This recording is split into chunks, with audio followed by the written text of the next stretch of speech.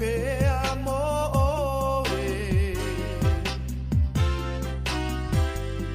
tau au ina le lava hai le ngalo I lo uloto e mana tua feta lainga e te au ina mai o lo ufe soa soani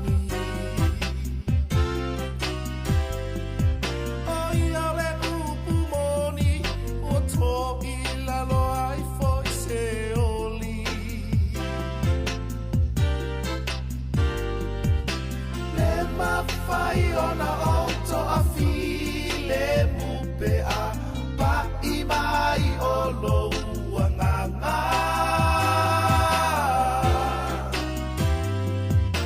Fa atu muina lota loto malingi lo I mata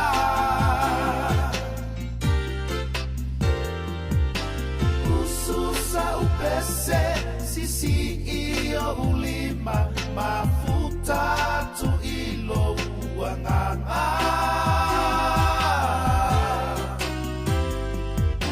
no watu wae e mata utia lo uanganga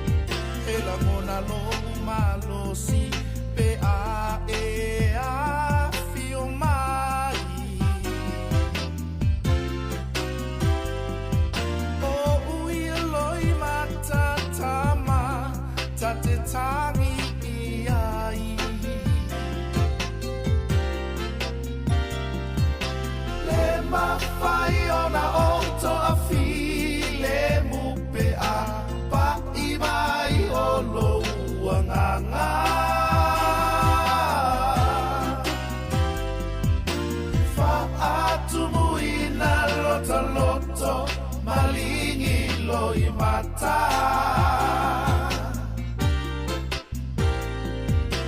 Usu se pese sisi iyo ulima oso ilunga patipo maalanga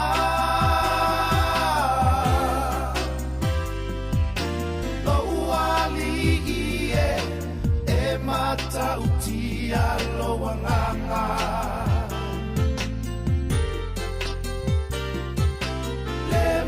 Fai ona auto a file mupe a pa I mai o lo uanganga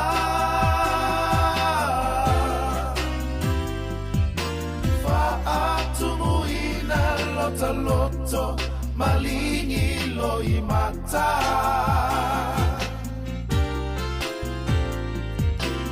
Usu se pese sisi iyo ulima oso ilunga patipo maalanga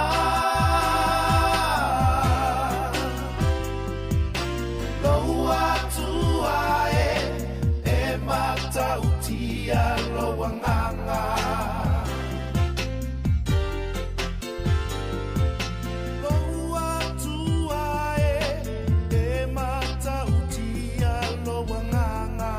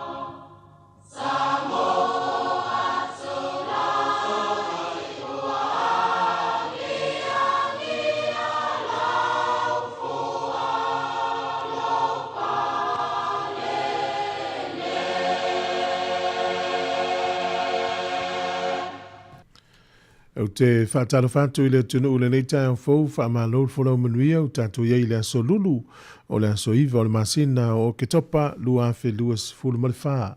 La ua unanga ma le tautua le nei e le siufonga le laumua. E alo mai loa le tātou sauni ngā lotu o le tau nei, te ia le sunga le sea, sunga le tausi mta ngā luenga, Reverend Solomon Potongi, mai le kālesia me totisi Sāmoa hātaitai. Ia usi mai loa le whaafonga.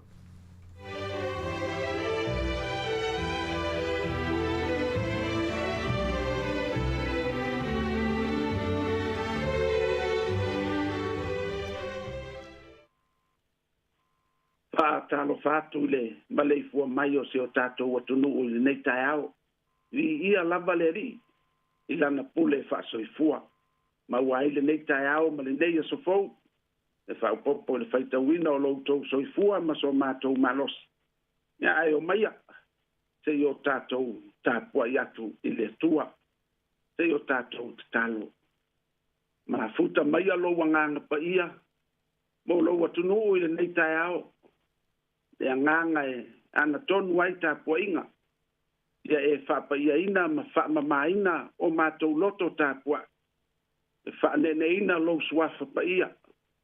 Ia iai lava lau wha unga ia I mātou. Mātou te tāpua ia te oe I le anganga ma le wha maoni lava. Suafa o Iesu o mātou ole ma wala awa tuai. Amene. Ole tātou tusi whaitau. Le tusi whaita waso le kālesia me tisi. Mo maile I tala le lei a Iesu Keriso na tusia I Mataio. Mataio lona mata upo e lima. Ia e mata le whaita wina mai le whai upo e lua sifuru ma le fitu. Ia e whaangata mai le tolu sifuru ma le lua.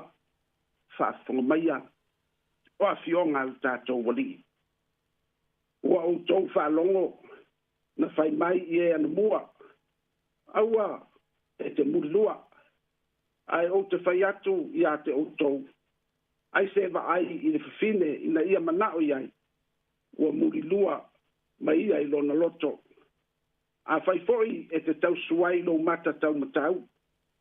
Nā sari e se ia ma e la foai. O wai le lei na whano se tase o fasitino. Ai le anga pe a la foina lo tino umai kena. A whai foi e tau suai lo 5 tau matau. Ina atu e se ia. Ma e la fuai. Wai le lei ina whano se tasi au fastino. Ai le anga pe a la fuai ina lo tino umai kena. Sa whai mai foi. Ai se whate ai lana wā. Ia batu ia te ia le tusi a lei. Ai o te whai atu ia te outou. Ai se whate a lana wā. Ai lei muri lua ia. Wa ia wha murilua ia te ia.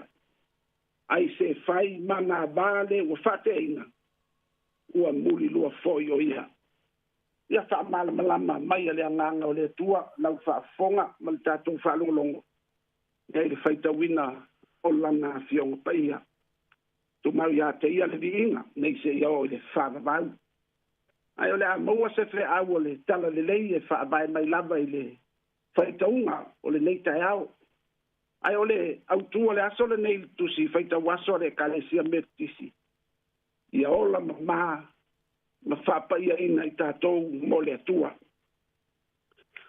O le faita unga o le nei tae ao se vaenga o le launga ai Iesu I lunga le maunga.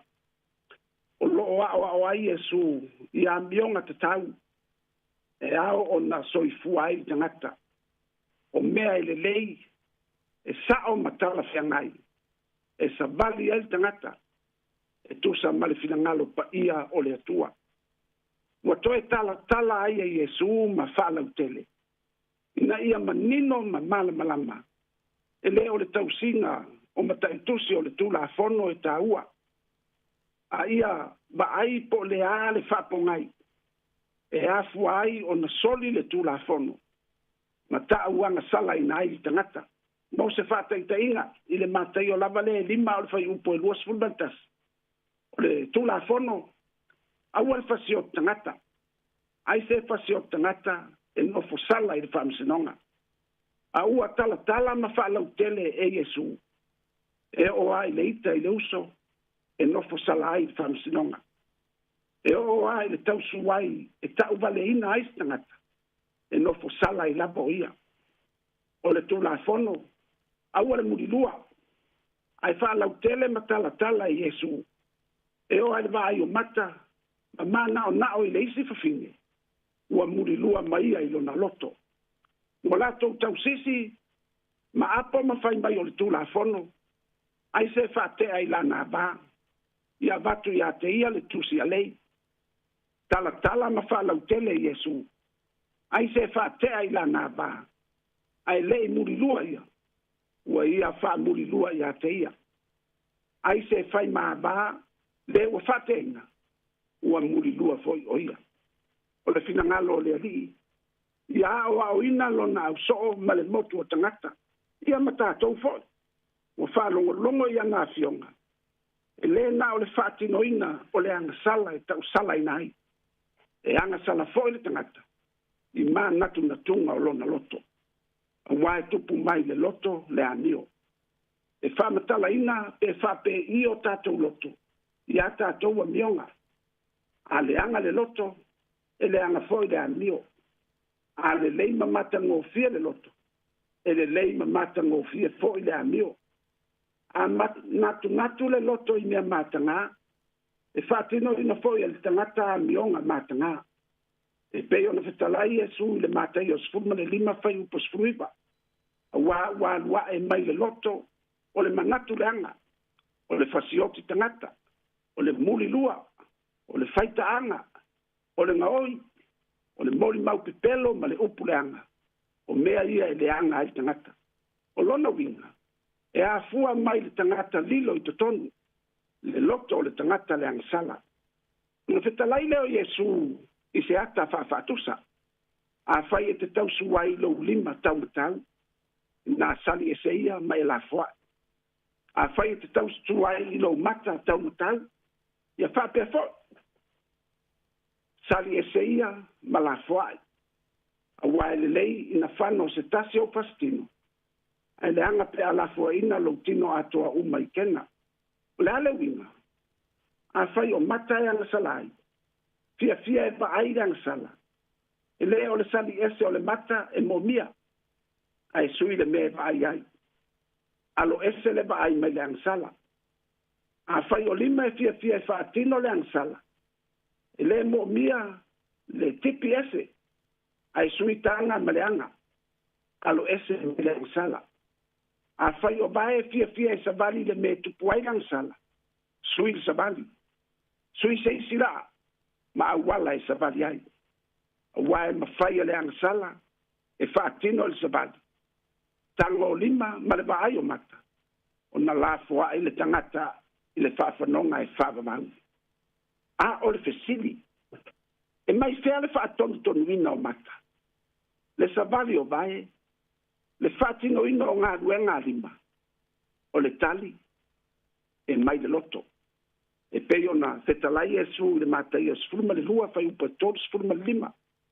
Wa au mai a mea le lei, e le tangata a meo le lei. I mea le lei ua teu I lona loto. O le tangata a meo le anga fo. Wa au mai a mea le anga. I mea le anga ua teu I lona loto. O lona winga, e whaatupu ina e le loto o le tangata. Le ola manuia. E afua fo I le loto o le tangata. Le ola to I lalo, ma le ola angsala, ma le malaia. E pe ana o ta ua o le autua le aso le neile. Tus faita waso le ka le sia metisi. Ia ola mama, ma whapa ia ina I tātou mo le tua. Ia ola mama, ma whapa ia ina I tātou mo le tua. Le au whafo ngai. Awa nei o tātou tuwina, le ti Apollo se abanoa. E ta fili sau noa I o tātou loto. Awa e nofo lore te Apollo le loto. E ali mai ai mea matanga. O le ola wha maina, ma le ola wha paiaina. E afua mai le atua, ma lana papitisonga I o tātou loto. E ala I le mana o lona nganga paia. E la ngona I le loto salamomoni, la foa I mea le anga. Ai di watu I lana wha o le tanga. Ua usua I fo I a mata ngā luenga ma fe awo le nei aso.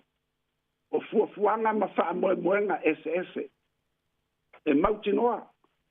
ua tuʻituʻi foʻi li tiapolo i o tatou loto e a mata sesē ai galuega ma feʻau o lenei aso a o le tatala o tatou loto i le atua ia vea o tatou loto manofoaga e afio ai le alii fale i le atua o tatou loto le atua na te faafouina le loto o le tagata na te faamamāina le loto o le tagata e afua ai se loto fiafia ma se loto e mamā pei a ona fetalai Iesu le matai o le lima le lauga faamuia amuia e loto mamā ua latou te ilo atu le alii e lē mafai ona o tatou vaai atu i le atua ma lona mamalu pe a lē faamamāina o tatou loto lo tatou taliaina o lana faaolataga e ala iā Iesu Keriso le alii ma le faaola pe mai le autua o lenei aso ia ola mamā ma faapaiaina i tatou mo le atua o le viiga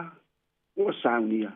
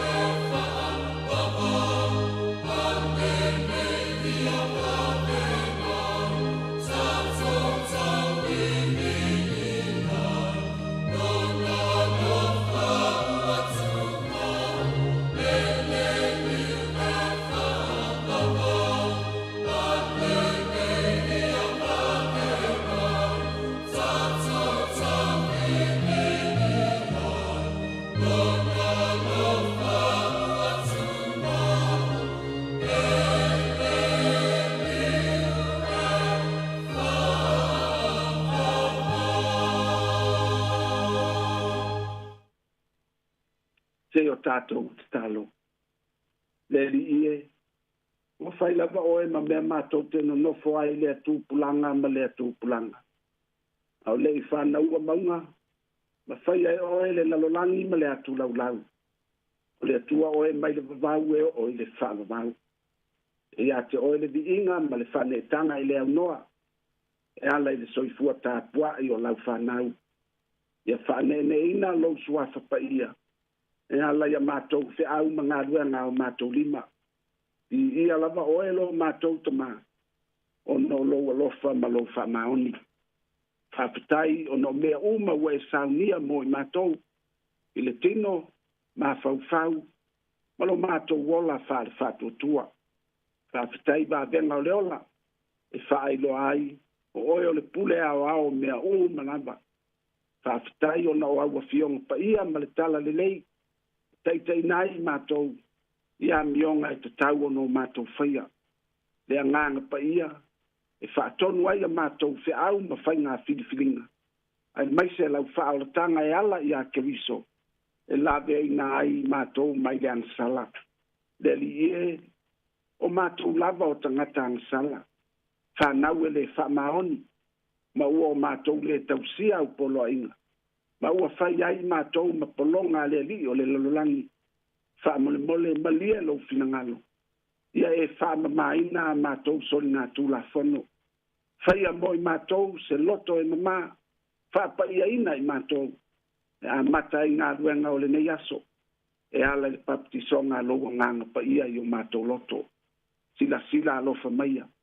Maia e anga le lei mai le nei aso. Le usua o le atunu i whi au ma ngā ruenga. So se wha moenga ma fuafuanga. Leo ma pui oe. Le papa o lo mātou o le tanga. Te usia mātou whanau. Lo lato wola o auina fo ai le poto ma le malama. Ta penanga foi o le neiva yaso i sa uniuni mo le aso sao tamaiti. I so se e kalesia. Ia e whamanuia. Whamole tama. Ia i lava o au whamalolo. Mo i lato ma lava o whea ngai ma ngase mamai. Ia i lo wanganga. E whamawhana inai. E o lo whano noa. Ang le lei ma o atu. Le malama o lo alofa noa. I e o lo le whale pui. Tau si alava i o a alofa. Na i o mātou mātutua ua tu afu lo lātou soifua. Whamanuia i o mātou taitai. Taitai o atu nu. E kālesia. Nuu ma o mātou ainga. O ai o fia maua lo wanga le lei. Ia o atu i ai o au whaiba benga. E mana tua ia mātou talo. E whaau wina pēr. I lātou wā whaina o nau taua. Ia o atu i ai lo file mu. Whamole tama. Ia e anga le lei atu foi. Mo e wā whaina o nau mala whaale nātua. O avanoa tatala. Malu i tau le nei aso. Au mai alo file mu. Ma le loto fia. E whaatau nui nai. Tau sia ma pui alo watu nuu mai whainga tā. Ma ia tau tai oe so se whainga amalanga. Le lele sia o le ea. Le sopo ia o le sani. Ma le laa sia o awala. Mua ma muli oe. Le a lefa ma le omeka. A o au ina pea mātou. So se mea mātou te whaia. Whaia lava mo logi inga. Tu pōle nei aso o tātou whea ngai ma oe. Le suafo Yesu o mātou o le mabala au tuai. Ma ia tu mai o mātou lunga. Ma lunga uma o lau whanau le lulangi.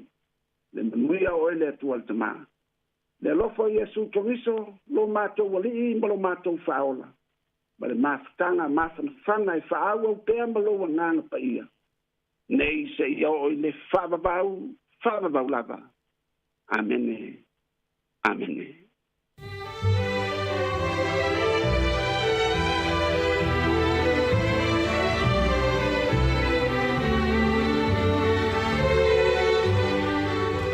Ua whafonga le tunu di tātou sauninga lotu le tau nei, na taita ia lea e le sunga i le sea, sunga le tausimatanga luenga, Reverend Solomon Potongi, mai le kālesia me to tisi Sāmoa e hātaitai.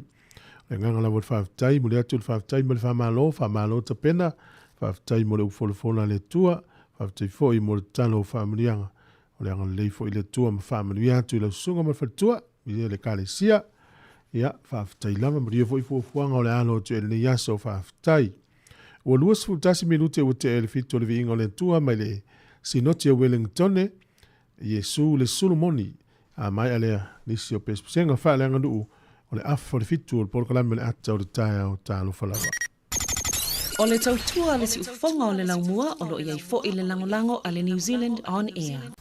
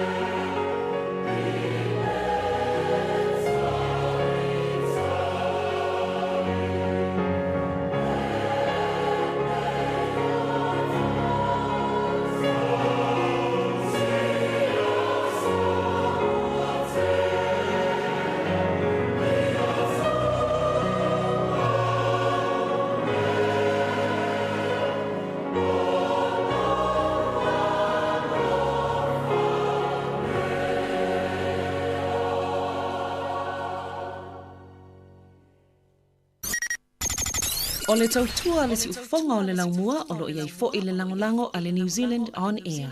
Sāmoa e hua kei, wātau no mai matau. Lele kamata e lua na manua. Au mai mai ma, au mai ne sila ya pa, au ma se tama. Sāmoa e hua kei, wātau no mai matau. Lele kamata e lua na manua. Au mai mai ma, au mai ne sila ya pa, au ma se tama.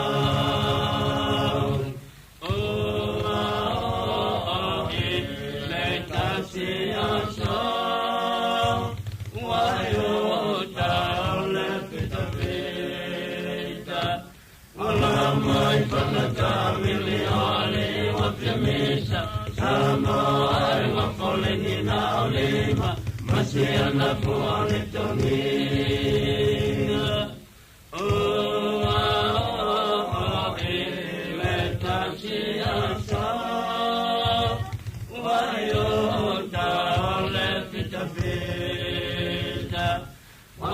Mai panatavile ale wa kamisa Sāmoa wa poleni na olima Masiana puane toninga.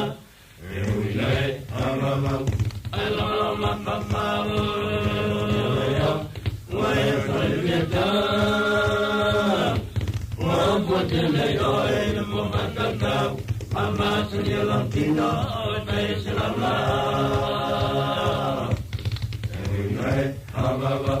Alama papau wa efalvieta wa potele oe mo matakau Mama sunyelantino peselama.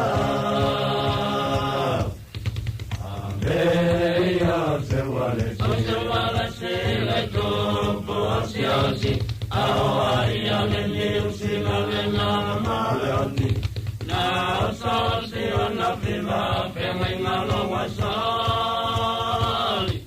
Watele ole tala pelole kaitai ole kisani. Vai mai wau kale angai wasi apua. Ono ange miane yonunga.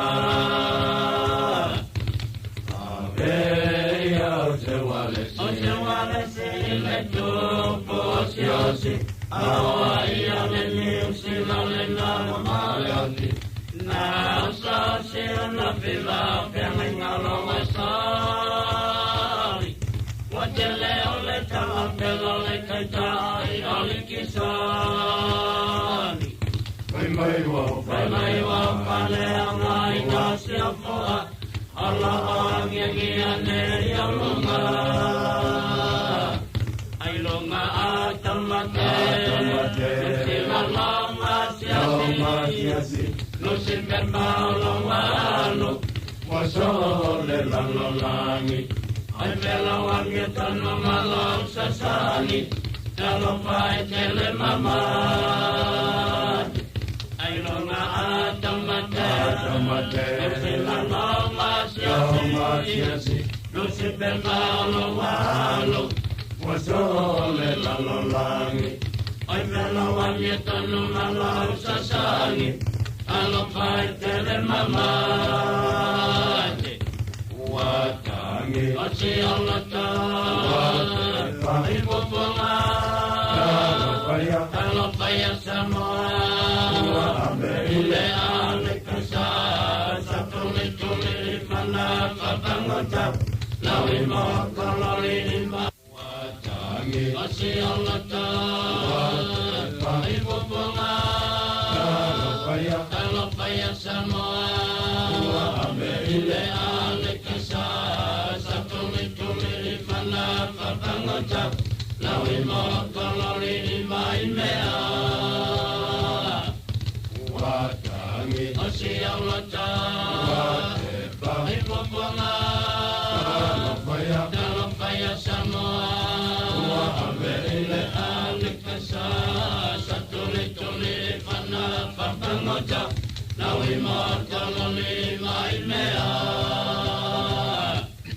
Wafayole Olo ingale le tai tai au Alabao Ongai mea ile fasela Alabao Alama Ongai mea fasela Ayole tuma Seisima inga uma ame kia ia fenga Wafayole Olo ingale le tai tai au Alabao Ongai mea ile fasela Alabao Alama Ongai mea fasela Ayole tuma Seisima inga uma ame kia ia fenga Na pai le suenga le mau ai si o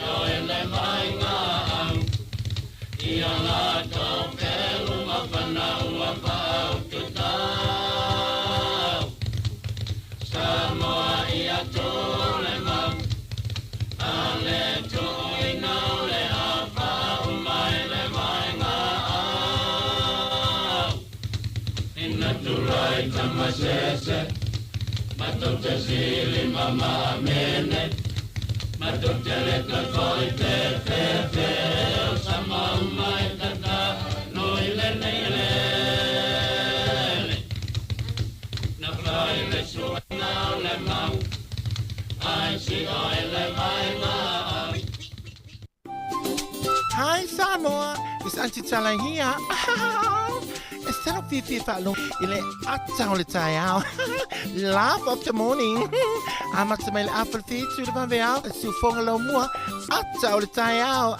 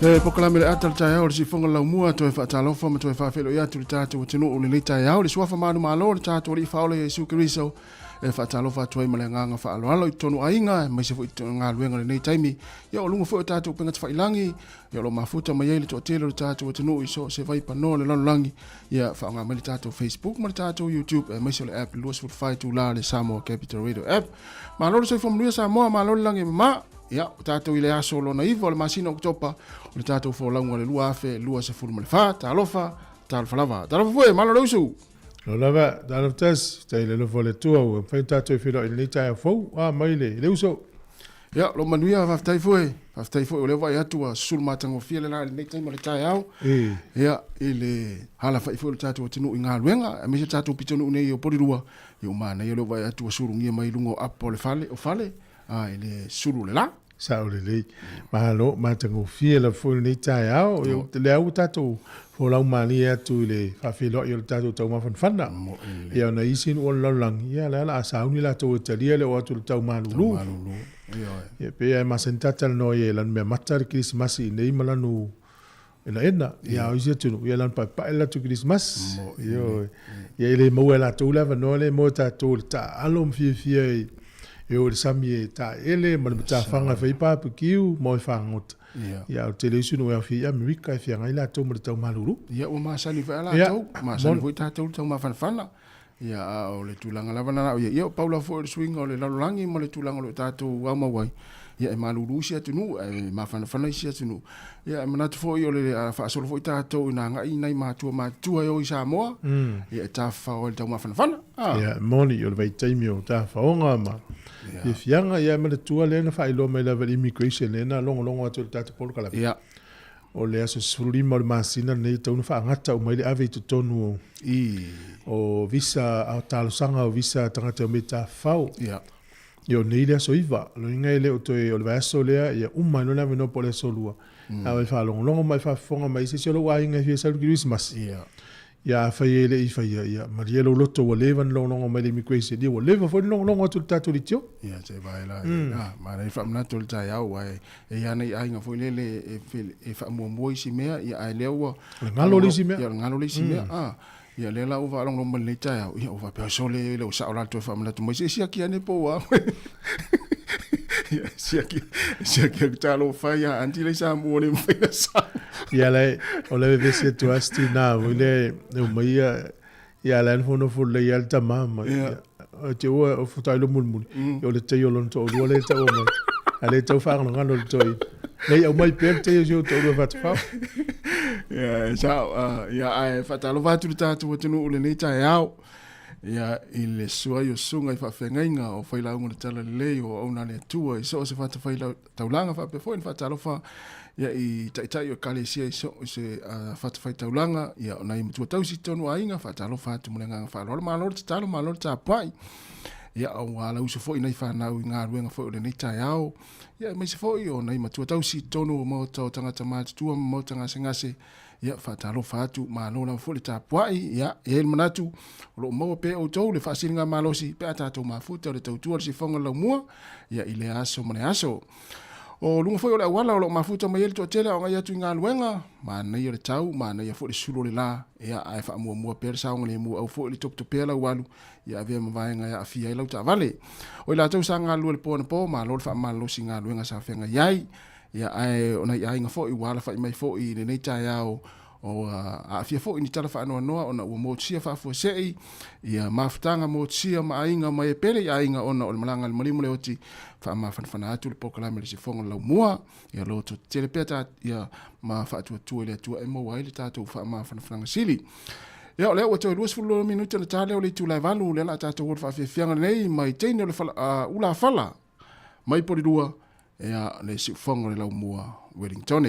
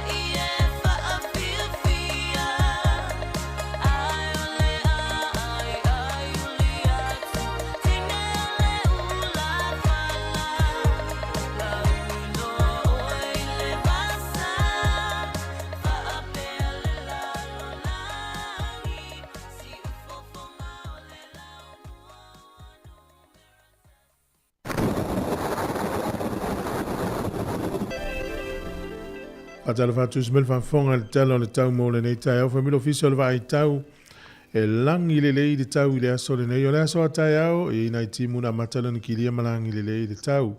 O le aso whareile matua langi le lei lava le tau fa pe fo i le sto nai ta pena atua i mo le asa lo tua tamaiti o le asa ma tele na langi le lei le tau. Langi le lei le tau i kapiti fa pe fo i ia Marlborough, Hawke's Bay, ma Wairarapa, to uluti munga i Taupo, Taranaki, Whanganui, ma Manawatu. O le malulu le einu nei olo i toluanga i atu ilunga i le fitu, e a mawhanawhana olo i le sfutwhawha solo ilunga lufuru tasi. Au ki lani le soe fōringa mai fsuisu ia i winga le tau, o le motu i saute langi le lei le tau le pito ilunga, o le motu i saute i Picton, Blenheim, le Soni, motu weka, kala i stete fsuisu ia i winga le tau. To uluti munga i Queenstown, Dunedin, ma Invercargill, o le malulu o le eo lo i tasianga i lunga le ono. Ea mawhanawhana lo i le iwanga i lunga le sfurvalu. O le au telenga le atunu ne yaso e matele le ti munga le tele vanga le atunu. E ui lava o lo langi le lei le tau tono lau mua manu uatua oi. O pia i le sofa mai eina i timu lusu fitu fo le vele lufulfale a mawhanawhana. O le angoto i fo le lai le so Wellingtone i le toe luas furu 2 minute le valu nane le fiafi. E oso a le la tai au. Toi luas furu 2 minute le fitu i le tai au a tai au. O le tala, o le polifu o le malulu Wellington mauna nuu atua oi. O le fitu fasolo ilunga le sifuru tolu. O le ea mawhanawhana, sifuru 5 i lunga le sifuru ma le fitu. Tala o le tai ni yaso mo la toi whangota Wellington e sua le tai le afo sifuru i le tai au nei pe le tai le 5 le fiafi. Toi sua le tai toi 5 minute i le sifuru tasi na nei le po. O polirua a pe le tai le valu le tai au nei sua le tai te o le lua i le au auli. Toi pe le tai lua sifuru minute te el valu na nei le fiafi. O le swing o le tupe mo le au la tupe ma no la valanga le lei. Tasi tala New Zealand mo le tupe Australia valu iwa sene. Tasi tala New Zealand mo le tupe Amerika e ono se furu sene. O le tupe fiti le utala tolu lua sene tasi tala New Zealand mo le tupe Sāmoa e tala ono se furu sene. E malpa angatonga tastesi male tolu pa angatonga i le aso nei. Tasi tala New Zealand mo le tupe Sāmoa tala ono se furu sene faftai lava.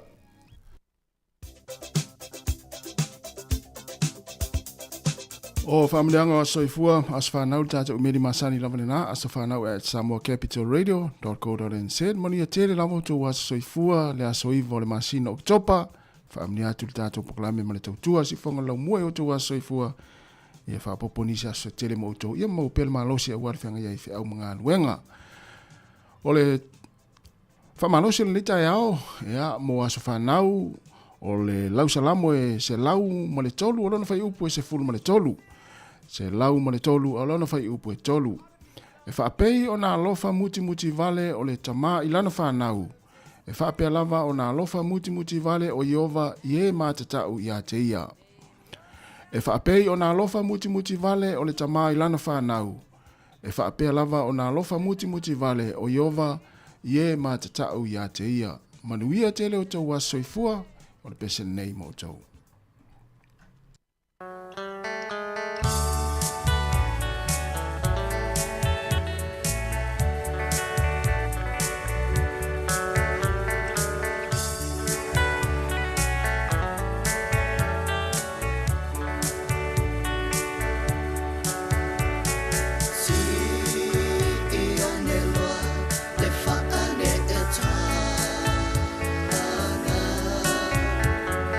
Fa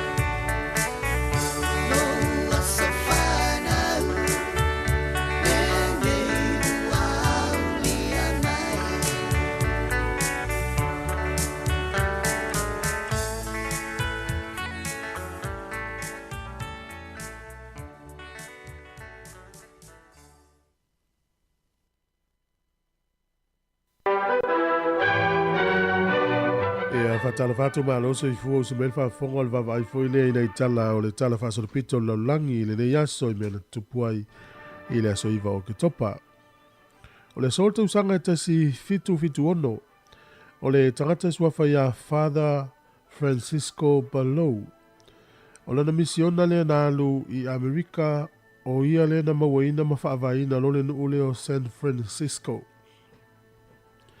Na mafua mai le ngol te loa o Francisco Balou. I tausanga e tasi fitu ono. O le sol tausanga e tasi valu o wha na whaavaya ia le capital ia po le laumua o Tasmania. Le motu voile le pito i lalo Australia. Na whaavaina i le so ma maualo na laumua e ngoa o Hapot. O le sol tausanga e tasi valu luas furfa. Na whaalea o ngā i nai whainga whaapolonga i tutono nuule o Costa Rica.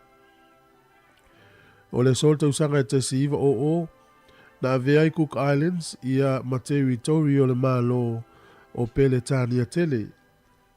O le sol tausanga e tasi iwa o Nolua na aveai Uganda ia ma sui awai o le Commonwealth. O le sol tausanga tasi iwa valus furutasi. Na whaalea o ngā ina i le nuule o Falani ia ana whaasalanga ta o le capital punishment. Ia po whaasalanga i le oti maisi whaasalanga mamafa. O le so le tausanga i luafe ma le ono o na whaata ia i e Korea i mātū ia ana mea tau whaaniukilia mo le taimi mua. O le asole nei whaamanatu le nuule o South Korea manatua ai le lato alphabet. Ia po le lato upu foile a mata taitusi ia na whawaina i le so le tangata suafa ia King Sejong the Great i tausanga tasi whawha ono. O le so le aso tuto tasi o nule o Ecuador mai pūlenga Sepania whamana tuina la tau na matamali tausanga tasi valu luas fulu ia o lato asmano lo fone whamana tuaile lato tuto tasi.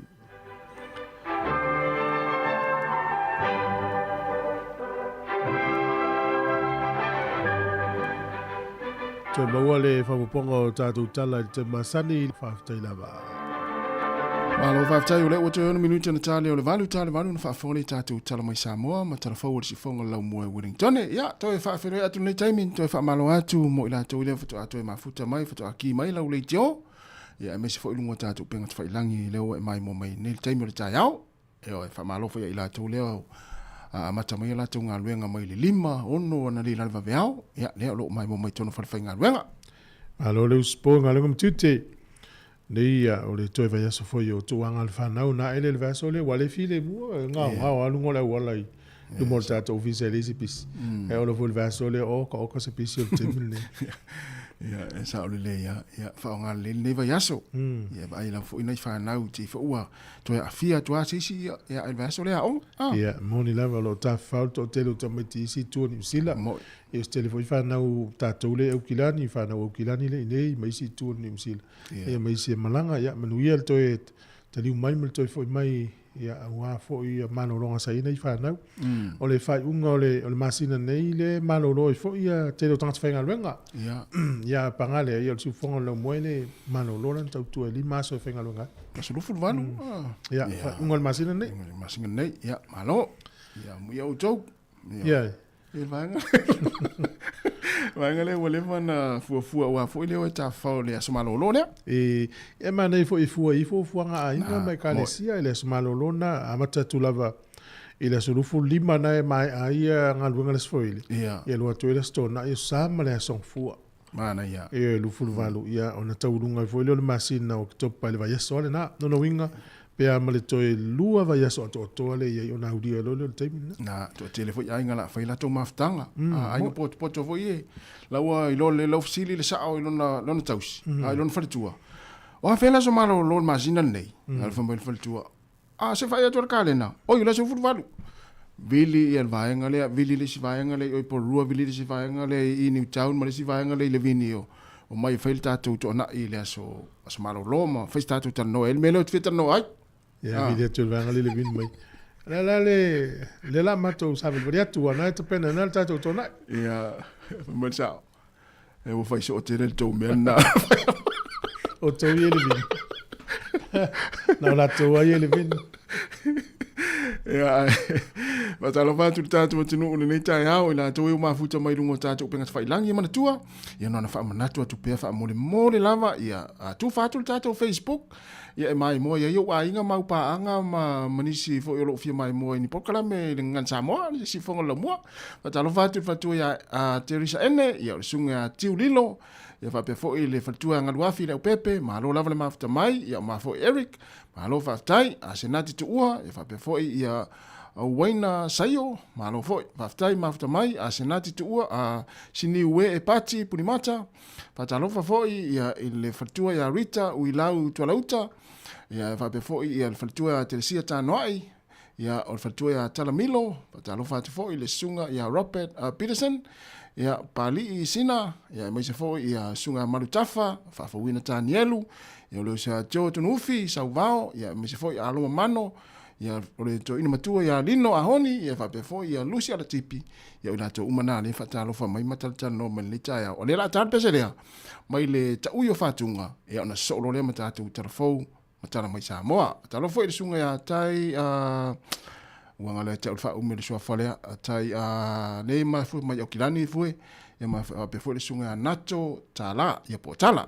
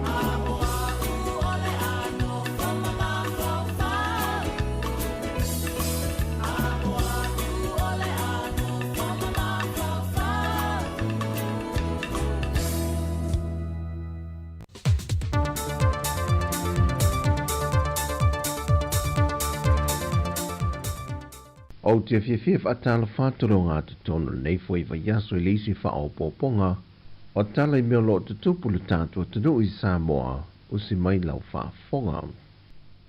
O whaamaunia mai se pepo whaamtalanga mai I le malo, o le tae au nei le wā mata mauru e le vaengo le fitafito le sami le malo New Zealand, ma le vaengo le au sue, e mata I tuina le vaengo lo liki mai e le sua ui le vaa New Zealand le ua ngoto I ngā te ianeo si umo. E su enga na wha mawina le tae au nei. O lo ta oto I loloto e tolu se furu mita le vaa le ua mangoto, ma reporti wa lato tu ele sua ule sao lato manato le ata ape mai ne I fafo, mai i le tane ma le afi o le vaa lea o loo iai. Ai o nei vaenga mā o le sua u le sa pipi i le tino le vaa, ma nisi o vaenga o tōtonga, leo o loo maia e tā whenga o le pēa o le sami.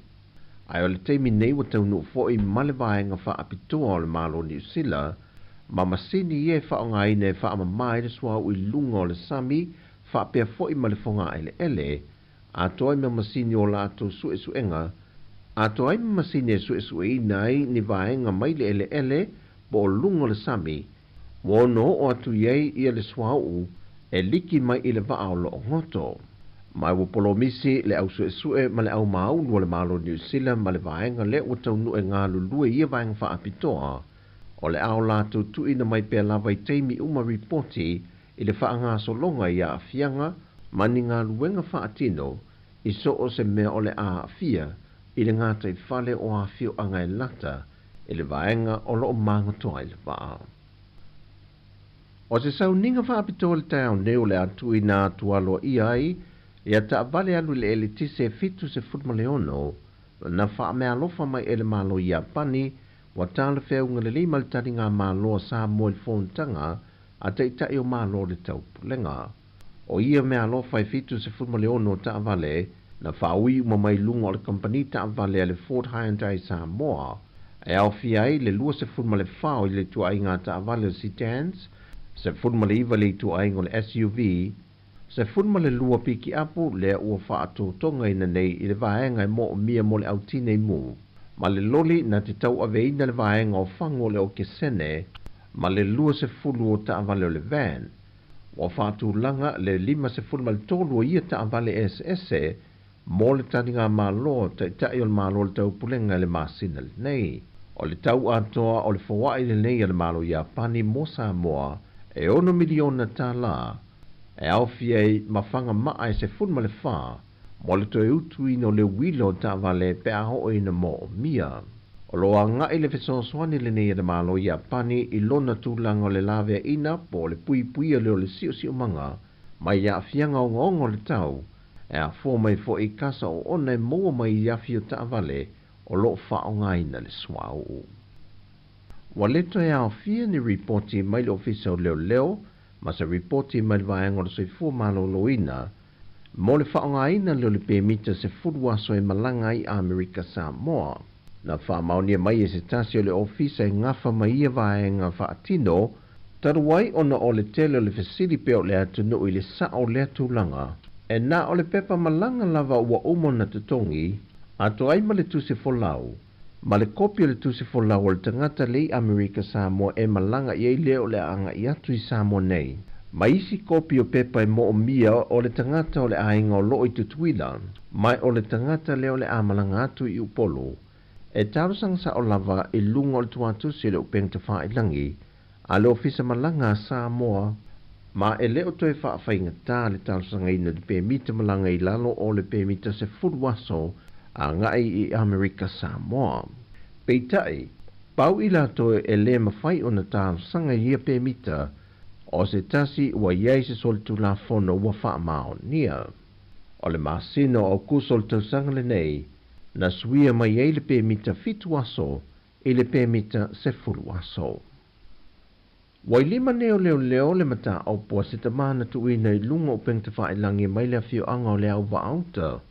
Na ia tang tala matalo sanga i lea tunu, ia maua se fesoa swani, i le leilo ai lea o le tamateina lona tua fafine, na wa ai e nisi le tae au o le aso fafu o le vai aso nei, na piki e se ta avale lana moana i lumo le fale uloa, na nga i ele tama i ta i se fulfitu tau sanga le wha tau. Peita i o le aso ana nafi, na toi momoli ele wha aftai tele le tama ia motoa, i le mamalu le atunu le fesoa swani atu matatalo foi, ina ua toe maua le tama i ta i sa i lia, ua toe aruatu lava le na ia aveina, ma toe momoli atu i le fale uloa na ia piki na mai ai. Fa adia le tama ia motoa, o le ngai o inga o le ave wha maalosi na ave e lea li i lona teile nei, ma wha mautua i le po atoa i le fiu anga o fale atiu. Mai o lo o anga i nei eisa i linga na tanga luenga o leo, i le wha lave e pe ona tulai mai. O tala fawia mai Sāmoa mo le nei aso lulu, man via tele le tātua tunu whasoi foia.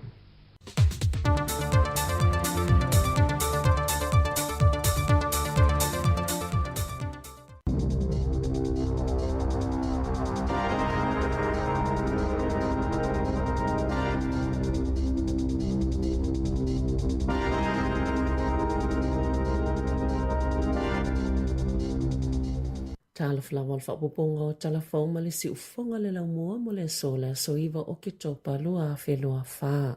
E tolu se fulu mita le loloto le Samuel o ta oto i nei le wa ale Navia New Zealand le HM NZS Manawanui le anangoto i le talawhātai i sauteo upolu ma ele o Yesus wau o leki pe masaa e tu sai ma se whaalinga Commodore Shane Andal i le polo kalama le checkpoint ale le teo New Zealand i le asolua o le tai au na nafina whaiese ngā luenga le au maulu e ilo le waa ma e tu sai ma la lato li poti e le Yesus wau o leki mai le waa talu o na ngoto e o mai ana nafi. O lo mango tole wa i se vaenga o le a au, pe o na whaalie Andal, ma o lo i se tūlanga mau popo le le waa. O le tūlanga mau tinoa o lo o whaalea ngai na peitai, e le o mawhaio nau ili le tūlanga le taiminei. Sa i moli mau mai tangata o Sāmoa e whaapea ua yeise suwau o ua wa ai e ngā tai whale. Sa whisilingi ele sui o le Navy, pe whaapea whiali poti mai tangata Sāmoa e whaapea, ua wa ai ani lau mei ua lilo fia tino i le suwau o, pe a whaiele o liki le mana nui aina ia saunua e tele se suawai na liki mai le vai le taimi na ngoto ai peitai o le ua mai ona tauwhia. Ua mua atu na whai se whaalinga le malo Sāmoa i le asolua e le ise vaenga o liki mai le waa. E lata i le afe tone o le suau o le tiso na ilunga o le mana wanui na ua ngoto pei ona whaalia Karen Colding o le Navia New Zealand. O le sole malanga i le wa o le Canterbury mo Sāmoa o lo awe naise masini po ni vaenga whaapitoa e au i le suau o pe a whai e masaa.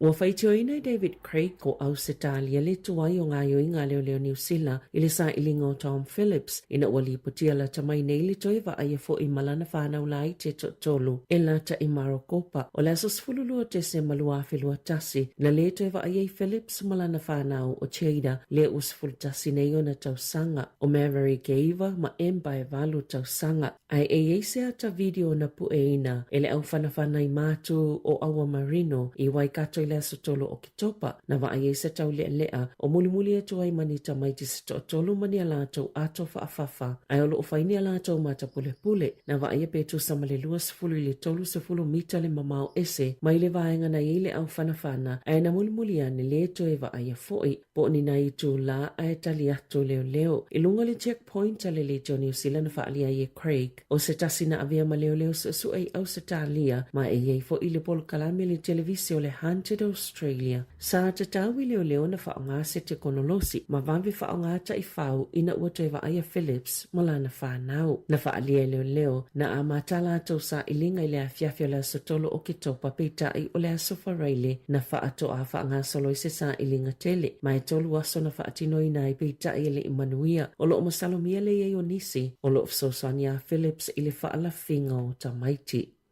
Wa toi whaapopo ele malo mo se teimi le tō maule umia le teimi mawhaia i ave ta'awale o na whaao ngao la tō lai sene mai whafo. Mai le se fululua maasina i le se fuluvalo maasina. Na whaalia le minister whala o Inga Simon Brown. E le talia ina le tūlangolo tūla i mai o le lua o maasina o whaatalitali. O na isilia ma le fitu se fuluafe tangata o whaatalitali mosu enga o lai sene ave ta'awale. Na whaalia le minister na te tua i le whainga malo o mawai atu i le tuwai. O na ole ave senga o tau i tutongi e toi whaiele suenga wa maafo si iti o le numero o tangata e suela i sene ave ta'avale. O le taimi whaopopo le ufolofola le malo o le a amata whaamamaluina mai a Novema ma whaawau i le isi lua tau sanga. O le whaanaunangu le whainga malo so whaatasi ina ia iwa se fulu pasene o suenga o lai sene e whaia i tutono aso i tolu se fulu ia na whaatonu wai a lato suenga.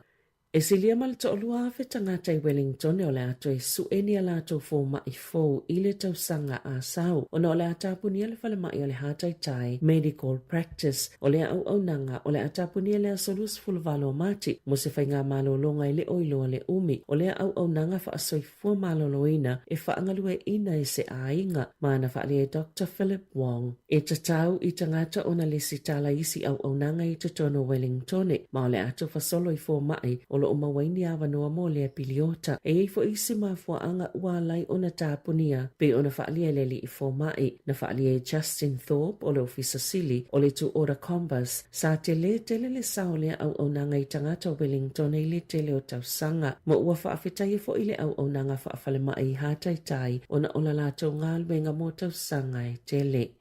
Sali potiele tūlanga le leo suinga ua whaiele polo kalame mō wāla au e fia mauni fisoswani i le numero le tasi. Leo le a whaititia i le iai o leo i whaafitau le tutupu po vivesi i a inga ina ua whaiese whaatita inga i le tausanga talwai. Peitai o le manato nisi ua ave le whaamamafa po le whaamumua leo i le whaasaunga o lātou taimi na ilo le puipuinga o le saunga le mua tangata. O lalo ia suinga fōu e whaititia i wāla au e o iai leo ai ave pe whaasino le tele o isi wala au mga luenga i isi wala potopotonga la tau te tali iai o wala au e ave ili whaamomua leo o tūlanga ile o te tupoini vivesi e ono masina sa whaanga soloi whaataita inga le tausanga talwai o le tausanga neina whaailoa whaalawa i tele ai leo o le a whaase ese mai wala au i mata upo manu anga maa afianga o wala au mo mata upo ya afiele soifua malolo ino le mafau a mata tu ile masina o Novema. Na whaalie se au nanga i whautuaina tangata i le whainga o Pāketi e whaapea o se tina e walu se fuluta usanga na ioe e ta ilua vaiaso ma tutongi atu i le tangata yana le whale o lo mau tutongi ai se lauta la whaupopo e whaamamaila na ai tā lafu o se tasi leo tangata penisiona o lo o fiene i le numero tangata mātutua o whea ngai ma whainga tai tupe na tūla i le tina i lumo le whaamsinonga po le vaenga i whaulu i ai tangi mo mata upo whale no fo mau tutongi o na wana ai tāla fwe wha se lau valus fuluiva tāla o lona whale nofo maututongi i Clover Park na mana o le tangata ana le whale po le landlord e whaamuta lo le havano o le tina i le whale beitai sa whina upea le tina e te tauna tutongi mo mola na ai tāla fu e 5 se lau se fulu tāla na te tutongi na le vai aso ma sa nofo i le whale talo mai o ke topa lua whelua tolu o se tangata nofo totasi e maola na 5 se lau se fuluiva tāla i le vai aso o le penisiona o le tala le tina i le whaamasnonga e ei taimi a ngaloa i a te ia ma sa whaia fo ini ona ta otonga ti tele se lua i ona 5 talo mai le taimi na maututongi ai i le whale na whaalia Shirley McComb le pule silo le Bay Financial Mentors o lo ofeangai nisi tangata penisiona ma whainga tā ai maise o i lātou e na o le supa ani weta lātou wala ngā tupe maua ai a tili whainga tā tupe awhai o whale nofo maututongi e umia whaatoma o te. O lo whaawau pēr le mālona sa ili le au whauwhali le whaamaoni e ala isa lātou fuawhangai whaamalo sia ati le tuunga mo le sitala malai sene. O Yesu winga o le amata i tuwaile si iti o tuunga mo le lei whaatino ngā luenga le au whauwhali. Whaalele ia ia inga mo le puipuinga o tangata i fia whaongai ka muta i le whainga o lātou ngā luenga e to sai ma le tula fono le Building Act. Ma ia mautino o loo i le au whaatonu ni malo si angatala whiangai e tali ai i le au whauwhali e ala tu le whaanga salonga ma sani o tangi ma whaasea. Na sauno le minista o whaunga o whale mga luenga titele Chris Pink. Sa whailo atu i ate ia o whaasalanga lo i ele taiminei mō tangata e whaianga luenga e au fie ka muta i le whaamaoni e le o lava e tau fia ai ia mionga o whaatala noa le malo le whaioni whaasalanga e ta i 5 afe tala mō tangata taito o tasi ma le ta i se lau 5 afe tala mō pisinisi ina i tau mamau ese mai ai mani a mionga le tala whiangai. Ua tu ina atu le komisi e mata i tuina le whaamalu si o tu la fono o tauwanga i maketi ma whaatawa inga tala whiangai. Se whaatanga ngai tu whaatseini kampani se lua le ainga ma le whala ua inga o tupe ui e tula i mai ai le pule e to tasi ia kampani o iei tu a inga o au nanga. O le Evergreen e whaangalua ina le Armor Card Security o le apule ina le ACM o se vaenga o le Linfox Armor Card Group o ia kampani o mai lua e whala ua ina tino i tupe ma isi mea toti no taua e mai se lava mo fale tupe. La tau tito e whaatutu moina masini o tupe ma te wina ni tupe te tele. Na saunole te fono le komisi, John Small, o le ale whaititia whainga tau vanga i episinisi, ona o le tūlanga whaale tonu o lo o iai nei ia kamupani. Na ngau ni tupe i episinisi e lua, a o atili whaititia i le whaama i le COVID le mana onga mō tino i tupe po le cash. To e whetu na e whale tupe a la tau la, whaapei ma le seitia o le tau le soifuanga, e manuia fo ile tunu o pe a whaatou mau pea le iai o au nanga nei e whela ua ina tino i tupe. I Ta'alonga, na whaalia chance, Nicole Klokstad, le fulupeki o le aula kapiliki o le Warriors, e te taua na whaala I titi le numero o Ta'alonga o le Ta'amilisanga o le NRL, a ia whaapopo le a whainga o Ta'alonga whai taulia, o se tasi le o tamata alo o whaaleo sono fina ngalo, e whaapopo I manato nisi o lo o wala au, ina ia whaini swinga le Ta'amilisanga o le la kapiliki, na whaalia Nicole Klokstad, o le umia le Ta'amilisanga, e a whaina I fo itino o tangata Ta'alo, mai mana o ia whaapupu, ai whaapopo ni Ta'alonga whai taulia I au titele. E lua Ta'alonga le kiwi sile ne tausanga e Ta'alo I ma au satalia matonga. Mo wala I titi fo le au whainga o Ta'alonga na whaia I le lua whelua tolu. O le peleki e se fulu whana Ta'alonga whai taulia I le lua whelua wha. Tāla fawia ma le si ufonga le laumua mo le nei vaenga o le tae au.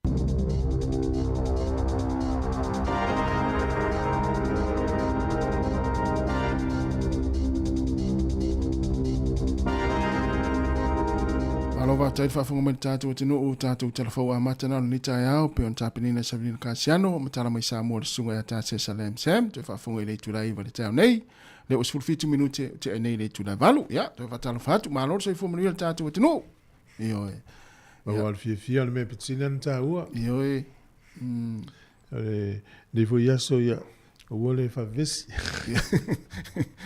E ina ias whaminatu e whataua le aso nei O le aso nei e whataua ia le mo whiawea ingo meli e tau le World Post Day tusi o tusi meli ma wha moli le utato I lo le teimi nei wa e wale o toi avea na onu tusi au ave ma meo wha moli tau nua tui lo fale te la tui lo fale la ua tele mai mau tingi pusa ma le mawafifi whiawea ia nei tangata I whainga luenga o le aso la nei whataua ia le foi au nanga o le whiawea ingo meli Laenga fo le e tau fo in whataua I le aso nei mai la tau fo le noi ave tusi isi Ui tātou ia so la whai la tusi te alu ave I le si alu mai ia Nā lulo tangata nā tusi tali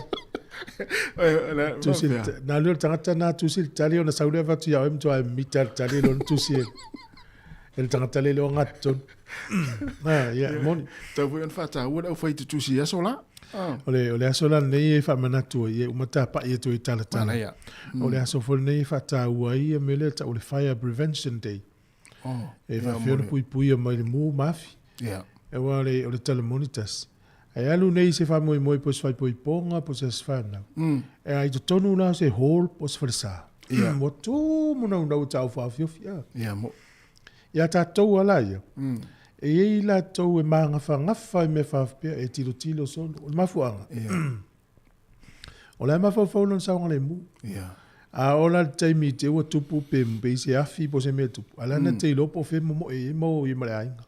Ai ale ai. Ia, ele I lopo o. Ele I lopo e ufi o mai umai tono whale. Mea tonu ana o a whaine ni me whelo te aru iei. Po le kalesia po le matua ainga. O te ratua au no furu whaitoa. Te ratua au no furu whaitoa.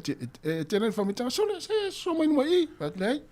Na va u ye tu I ma leilo ya ole ye ona o mea fa pena wa te va tu le spiritu ai fangu vo le fanga ile mu te la una tu no foi nai au ta fa to lo una ma fo fau ye te o se ro ma vo pe le fa to e va ave me ta va le to sa to pe si se lo a to no sa o inisi a no ma fo le vole le mo fa me ai ave le fale ma to sa u le ta ma Ia fa fia la tangata le fai fia o la me la la to. O lea wa e maua le si vanga e mawhai ona o no foi fai toa.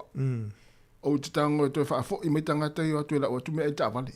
Si, a me sa te moto nai. Ia, mo. Na, ua ma nei wa e whamanatu muna. Ai te ilo la oi.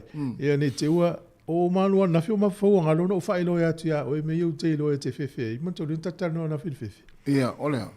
Te o se, unai whamitala ia o e te fefe whankesi. Le na tonu atu fue. Sa o le lei oi. Ia vai, e lua mea o mai tauina ia o ne whamtela mea. Ia. Mo mua le whankesi. Lua me fai. Me fai rainga. A wela na uso ta ile leia la le vaenga na we fai mai. Mo mafu anga le o fai atu ai nei. Mafu anga le ona tu no foi au ta fai to a foi le se hol me fai me lain. A vai tu ro te le saunga po ani vaenga o sa sau mai. Ia unimo lo. Le ala te fefe ia mo. Le au te fefe ia te mine. Ia malo. Ya, le ini si o tau tua fa lo. Ana tala no le ini si vai ngalo fa ta wa me si o telefone na mai ni. Tatu tala no ai lo fa tau va lima lo fa ta si no mela tatu tala no pe afi vi mai. Ya, le la tatu si asi ini si o nanga, ma si o tatu fa si silanga. E tolu se fulu afe tā la le tino i tupe wa tapena le titi sound mo lana promotion e fiso soni ai i le tangu tā o le soifuanga le nei vai taimi. E tolu fa ilonga tupe ta i lima se lau tā la cash o le ase ina i asa whareila ta i tasi moni usila ma au se tā lia. Na le wha tau lava o sau top up luas fulu tā la pe siri atu mai whale o lo masani pe lafo foi online le titi sound Pacific o na maua leo lo avano le sei. E te avano foi a lafo sau se leni le mai cash le titi sound Sāmoa wha o ngā i le tautua le ClickX Pacific. Lafo nei loa sau top up luas fulu tala pe sili atu foi pe whaonga le ClickX mo tupe lafo i le mai cash alu ainga i Sāmoa ma isi atu nu o le Pasifika. Mo soa whanoa e te manu ai i whailonga tupe e tolu ta i lima se lau tala cash i aso whareile taitasi. Mo nisi whaamatalanga whafso ta i le telefoni o le o valu se lau tolu whaalua tolu. O valu se lau tolu whaalua tolu. Seki a le Digicel.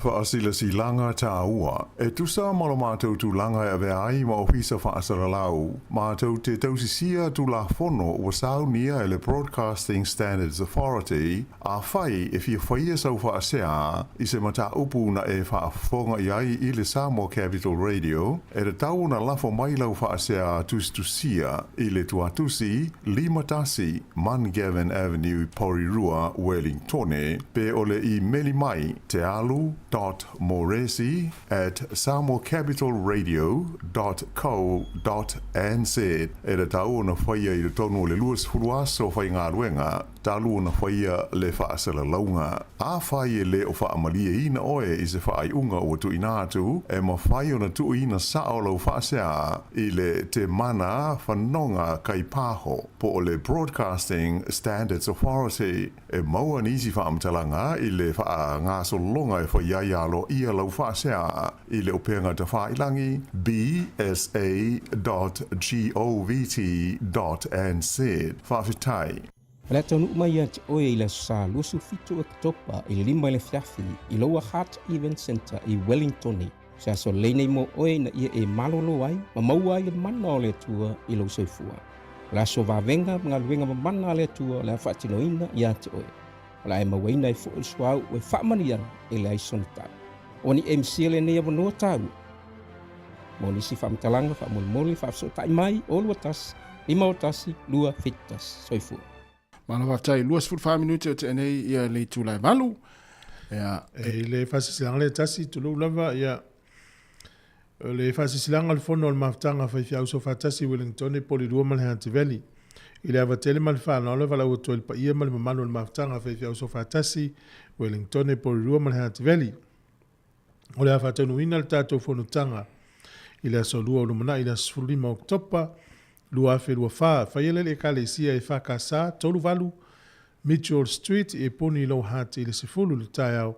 Stala fo ilawe no e so se whawhianga inga fia mafuta mai ai, ma le whaalo lava whawhitai, sa inia e le laulau a whono whawhitai lava. Ia tātou whasisilanga na mara ni tai au? Malo whawhitai. Ia, whawhonga mai tātou ia le ene alala i Wellington e misi lātu ianga i whale mai fuilele le hatai tai. Ina, ia lea ua whailo mai pe ona mai tātou telefonu ni tai au. Ia, o lea e sile atu ma le luafe ia tangata, ia o le atu e su eni alato fo mai. Ona lea o le ata punia ia le whale mai lea mo staimi le uinopela le taimi to e talai. Te loa le sile fia alato, ia o lato family doctor lea. La umafso tai ai. Ia, ona i mafuanga pio na whailo mai, no whai tau wile news na pesa. Ia whawhitai lea le leita te leo tātou. Ia, mo.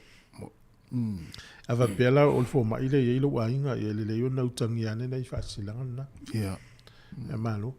Ole tato tala noanga foi tato polkalame. Pe ole na mai telefo ta sesa. Le vona mai telefo ni Savelina. Ole tala le lo lunga ni usila te mine le va i faisanga lunga le o ni ya fa ina ia ngata i fale o Sāmoa lato. Ele va ane no to Sāmoa. Tala anga le va ale te mine mai telefo. Pio le whaau se whaala oloa. Na mai lo le whaau ngā le neivia ni usi le whai lato sa ili ngā toi whausia ma toi whai le. Na ye pito ilu men vaina tu el helicopter ma toi fa to tonga le ma toi fa usia le. Ina ya ve fa ma va so so. Ya pangale e lata ile afe tonele tele o sua ule ton. On ma tua tele o sua ule ton. Ya ole tala ma na ele o mo ele o liki se sua. E mo yolo i ata o lo fe avia i temine. Ele o se liki le mena. Toto vai le liki le na liki e sua wa. Fia se furu fi ko lat se lau kilometer. Ma fi o sua. Al vanga na ye ringo sua upito ilunga na I fa foi le utono tanele na sa fa foi na se va enga na liki. Ya tat sia la wela fenga lunga Sāmoa to fa ma wa. E tai tai. Tate popole mele tate le mana ya fa ina sisi o manga Sāmoa. Mo ilele. Yo le matai ai le tunu o tua ta to nga tai fale. A fa ina te le al fale to. Ya mai se o le la ta pena le to tele ta palolo wa ta sia fio anga e anga I tangata I pia le taulanga o ta palolo ai. Ya sa. E fio anga nei. Ya mon ta sia. Ya. O le sia so e fa mena tu ile so nei e pe tatu talatan no fo itas. Ya o le aso e fa ta ua ai le mele o le te e atu mo me o le puli. O finga fa sa wele le finga tau fa matau I tono a onga mangaluenga. Ya o le awala I pui e nga le fa tas. Ya. Ya pe o nisina wa so le fa mena tu ile aso tonu ni le aso iva. Ai ona I fa mo monga fa tau le aso le fa tau I meli. Na ma fuona fa vai le aso nei. Ya ona o le fa tonga ta o Universal Postal Union. O tau sanga ta si valu fitu fa na fai e se la tau fono I Switzerland. Ya na tau mo fai lea e va aipo o hani tu la fono I pui e ngā luenga ne ulfewe ingo meli. O nala le fa na ma fua mai lo le aso nei fa mana tu tau sanga umala. Ya le aso le ta o le World Post Day. Ya fia tala no mai fo I fewe ingo tu si aso ia. E me se tātou na mua mai nei 5 ono 7 wa boleva tele. Ia na. A me se tama fo I le la fo tu le meli ia na tuli la ia tai tel to ina polo matua e pe vai aso ia tuli. Ale asi meli. Ia sa wele se meli fampai. Se vai e tamaiti esele le leva na fatali atu se ia wa aso la fo tu fo tu pe meli. Mon. Ya vili mai tātou no. O aso la ia tātou no vo te mio on primary school. E ye lo tau songa. O na lo na inga la no fo te e nei New Zealand. E peila tu o lo le onga e la talata le onga le primary school al matonu. I le vaenga le vatu I meli le mato voitu. E mo sa vali ala mo te asi meli. A tu lo le ise meli. E te vai e pe o mai fa no vo ala mato o asi meli mo mai lo fale ya lo stama. A le so le mo le meli. O lo le tama le meli e tu ulunga la. Au tō muri e. Io, mato umale tu ila peto, tolu peto fa mato.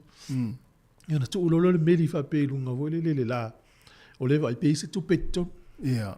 Wai o le ia, pe e Paulo ngia le vai ngana i tu pe sa. Ai vai nei la le ile to songa le wa inga.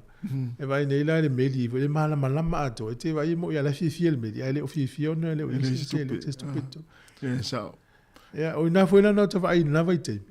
Ile fia o tangata e o to sia ki fa le media la ila to meli. Sa. La to tusi. Mo. Ya, o no le vai te mi tatele yo vo te tele me o le alu asil fa le medi po isa ta media. A tu so wet swing le te mo tau toa. O mi de video call le messenger. Oh, malto ya, malo fa so. Na. Ti fa lonto lo fa e se tu pe. Ya, te manuel la vale so. Ai sa o le oi. Tere na o vaenga na tere na siaki e tangata la tau meri pe ini tupe. No sava vali mai fa fale meri tau fai va ai ngale lang. E tu ere tu. Ya na. Ya le sina ya malesi tu e fata u fol ne yaso pui ngota tau meni mu mani afi. Ya ole fam na tu ana o ni me tumu. O ala mani fale te tele ya e mauti no lavo e sila me vai po fia tonu e anga i fa fo pe atupu se afi. Ina ia mauti no wa ona pong sape asu ato ia feto ai leisi malesi feto ai mal hol ai latu was fa mo e alusa o e tilo le exit na tu si lunga la no wa fale ne tunu e matua le pasia pe le se va ngai o Ye fo ni vai nga fa. A wona pu ni se me pe anu no fo paseki me o lau fa be ponga mas fa no. Mo. Ya, le wel tato lau. Taro fa lau. Fatalo fa tu le fa lo. Ya. Mara se fua leo. Se fo me ya. Se fo me langi mali futa fo. Sai. Leo na mai o to i lo longa ona afia ya o to putanu. Ya. O ka we o matu putanu ure na fa ina media. O ya na mai la o ma se wa inga me se nei Sāmoa ina. Manuia. O i va tai. O le lua fe sulima sa tupungu mua so. Oi. Ele angatura lua fe sulim. Ya. O le mele e tu tinga i mai i fo le o me o lunga maunga e tanga tei lunga le solo le palpala. Ia. Le a fai na o mato e o le vai ai le i tete. Ya. Ya va pe fo se mita tele se le na to ile e ke le bre in siwa wona ko gre in siwa le se. Ya. Ai. Sa o fa longo ni news fo le fa pe e tau tu u mele e mato wo ni me ma wo lunga. O le tele le nu o le ile area ni ta o South Dunedin. O lo winga ana fa pe o fa na fo le ma lo Sāmoa o fo mai po e si o uta ile me fo le sa e se to tanga i songi. Ai no le na o ai danga o mele o le uta i si su tau sanga no fo. Sa la va lo afisu lima ma lo afisu fatu so iva tau sanga fa tau vila le si iva tau sanga o ele do por o ma fu anga ile ke nunga ia o me wala vai ele le yo wala nga la ka sami me o me na le o lokal me te le ti mo o so e o tu danga na le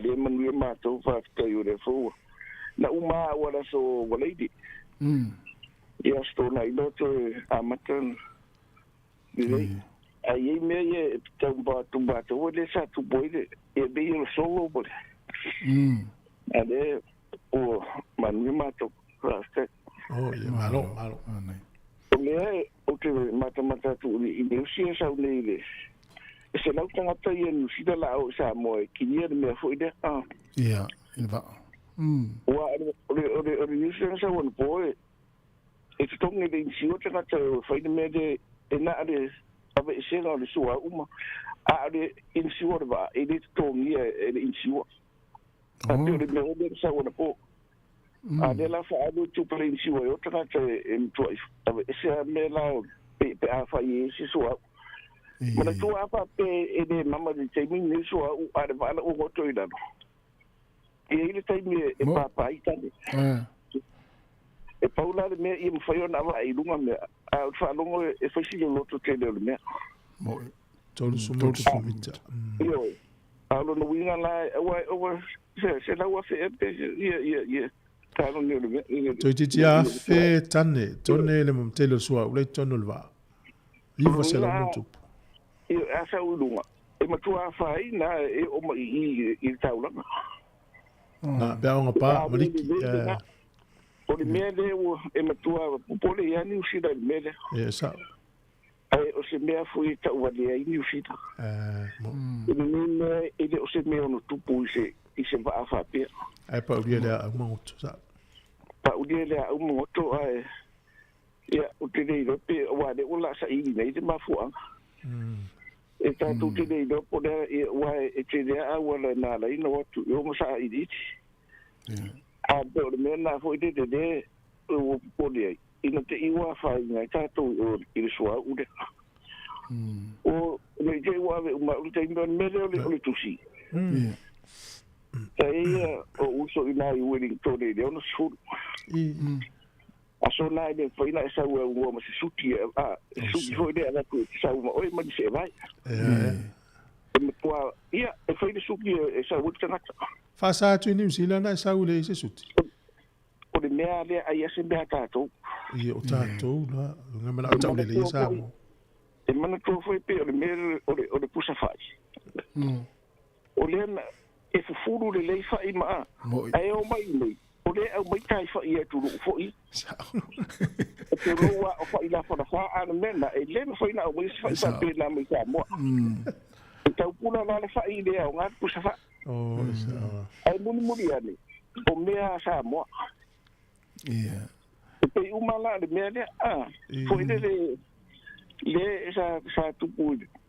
Ai a watu le se tusi ia e tai vai aso tai no vai aso o watu se tusi ai a watu se pauni ia o le fia ia sa o ai e te tala te fo de a la i se pauni tasi o wa le te mina de pauni o le mtua te le ia ai sa no foi lo hat le o le fia di sa mo ia tusi atua foi de foi me o marulu e suia nga lu ngai vai so uma fa me mama o me adu e a mo tu rola se tu si foi de e tu si tu ai sa me da o lu a wa de fina na ye so ye man tu we tere ye tu si va tu tu pe de ma we ta sa fa ye sa de me de me na na a ve se tu pe ti e tu si u dai ne ta ya a de fina na utale no de mele tu utale no pesa uno fa ye de mele le pe friend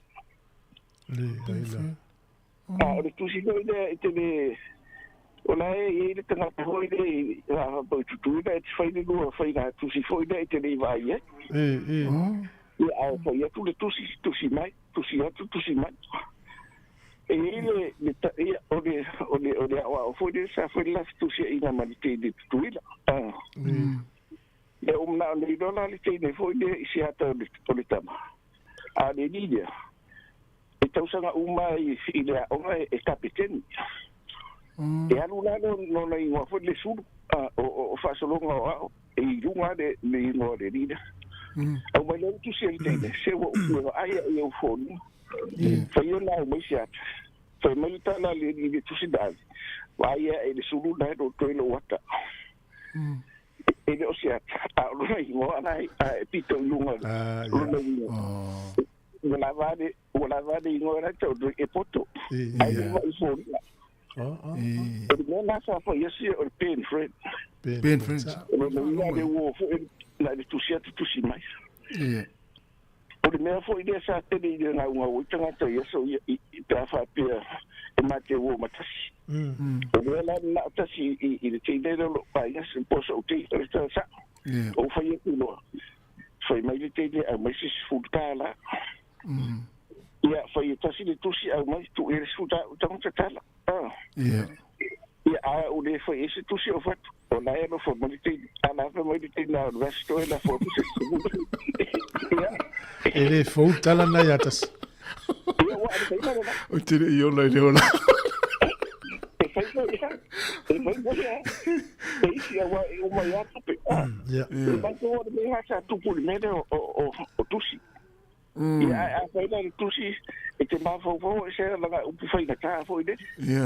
sa o le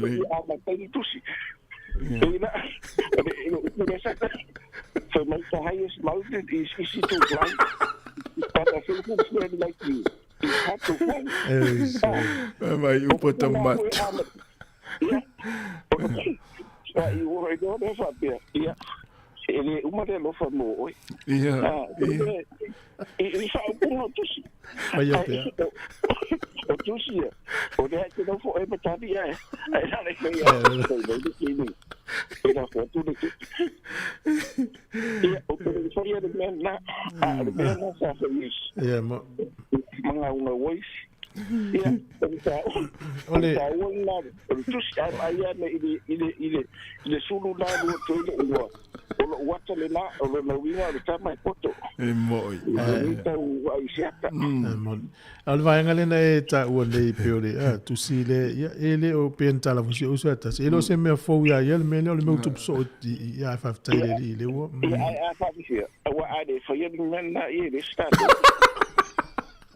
il me da no sta il me da che yeah mo il me da fa mai to ida ta wa na fa ia na fa ia te no fa ia a fa mai so ia to fa ta che fa o che no fa ia Fa pera ni ata mai fa wa de sa to ia wa le de la to dia ni fa mai mai a tu ia ka ta la mai ya wa si fa ye Malo.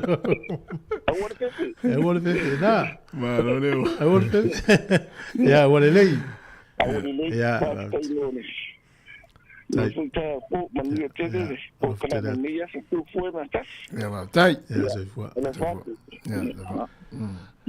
Malo. Ya la va fu sta to pese. Malo ya. Ya, onto tala le tala per tato leina te vala mai ai. Ya tamaiti, manuia foi ya nga tala le nei foi vai aso, man nei aso, man nei tai au.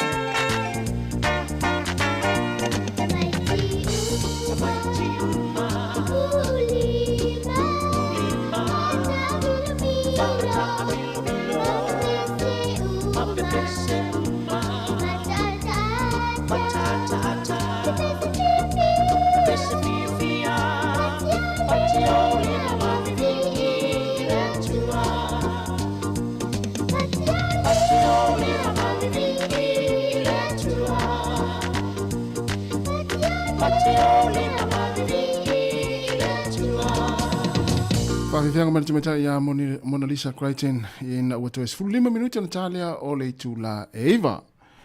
Wa tu le ua whamarusia le sa ilia le whainga malo i la tau ia le ini laisene faufale. Ia oe. Sa. Le na mai voi nei tatu telefo. Ia o le langa il whainga malo tua whamamafa le whasalanga. Ia. Awa i si tu la whono i na le mamau te le atu le na pasia fo i pule ngā nuu. E le mana o mien pe mi te whaini singa lunga tono le whale. E mana i fisili pe i pule ngā nuu. Ia o la tau e whaia. Ia o nai fo i le avanoa e te anga i el pule ngā nuu nuu nei teno foi. Wha amala malama uma mea oe. A wha pe le fia whaise whase e tua lo whale po suil whaingo le potu. O mea nā tātou Sāmoa e whaia le ainga ia. Whaia le kāmuta. A o nei atunu. E tatau ana e ui umai tu la fon. Vai vai pule ngā nuu nei te iei pe o wele popuri lua. A siasi le lo, tala noi tangata e whea ngai malewa e ngana mai le la tau whautua. Mai se ale e iso mai sene. Ia, a le laua ngā i fo ila i le mano. Ia pu e tangata nei mana tau mawhaasala i le. A vai nei le lunga le social media Facebook. Tele fa sala la we tangata ia.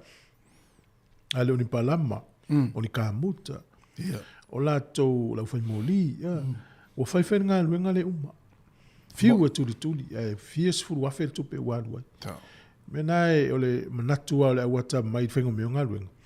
Tapa mo mua le fapela ole tu ole kamuta. Tapa mo mole deposit ole nga luenga. Aole tu ole tangata le ana fale. A wala ave uma el tupe.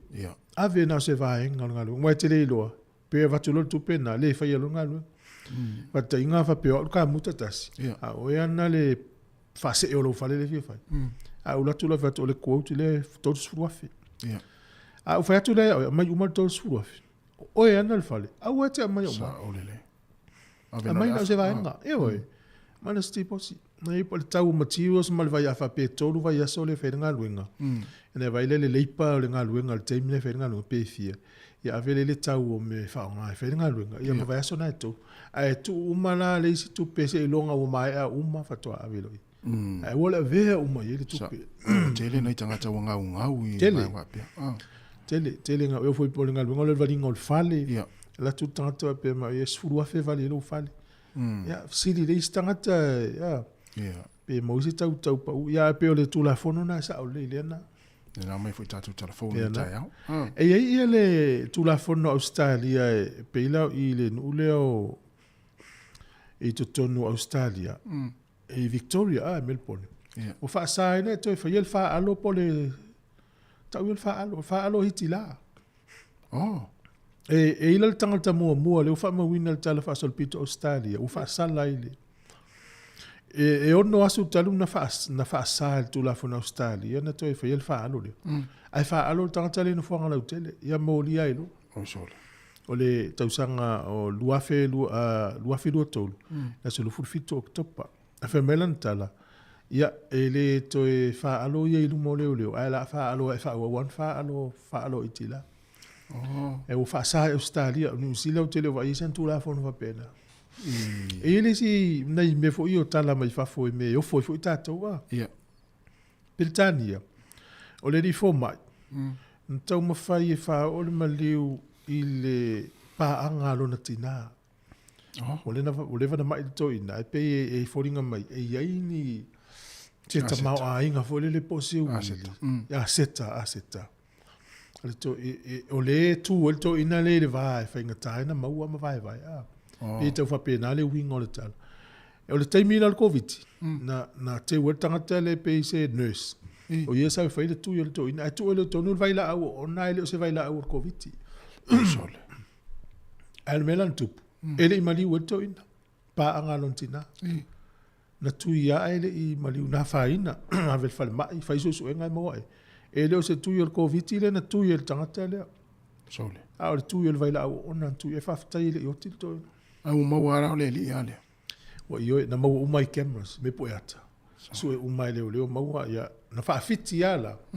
Ale uma fo to ta utino Sāmoa. Se vai.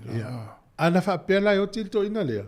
Do petu wa yan mali COVID wa le isi tai ni su e ai le ma to le COVID le no. Special time na. Tu sa na mal o tangata mali o COVID. Ele inso su nga fo le sau e fo mai fa to e fa su nga pole an mali wa le ni me pena na tupu time o COVID. Se manula fa no mal so i for to ina le. Ai tu wa your COVID. Ai le lo tu ona le vai la ona le tu to no tu. Mal malo sul tu pe a. Fai lo mes. Fai lo mes. Ya pete ya ne la wole maliuto ina ma wa lo maleli. Ya le lai ele lo po fa sala. Ya na ya le fa lo mori mai au ne fai entong fiti le. Ya sa. O le ala fa wa una tu ia el fainga malo le nei le lepa. Ya fa pe la to le o mafuaina na umi le kiu le nei le fainga o le sene ta vale. O le winga le fam telanga pena fa tfoi savilina nei telefo. O le ua fa umi sfulu valu masina mfaina fe wa i tangata i o mai malai sene fa va malo New Zealand. Ai le o se metu mau na le terminei. Fa te inga sa mo lo sene Sāmoa. E mfaina fe wa i New Zealand sfulu valu masina. Ia po fa pe o umi na te i nei. ai alu to sau ia we ila ai te loi te me to su ia ile wa tau sanga ato le na ia o le terminate o le mana onga le mana o le nei to so fatas e tolu sfuru aso e te tauna mau ai lava no e fai lo le sene al mele nei e o tua le tolu di maso e fatal tali lo le sene ato fast food no aso e fatal lo le sene le no na lu restricted e ona o le mau fu o lava no le taimina na mau fu le leipa man tu la fata unga no e tangata lava no na na le pasia nei ia to e fai wa fu le fai fu ia te mneila na le tasi ale fainga tongi tasi fai fu le silo fainga to tongi fu e pe ole na mai ni tatu al fu yo la no mana ia mola to le mai nei fio is fu vale masina ai le se metu ma na ana ia ia ole wa to e vale minuta na tale ole tulaiva tatu sine fa fianga lea o ia fa so le tatu klam lo i pe la no tatu le na e fieta no mai nei vai ngata una ia le ngata le pui o tatu mai ni afio no mu ia le si vai nga ia ole me yo tusi so no tusi tele tusi na fe tasi tele lo te mina al vai nga le sa lu tan no ma leo fa malua tu fa fe nga ila le lu tala le fa tele tusi ni sa ya ia tele fe lo fa anta mo ai nga sa mo wai awale sina me na nga ya tatu ya so yo me tu sai tau awa fa tinga fa pe ole tau sanga po le wa ye 11 po le tau sanga sfuto to fo e fa tau tu si al fa tau pi e ma to ile le ya lo ma fo ya wala mai pe sa o leo va el mana yo fa tau winna la winna me no le tu si al ma lo leo ya sola ya la mai la tu si pe ora ni upusa e wa ele si upuna e halo wala tu si e si o le ina na fa tau ya sola e halo wala tu si fo la le fa sa le mau sau te te de va tu le si fa mai fears of God is the beginning of wisdom Mari upur tu spai ai se ale mena no ga tu si se upuna fa o mai jo talo fa ya auto ya vala o mai faita unga tu si fa ta we fo nei haso ya na va tu peserea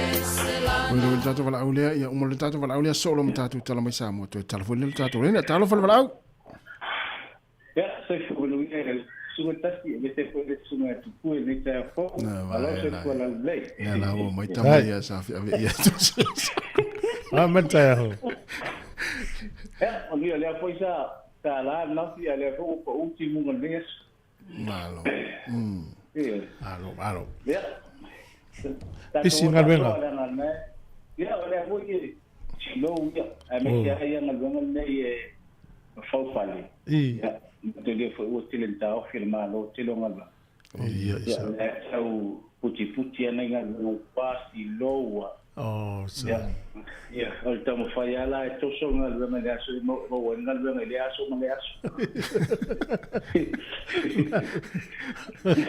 ya ma ya tele tolu fanga ngalwenga ya so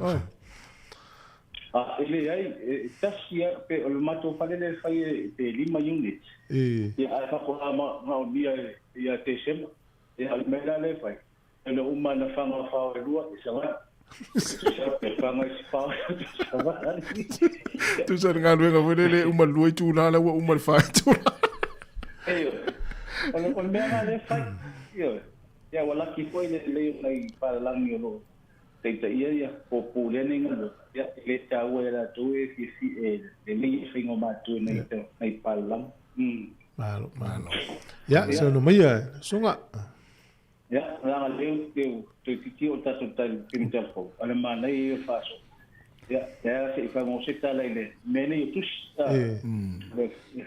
ma nei po ia fa ta lang na ho isu na ya tasio na tu si foi na mo ita ma ai na na le malo si ta sa wa isu te foi wa na no tu le ba e ni si o sa pe ya sa tu le ba mai la tu se uno wala mo ya wa ni fa mo ya na mo e yo ola ya no sa una no sa le fa ile tala ani foi tu si uma mo bua no fa tau de fato a de ai la ya de si va mo tu si yo soy lo ata tai pe yo esa o isu ya tas ya lo no fa Sāmoa e ile pese foi na le fa pe you take the piece of me with you yeah o kuna na filo tu si le ya la na ba tu foi le ya tu si mai foi si te mai tai mai pese foi na le o yo lo ma so ama le pedina o yo le mas ya pente io na tu si na le te mo ai te le fai tu si na wa o ya la tu le ba fa ma telefon ya ai tu sa na uma tu na uma na la tu si e fai va le lo wa fai va le foi le fa ti fa ya ai ma ele si fa so le na ta o tu o tamata mele ele inglês chega fa pa sala o tendo me mana na ye te ma o mai o tio me se foi na meio sponsor tio sponsor ia le ia ana le info no ia no le tio tele ma lama de o oita to ile i tau ia te ma sa ola sa ile o isa mo swinga ia va la matango ya ona ele fono la sempre pe ni kuna yo to fa fin de fe au Sāmoa ya le ta un país sponsor ya mai ya mena le o fi fo pa mo teno me tatulikio al meno le sene tamate mo ya le fatto un palo lo montune ele deva tutto solo o fa ya o fa se Europa ya o foi no foi no o tu mo o lo fa le tele ya le o va lo ya la ngal tu la fono sai mo fa na fa ya un pa por ko ai fa sa ele fa te mia pu ele sempre position se bathroom po se me fa pena ya na ha to na mi ele consultant amalo ya le lo fa mo ya fa tai to lo ya la te le to fa ya me wala na me o ya la faua sa no so tu sai te fsili pel pulengan au kilani ele o isi swing al vai ngatonu na tan no ma ya o te lo na tan fsili ngia fo pulengan au kilani fengo ngalu mo mo de ai no walo tu la fono na le fe mai tolua mita tenho el covid auli o ba kolumika ya la ngal na fai from the basic lo fale te lo fale ya umana fai ya balcony so fale fai upai sine ya le o fale mo ya o le la o le sili le uma be uma ya le fatwa saule tu la fono le ma ya au mau tu foi mo fale malo falo long mai pe tato news mani se te mi la tang fa so pe ye le isi swing ai va la woli fo ye le be o fa ngal wenga si a inga ya o tu pe pe o tamana le mama fa va ye malo e se mai ya o ele fa ya o lo fale e ya ta ya la na mai pulenga nu e fa tanga ya na fa o ai pe o mena na pikia mai ne na ta o mai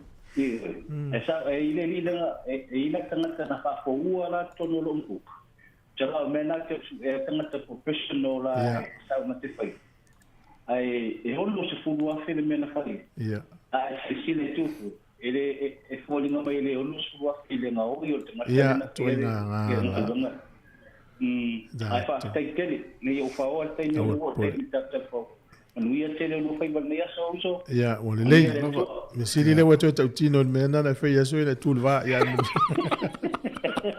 e sei fo ia sai fua mai manuia e sei fo telefon me Sāmoa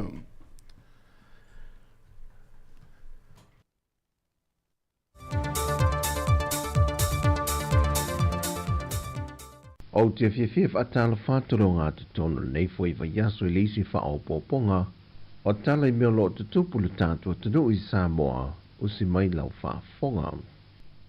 O whaamaunia mai se pepo whaamtalanga mai I le malo, o le tae au nei le wā mata mauru e le vaenga le fitafita o le sami le malo New Zealand, ma le vaenga le au sue e mata I tuina le vaenga lo liki mai e le sua ui le vaa New Zealand le ua ngoto I ngā taia neo si umo. E su enga na wha mawina le tae au nei. O lo ta oto I lo loto e tolu se furu mita le vaa le ua mangoto, ma reporti wa lato tu ina mai, e le liki mai le sua ula sa o lato manato le ata ape mai ne I fafo, mai I le tane ma le afia le vaa le o lo o iai. Ai o nai vaenga ma o le sua ule sa pipi I le tino le vaa, ma nisi o vaenga o totonga, le o lo o maia e ta whengol pia o le sami.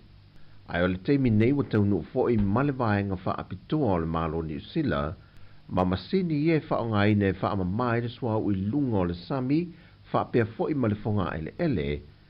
A to ai masini e sue I nai ni vaenga mai le ele, bo o lunga o le sami, wono o atu iei ia le sua u, e liki mai I le vaa o lo o ngoto. Mai wo polo misi le au sue ma le au maunu o le malo New Zealand ma le vaenga le o taunu e ngā lulue ia vaenga wha apitoa. O le au lato tu ina mai pia lava I teimi uma reporti I le wha ngā solonga ia a fianga ma ni ngā luenga wha atino I so o se mea o le a fia I le ngātai whale o a fio anga e lata I le vaenga o lo o mangotoa I le vaa. O se sau ninga wha apitoa le tau neo le atu I nā tualo iai ia ta vale alu le elitise fitu se futmaleono na wha mea lofa mai ele malo ia pani wa tala feo ngale lima le tari ngā malo Sāmoa le fontanga a te itai o malo le tau pulenga. O ia mea lofa e fitu se futmaleono ta vale na wha ui uma mai lunga o le company ta vale le Fort Hyundai Sāmoa e au fiai le lua se futmale whao I le tua inga ta vale Sedans se futmale iwa le tua inga le SUV se funma le lua piki apu le ua whaato tonga ina nei I le vaenga I mo o mia mo le autine mu. Ma le loli na te tau aveina le vaenga o whango le o ke sene, ma le lua se fulu o ta avale o le van. Wa whaato langa le lima se funma le tolu o ia ta avale SS, mo le taninga malo ta itai o le malo le tau pulenga le masina le nei. O le tau atoa o le fawai le nei le malo ia pani mo Sāmoa e 1 miliona ta la. E au fiei mawhanga maa se funma le wha, mo le toi utu ino le wilo ta vale pe aho ina mo o mia. O loa ngai le fesoswani le nei le malo ia pani I lona tūlanga le lave ina po le pui pui leo le sio manga, mai ia fianga o ngongo le tau, e a fo mai fo I kasa o ona e moa mai ia fio ta vale o lo wha o ngai na le swau. Wa leto e au fia ni reporti mai le ofisa o leo, ma se reporti mai le vaenga o le soifua malo loina, mo le whaongaina leo le pēmita se furuaso e malanga I Amerika Sāmoa. Na whaamaunia mai e se tasi o le ofisa e ngafa mai ia vaenga whaatino, taruai ona o le tele o le fesili peo le atunu I le sao le atulanga, e na o le pepa malanga lava ua umo na tutongi, ato ai ma le tuse folau, ma le kopi o le tuse folau o le tangata le Amerika Sāmoa e malanga I leo le anga I atu I Sāmoa nei. Ma isi kopi o pepa e mo o mia o le tangata o le ainga o loo I tutuila, mai o le tangata leo le amalanga atu I upolo, e tarusang sa o lava I lunga o le tuatu si le upeng te wha ilangi, a le ofisa malanga Sāmoa, ma e leo toi wha whaingata le tarusanga ina le pēmita malanga I lalo o le pēmita se furuaso, a ngai I Amerika Sāmoa. Peitai, pau I lato e le mawhai o na tarusanga ia pēmita, o se tasi ua iei se solitu la fono ua wha mao nia. O le masino o kusol tausanga le nei, na suia mai ei le pemita fitu aso i le pemita sefulu aso. Wai lima neo leo le mata au poa se tamana tuina i lunga o pengta whaelangi mai le fio anga o le au wa auta. Na ia tang tala matalo sanga i le atunu, ia maua se fesoa swani, i le leilo ai lea o le tamateina lona tua fafine, na wa ai nisi le tae au o le aso wafu o le vai aso nei, na piki e se ta avale lana moana i lumo le fale uloa, na nga i ele tama i ta i se fulfitu tau sanga le wha tau. Peita i o le aso ana nafi, na toi momoli ele wha aftai tele le tama ia motoa, i le mamalu le atunu o le fesoa swani atu matatalo foi, ina ua toe maua le tama i ta i sa i lia, ua toe aruatu lava le na ia aveina, ma toe momoli atu i le fale uloa na ia piki na mai ai. Fa adia le tama ia motoa, o le ngaio inga o le ave wha maalosi na ave e lea li i lona teile nei, ma wha mautua i le po atoa i le afiu anga o fale atiu. Mai olo o anga i nei eisa i linga na tanga luenga o leo i le wha lave e pe ona tulai mai. O tala fawia mai Sāmoa le ni aso lulu, man via tele o tātua tunu whasoi foia.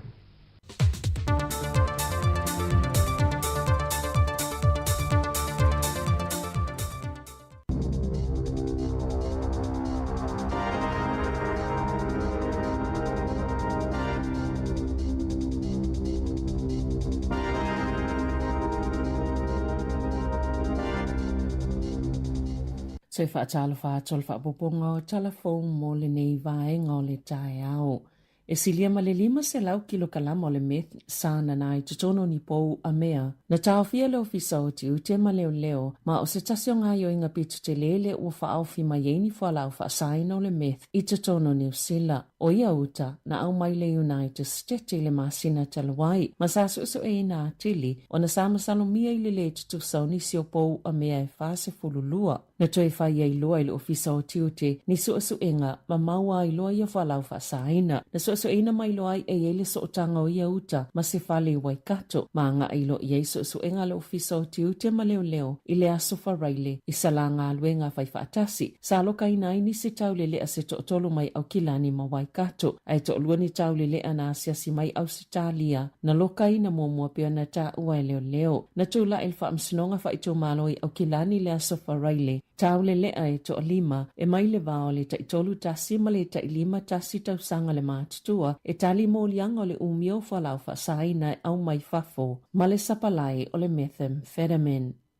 Wa whaalieni whaamomonga fau le te leo le tupe whaalu na ilo le tūlanga sa fuafuaina whale mai e New Zealand. Pe ona whaailoaina i le awa uliana nafi. E silia ma le whaase lau lima se fulu ni i tū lau o le lipoti o tupe na whaalau iloaina ma o le tele lava o le lipoti o tupe mai le soifua maloloina New Zealand po le Health New Zealand. O tupe na ova atua na whaaluina na pa u mai le selau ono 3 miliona tā la i le masina o iulai. I se au whainga selau fast fluiva miliona tā la i le masina o aukuso. Na whaalia pepa o whaamaunga o au kuso lea na toi sui ai. Sa iele manato e te le se tupe whaasilia le soifua maloloina o le a maua peitai. Na o atu i le tasi te sima le wha biliona tā la. Na o vatu ai tupe whaalo mai tupe maua. Na whaalia ini whaamaunga fau ia na whaalauloina. O se lipoti whaale masina ia mati sa ta wai. Sa valo ia i le soifua maloloina New Zealand se tupe whaasili e afa biliona tā la. Ai o le masina o mati. Lea fo ina whailoa i le Minister Shane Reti. Na whaato a ia iloa ina mo le taimi mo mole tele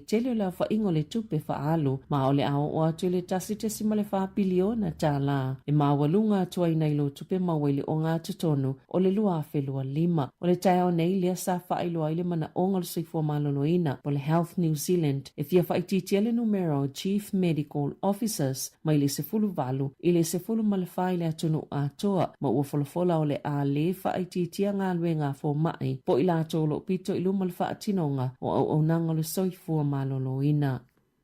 E tolu se fulu mita le loloto le Samuel o ta oto ai nei le waa le Navy New Zealand le HMNZS Manawanui le ana ngoto i le talawhātai i sauteo upolu ma ele o Jesus wa o liki pe masaa e tu sai masefa alinga Commodore Shane Andal i le polo kalame le checkpoint ale le teo New Zealand i le asolua o le tai au na nafina whaiese ngā luenga le au maulu e ilo le waa ma e tu sai malalato li poti e le ise swa o liki mai le waa talu o na ngoto e o mai ana nafi o lo mangoto le waa i se vaenga o le a au pe o na whaalie Andal ma o lo i se tūlanga mau popo le waa o le tūlanga mau tinoa o lo whaalea ngaina pe tai e le o mawhaio nau ili le tūlanga le taimi nei sa e moli mau mai tangata o Sāmoa e whaapea ua yeise suwao o ua wa ai e ngā tai whale sa whisiling ele sui o le Navy pe whaapea whiali poti mai tangata Sāmoa e whaapea ua wa ai ani lau mei ua lilo fia tino i le suwao o pe a whai ele o liki le mana wanui aena i saunua e tele se suwa vai na liki mai le wa ai le taimi na ngoto ai pe tai o le ua mai o na tau fia ua mua atu na whai ese whaalinga le malo Sāmoa i le asolua e le ise vaenga o liki mai le waa e lata i le afe tone o le suwao o le tiso na ilunga o le mana wanui na ua ngoto pe o na whaalie Karen Colding o le Navy New Zealand o le sole malanga i le wa o le Canterbury mo Sāmoa o lo ave naise masini po ni vaenga whaapitoa e au i le suwao o pe a whai e masaa.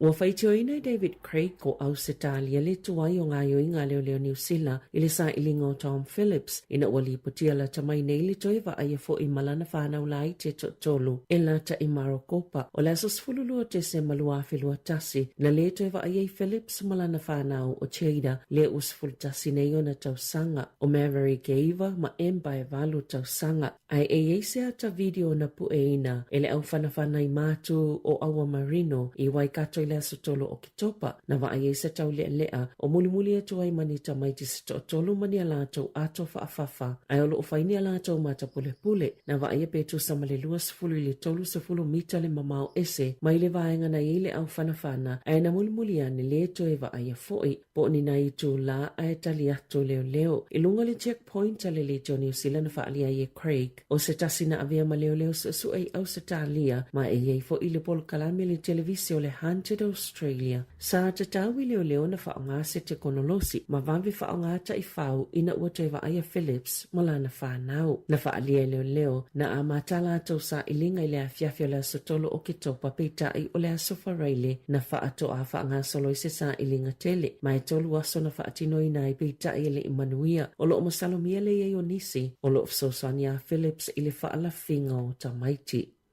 Wa toi whaapopo le malo mo se teimi le tō maule umia le teimi mawhaia i ave ta'awale na whaonga o la tō lai sene mai fafo, mai le se fululua maasina i le se fuluvalo maasina. Na whaalia le minister whala o Inga Simon Brown. E le talia ina le tūlanga o lo tūla i mai o le lua o maasina o whaatalitali. O na isilia malefito se fuluafe tangata o whaatalitali mosu enga o lai sene ave ta'awale. Na whaalia le minister na te tua i le whainga malo o mawai atu i le tuwai. Ona ole ave senga o tau i titongi e toi whaiele suenga wa mawhaile si iti o le numero o tangata e suela i sene ave ta'avale. O le taimi whaopopole o folfola le malo o le a amata whaamamaluina mai a Novema ma whaawau i le isi lua tau sanga. O le whaanau naunga le whainga malo so whaatasi ina ia iwa se fulu pasene o suenga o le sene e whaia i tutono aso e tolu se fulu ia na whaatonu wai a lato suenga.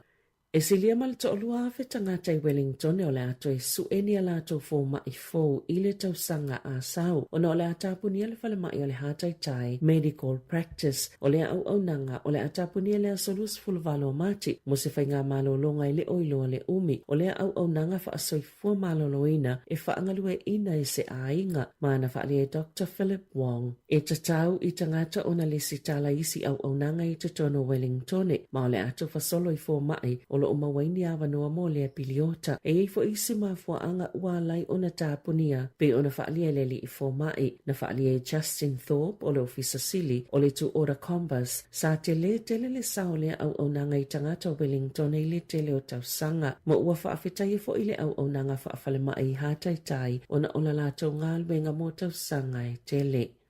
Sa lipotia le tūlanga le leo suinga ua whaiele polo kalame mō wala au e fia mauni fisoswani i le numero le tasi. Leo le a whaititia i le iai o leo i whaafitau le tutupu po vevesi i a inga ina ua whaiese whaateita inga i le tausanga taluai. Peitai o le manato nisi ua ave le whaamamafa po le whaamumua leo i le whaasaunga o la tautaimi na ilo le puipuinga o le saunga le mua tangata. O lalo ia swinga fou e whaititia i wala au e o iai leo ai ave pe whaasino le tele o isi wala au mga luenga i isi whaala potopotonga la tau te tali iai. O wala au e ave i le whaamumua leo o tūlanga i le o tutupoi ni vivesi e ono maasina sa whaanga soloi whaataita inga le tausanga taluai. O le tausanga neina whaailoa whaalawa i tele ai leo o le a whaase ese mai wala au i mata upo manuanga ma afianga o wala au mo mata upo e a fiele soifua malolo ino le mafaufau a mata atu i le maasina o Novema. O lo whaawau pēr le malo na sa ili le au faufali le whaamaoni e ala isa la tau fuafanga i whaamalo sia ati le tuunga mo le sitala malai sene. O Yesu winga o le amata i tu waile si iti o tuunga mo le lei whaatino ngā luenga le au faufali whaalele ia inga mo le puipuinga o tangata i fia whaonga i ka mute le whainga o la tau ngā luenga e to sai ma le tula fono le Building Act. Ma ia mautino o loo i le au whaatonu ni malo si angatala whianga i tali ai i le au faufali e ala atu le whaanga solonga ma sani o tangi ma whaasea. Na sauno le minista o whaunga whale mga luenga titele Chris Peng. Sa whailo atu i ate ia o whaasalanga lo i ele taiminei mō tangata e whaianga luenga e au fia i ka muta e le whaamaoni e le o lava e tau fia ai ia mionga o whaatala noa le malo le whaiani whaasalanga e ta i 5 afe tala mō tangata taito o tasi ma le ta i se lau 5 afe tala mō pisinisi ina i tau mamau ese mai ai mani a mionga le tala whiangai. Ua tu ina atu le komisi e mata i tuina le whaamalu si o to la fono o tauwanga i maketi ma whaatawa inga tala whiangai. Se whaatanga ngai tu whaatseini kampani se lua le ainga ma le whala wa inga o tupe ui e tula i mai ai le pule e to tasi e kampani o ye tu a inga o au nanga. O le Evergreen e whaangalua ina le Armor Card Security o le apule ina le ACM o se vaenga o le Linfox Armor Card Group o ye kampani o mai lua e whala ua ina tino i tupe ma isi mea toti no tawa e mai se lava mo fale tupe la tau tito e whaatutu muina masini o tupe ma te wina ni tupe te tele na saunole te whono le komisi John Small o le ale whaititia whainga tau vanga i episinisi ona o le tūlanga whaale tonu o lo o iai nei ia kamupani na ngau ni tupe i episinisi e lua a o atili whaititia i le whaama i le COVID na mana onga mō tino i tupe po le cash to e whetu na e whale tupe ala tau la whaapei ma le siitia o le tau le soifuanga e manuia fo ile tunu pe a whaatu mau pea le iai o au nanga nei e whela ua ina tino i tupe. I alonga, na whaali e chance, Nicole Klokstad, le fulupeki o le aulakapiliki o le Warriors, e te taua na whaala i titi le numero o alonga o le taamilisanga o le NRL, ai ia whaapopo le a whainga o alonga whaitau lia, o se tasi le o tamata alo o whaale o sono fina ngalo, e whaapopo i manato nisi o lo o wala au, ina ia whaini swinga le taamilisanga o le lakapiliki, na whaali e Nicole Klokstad, o le umia le taamilisanga, e a whaina i fo itino o tangata alo, mai mana o ia whaapu ai whaapopo ni taalonga whaitau lia i au titele. E lua taalonga le kiwi sile ne tau sanga e ta aloi ma au satalia matonga. Mo wala i titi fo le au whainga o taalonga na whaia i le lua whelua tolu. O le olopeleki e se fulu whaa na taalonga whaitau lia i le lua whelua whaa. Tala whauia mali si ufonga le lau mua mo le nei vaenga o le tae au.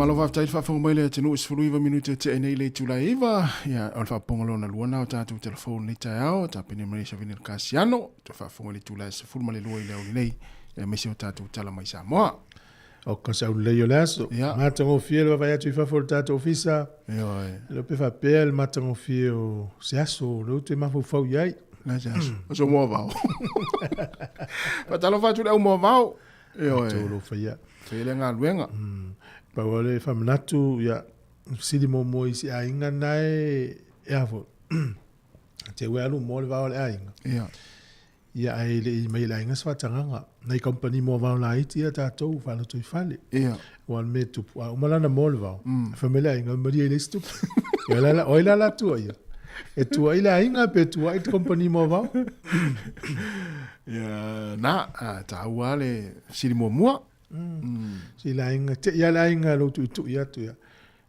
e mo ne to va ne famela lo la ia mana ia a familia ia tu sia si mai le talo le ia timu ia va no lo va dai ai ava pe te ila inga la mo ala po le mo ala po o mo e o man o marona mo tu i lo le ai fa to mai le o man mo to va ai me se ala mo te mai tu la tu o tu anga tu ia tali me lo to mai ai fa sta ila mo ngalo ngalo fa e di via tu si to mo mo to va e te wapelenga, sorry, fa peto in talo fai. Ai ni koko malu i tua mai sa mo i fomana i tama ia. Tengo tate ni koko malu. Mai di pula moli. Wera win tatu wala une tong fai mai. Ya, malo se fu mo. Wa fata wo fo ngalu wenga la to lo fa ia il fa ingo meli la langi. E moi. Tele nei tanga sa mo lo ngalu ai, ma no fa il fa ma lo ngalu. Ya, tatu fa sili na nei ta yao. Ya, no tatu wala au, talo wala au. Malo so fua. Ya, ole. Fa longo ia sto ina le dan le. Tom fai mai, tom fai mai na te fa fonga nei lo le tio fa mo le lava. Ya, ole o fa to lo lima lo fa ta si fe na vidi mai tatu tala no. Ta si se tala la tamayo le taua. Ya, mana ya. O ana na fina fa alia i lungo li poti le CNN. Wa ele ia ini fa ma ninga o le tala le palmi o Israel. Ya. Ale wa fa alia le palmi tu sa mana to fa mo. O le wa maliu ia i la tos fainga le taita i o le Hamas mo tolu suta usanga o le fo la to falia wa maliu foi le tangata le na suita ita ile na tata no eno yo le na fiu fa tali po fio iai le na tasi el temi na sawo i lunga tala no ni molo wa maliu foi mar tangata so tu iai o le poti na ya so o tasi du tolu taita ya ese ista ita yo vaenga au ese ia fa mai la fa mo monga o tala ina o fai tau CNN na file idi poti. Ia. O le taimi mua lea. Ua mali lie fa alawa i tele ai ia taitai o le Hezbollah. E ta o fil papa o fana mo lusu tasi aso. Ai mai le tau sanga le las fito ke topana la tau lango el Hamas. E fiu e fai e ceasefire se le mana o ta o fil papa fana. Taimo mua la nei wa ioi. Ai fōringa mai. E lua i tu o le tupe. O le pe e fōringa mai mana o ele Hezbollah e vai me lalang o la tau le tau la mua mana o tawhil papa o whana. Ia tau le iai la tau. Ai le o iai se tu langa whapena o le paule vaianga le vai tia Israel. Wa mata na wha tele la tu o swainga. Wa mata fōi na wha mamafa la tu o swainga. E iai le tangata le o ia o le minister o le pui ngol saonga le mo Israel le na fu e malanga i Amerika i le se taimi bo le vasol nei ale wata fia el palmia o malanga e le tatu no la tu stala e lua mafuanga mo e mana o ia Benjamin Netanyahu tala no mo ya Joe Biden ale alul fainga malanga lan minister pui nga lua e mana o se i pa lota mo le fainga malo e le palmene kapeneta ile pe pasia le os fa inga tali atua ya Iran. Ya. Terminei o lo alu pe le tau o lo mali liu pe tangata. E pe stala la tamaina tu lang lo i tau le terminei. Ya le na. Ya fa yo le uso so ale tolu le ale maanga le Hezbollah la tu taita. E lo winga la o tau su e po isi si arwa tu e taita.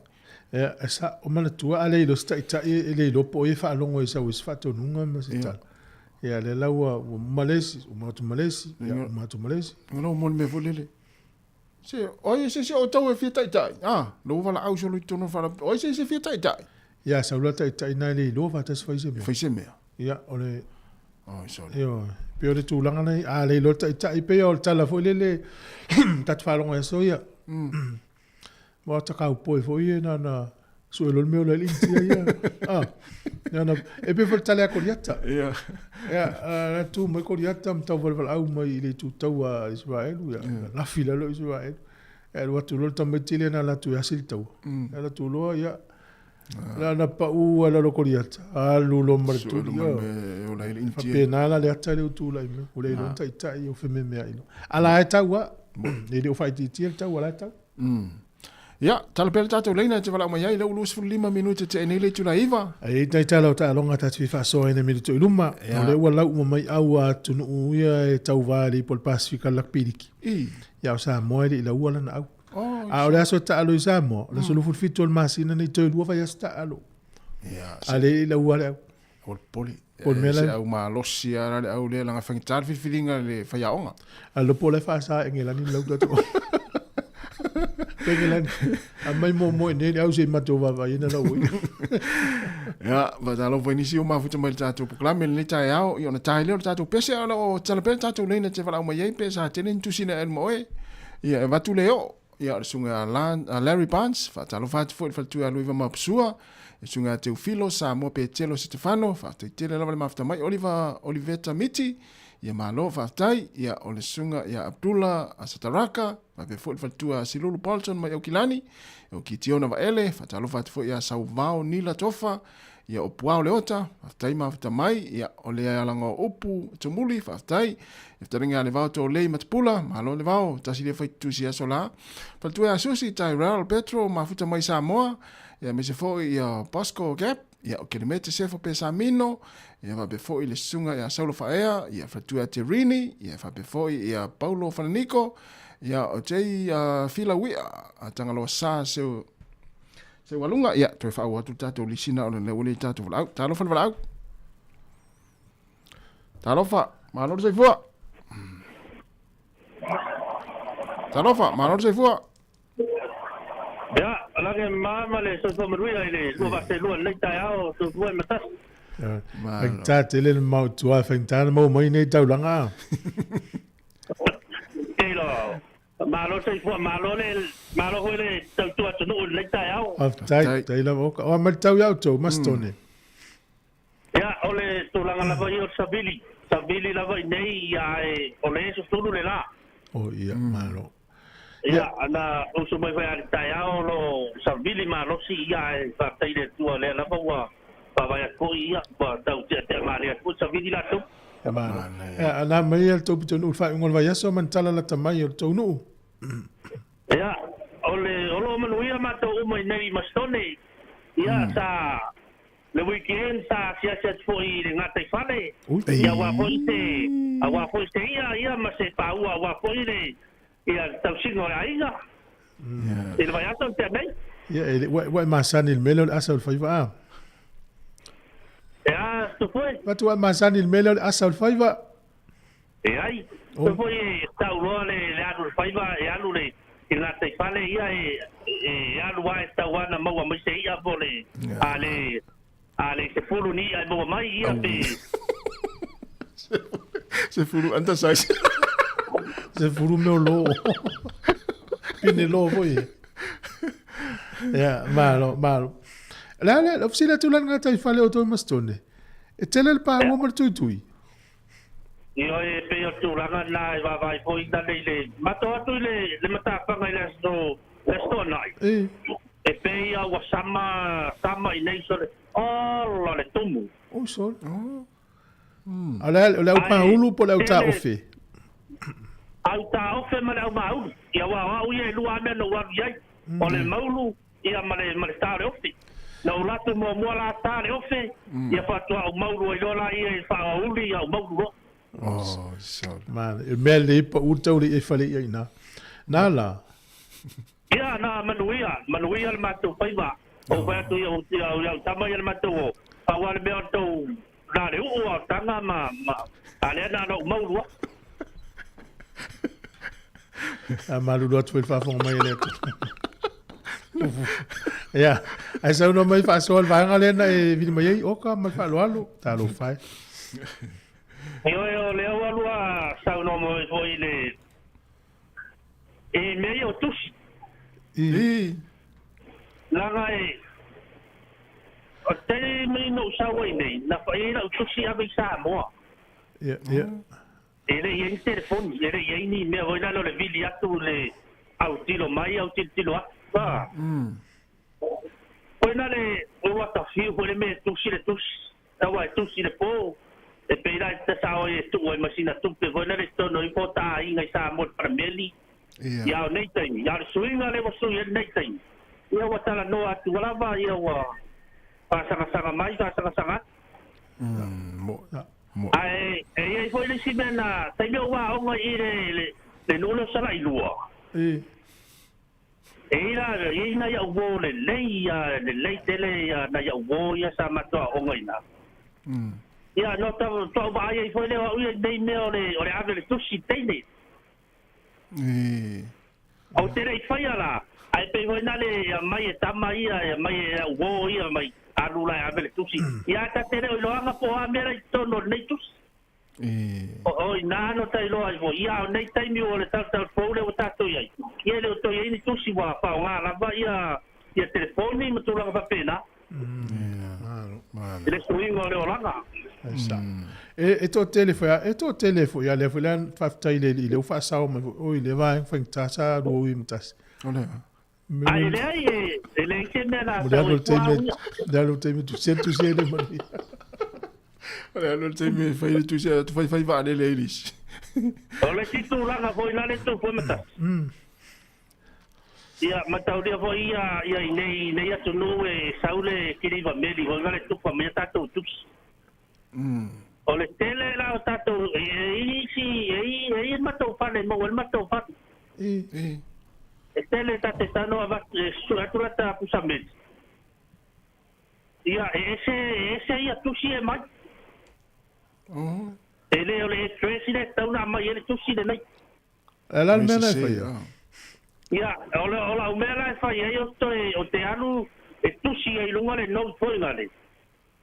Ya, awana to mai se tu si de i, ele wa sui de stress. O walula ya to la ko to no pusamet. Pe ko ya pe o tu langa na awa ole stanga le mawa vero la pis. Ya lai fiu si na tanga te suela tu. Ya, esa. Tu ele pe va nga tu ele RTS ya ole return to sender ya ele rota tu va sa check RTS. Tu si ruman meli. RTS yang ai no le lauri e tanto avel meli mensa wai. Ya, tau. Ora manu ia ma to indai mastoni. Ma nai ale la. Ya. Mana ia le la ia paulava na tu langa o sabili. Ya ile ite me tato te pole oro so ifo yo vai leo tato ola. Ya, ma. Aftai o fia lava o tele ni se o to fa sa o vanga le a fa ine tu si aso ya le um fa so solo manu ya o me na fa fi tau du tau sanga ya vai la na fa pe ya vai la le wo yul manu ya ya va ftai la ok. O telefono ya está. Ai manuia no pai ba. Le. Alo wa tema pai ga ruela de follato ya manuia no pai ba de yaso. Ya, le. Ya, no va. Di poti la titia tu dai nei mastone. Ya, so ipo mai manuia. So foi ya. Ai la tale o fele manuia modu le manuia vai ulo fali. Ele se pa ngol e lingi pa me vai le manuia. Te malo e modu e tu tanga te mala tu tanga. Te lo po ni tui po a me na modu te malo. Po ni ma vo e te wai fali. Ya malo va tai. Tala per tato lei. Pela tala no le tata no fata o le so nei mo meli ya. Bon tata le fe nga luenga mai le meli mai per tani o mai sa Sāmoa po fiera tu fe ingo meli. Ma uta ma lo le fata. Ya. O me mo ia melen tu putas. Ya. O le seri. Na faina ona pepa ni usina. Ya se umala valau tatu fam tala le tala mana ia na. Talo valau. Oi, te caro fatas. Oi, malo sati. Oi, mai tau. Le mau e vai. Na te vidi mai tu ole faltavali. O kilangi, eu quero ganhar o kilangi. Oi, malo malanga. Ya malo le, tem fora sungale de kia Congo. Manino le atu tato tau tua. mangingo le yo le fo yo kiri vale la ko fo yo kila ni dunga yo kila o si so le sa wanga i wai kato e mai lana kiriva whalongolongo me te mi o mai hemutena ia malo o le vana whalongolongo tato le tio o fatinga leva ma umaro kwa faino le super rugby ama se le ai te lo mata le NPC ya lo NPC ya lo umale no ya so no mai lo sunga ni ka ma le ai man mia fa tai tai fo me sirina o lo man mia fo fe inga dunga awala ni taimi malo mo venga ya le wa se mi ko se singa malo lo ya sang lo fo likio aftai mai fa so ni ka ya fien tu sina le lo ya o ya sola ya le ma Erika ia okay lo pe nga se lo ku si pe kasi okay lo pe lo se fo malo ole veo ko a ver o bo fa le o ko ka i voi ko no ko le mete ya se o frena ma ke kwa oila ma ke songo ya ila tamai ka sa ngo fo fenga ma ke nei para ma sikenge ele ngo fo ma ke nei pa sa mo sa vai sikenge a pe se frena ya sikenge ma ko nga sa nei o ko a ver ala mo fa u no pokala mi fa kusia o se frena ya sia ka ko ka mo fo sia do sikenge ya ya que o sa urisia solo felia ma que nei pasa mas que nei vem fumaço ca ela fa coisa okay ela como é possível so ca ku ya so ca ku ya mo ka no a sanga venga fa casia se la pa me sa mo ya so ya sa waris kama makarang mo fa ku ya la okay ya ma ya mo se que me akule ka fa ku ya sa ya ko le kai mai luma me fa pe nga ka ko ya so ya kai mai luma na kala ngona o ya alula ya skama yo langa piko ngu ya mau ya fa ko fa lunga ya ke langa mai skama ya me fa nga fa pe ya fa ku ya le ke le do po ala me afisia bisi me fa kai nga pe me avio po se la o ka ngona ya ke langa ku vanga le nga kongu po ke ku okay ka a ver pasir vele yo wala nga lo sia ingere ngo foi skamalia ya se ofendia ya ya la le causa ngale nga onko ola le ke ni ahora ku kai visio ka singi kaya elas kamang makarango a mo nga yo se va ai que eu ofereci kuri fa ko sa mai makongu o ka wale makongu me se era ko finga sa ngo foi nga o va ko ole mo ro ko fin matar mo foi o yo ai que o ka o me lengo siku finga ska me o male o fa so okay lore le se ko finga nga o ko a venga ya la mo fo so ole mai mole me o ko po ske e o mari una ske o mar ke minge ya e ke la ngo ori sa mo ko foi sa mo ma ko ka ngo me dilia o ga ole fa makala o ke foi ya lo se mai ya ngaru ske ni sa vai ma ya lo ya to ku la nga ko a ma ko mai lo po kala me ko pa mo foi ale ku la nga ka ko va ale ko po mi sa mo ya avea ya le fa mo moe ka nga kaila ko ya nga venga fai kiringa me fa pena o ya e pui me sila piko mo ka ko sa mo malo ya ole fa un kesia o que lo que ka ko me o kasi mo ko fe me no fa un kesia ya fa un kesia o foi isso nga ka sole o que a fa pe ka mo kukuro nga mo kesi sole ora ku mai oro nga mo kesi mo ko fefe va nga le ke me e ola ya o mar terminou e fefe ya o mar terminou o que fefe ele me ele tá ma fua nga pe ko ka era mo foi a kasi le o mo kuala Pero le si tu peo la ona e oso e mana ia le tau mafa le ku kamela mkesi e pia ngta lo fulu lo mkesi Tia patanga fefe. Malo mata ia mesili nai wa lango lo fefe fonkes. Ole manu ma to nei kilangi. Sai.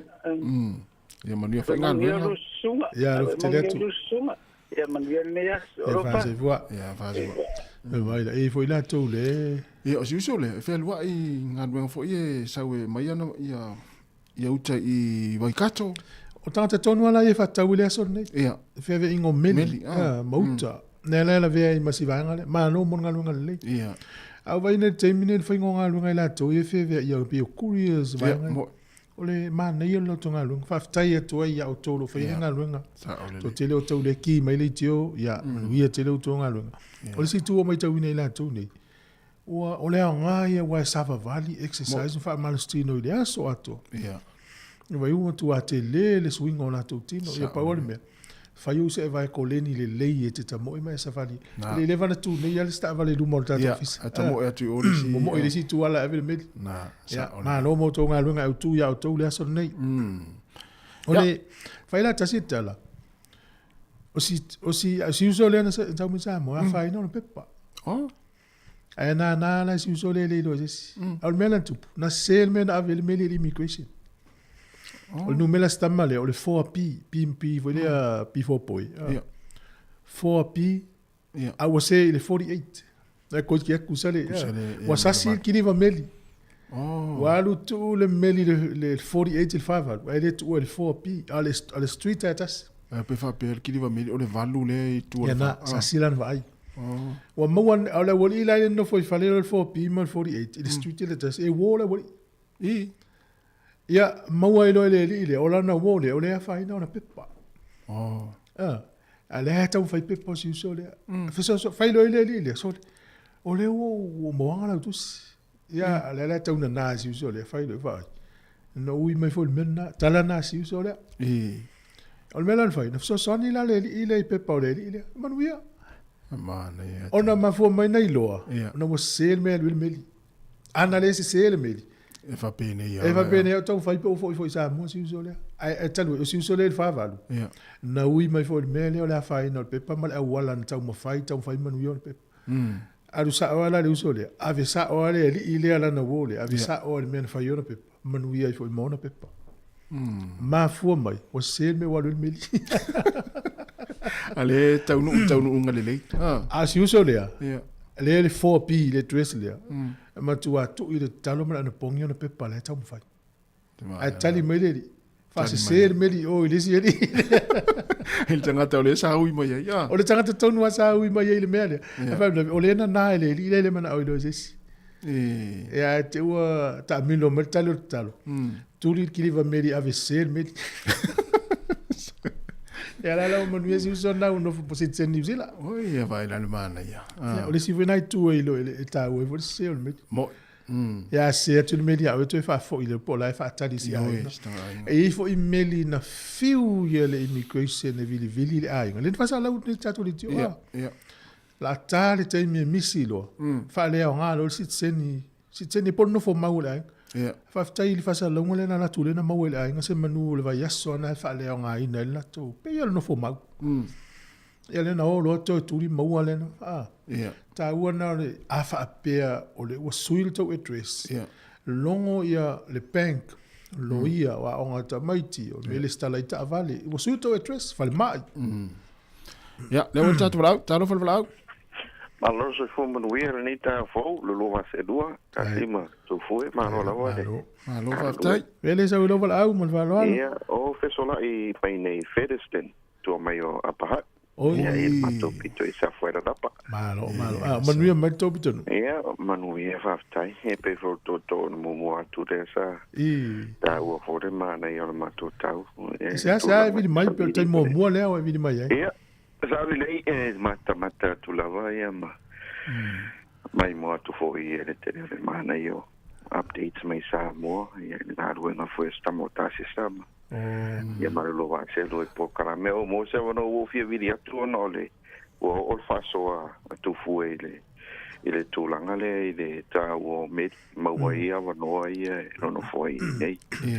Ai pia o faso ile sauno nga de so de sa vidia tu I master te e sa de data ele ta ora mato ye nei ya o se tarafia fia fo o le te mie e asai faiva ya o no pe ki foi mo kapisu mo pure tele film na le tu tanga lo amo mo sai mo de no te lo so o wa fesu valu so to no mai nei New Zealand o sa no foi por lua e ma o nga duenga le sa o so ni no uso fai ya kai minga sa we ula vale a fai nga duenga le visa to fau e de nga male la inga e de ma fai nga duenga de visa na ya sa so ni e de fai nga duenga la ya sa so ni de uso de fatino ino le courier de fela we ngo o medi ma fai ngo food bag se fai ya so sa me va pena fa mi bile sam tananga o de o la kiri vanga sa ave ngai e de city poridua sa se era o kiri va mo ka we de fala o lo le Sāmoa traditional store ngai de te mi na ya fionga ali tasi fa pe foi so ya foi bon esa ora ku complain e talo ole fai ngofie yo isu sa ta no ya nga fa fu se ya nga mo wor ma so ta nga ma re so ya se fulu ma wa ida u la unga duenga ka mu ka ye the prime side home sa o ke minga nai ko wor pala ma to ina ya nga mo wa ye le ola unga duenga ma isu me la work visa ya ma so what ile we ang sik sing ye ngi ipsi ele ke ni ma ro ko ro ma lo ofenge ya o ma ko ngi e sa fuera la papa o lo fa o pele de ngaruenga ya ese mai menge yo kusima ma medi sa fa ira so o Sāmoa e menge yo o va o fa nga wo wa o la kai ya e ka ke kaure ma sangi ikusi ya o ala le spai pe yo ko le ma ke era o kai mo ka mai ka wa o kenge e re ma nga o ni kupe e le mama ai pe era nga fa ye kenge ya manga onga yo ni kupe ko kongo le o fe kusia inga ongo ka ika ni le spai e wa e go fugi me va yo so na e ma fanga kure ma fuka nga kinge I le spai ngai lo ia malanga wo wai e pe e comfortable ko kalango ye kai onga manga mele fia ai ngai lo face to face markama e fia ai kalango ai de kusi o ngai e ma fu de ma puranga fa pera ya ora kai nga experience make minga ai nga o le ya kusi ke wo masalo mia I se kula o de sa o le kusi o ya lo fa anga me e ia ranga I fa mo mori ke le o ko le ka wa vai o lo ka lo fa lo ka uso voi le ke wa ma ia ka ke tiro me so malie ma me fa pena ya ai o le lo fa fu ai nga fa e foi ka o spai le se nga nga fa ngofi e me se tiri vanga ni o kusi le fa mo ya wai se ma se te mi ave de ai o ni me salomia se ma se te nga o kengi foi fa ku nga ai kai me ka ti au ka alo fa fingi si kai ya mo mongo ko I kusi de se avango e lo me si o makora ya ai nga wo mai ngi usila ya o nga ruanga nga wo fai wa le spider ya wo ferwa I kiri vanga fa mo mori mo fo pack ya o se de so nga ka wo ngi why you know we go an extra mile le fa nga ruanga ina ya mo ki ngole e fa mari inga le client o ba ile client e ka ke a vere fa mo mori de ngi si le fa mo e ka ke ala kula e risky o le mea la aku wengi le pusa kusa ai mane mere a mai ka iala ngar ka kia le front door a ka ku fiu e ku ia ka vai kura le kera au sifi e feo ai ira ia e ko mena wa e nga ka kamfaro le so ka i ngu mela dea ia o le sikaimi ia o kere ma ka wa o sikaimi e kere a nga lo fangia i ma ia a mesala e ko e fo I mea ngai ka nga ngai ko e vidi me fe mei sorry e leo I ma ko paso o vaku sorry vai o ke ra ku ngai ku mu kamikiru mo ko fare o arulonga ngai po ku ai fore o se me madu o le fale Ia nga mele e koe vini me o feiro address. Nera mau ki aku ia o se pai, o se keke, o se mea. So, you know, it goes a long way ringa ruenga alofa. Nga ruenga ridei e whairinga inga ruenga o re kiriwa inga o whamomori ma meri. E me sei meri pui pui ma me whapena. E o paso kekele, o food pack. Ia wa e whiorolo meri nge kiriwa e re set pose, ma isi whare meri. Ka ke whai aro food pack. Ia e kere io mea e ka ke whai ke ire. I whaki ngā ruenga waire kasi se pusa mea ai. Isi a inga kai koru pusa, kai wha pusa. Ia e re rei ala le region nea mā kou i te saunge i wairana. O kou la ngā, e rei fwoi ngai loa hat. A le ea lula rei pori rua ma kai le city awa e ngā harmi i wha. It's another story. Ia wa e ke lau kai kasi pusa. O lo tsela mai la le wa la kuru pusa longa fa la kupa kala lau kasi mai na lo ia. Tai e le fa ingo fia e pa kai o e se aso fa piko mo fa ki no na e ke le kai mi kala ngoa i singa ruenga foi te ia e ke le kai mi le fa ingo fia na ka ke fa ngai fo fa makalanga ma ka fai ki o mai ia o fare ko mo le paso me mo fa pena ia e le kai mi ka ia ka mo fai e fa ki no ide i mo fai na ruenga o ngai lo e o le fa mo nga fo lo ia kai fa ka uingo fa mo mori but po ese ngi karu fo ide e si la fo ia o mai fai na ruenga ia mai si fo ngai uso a ku ia o mai la pa ka fai e ka fai ka ke so sangi fo ide in the way e ki di vai fa mo mori ma fai na me sera me la ku ku le pa ma velo ku kon ia io sa le la va sa no ia to le nga la va nga ka mo fai nga ia te o ia so kau ia e ko fa manga ku me ka o ni nga ru ngo fa ki ngo fa tai mo lo fa soa ai lava fly e mo me uma lava ia fa manguele ku la o nga ngia so nga ki a kongo fa pe foi do tu ia pe lo to mai na mo mai Sāmoa ia sa le fa nga nei ia le ia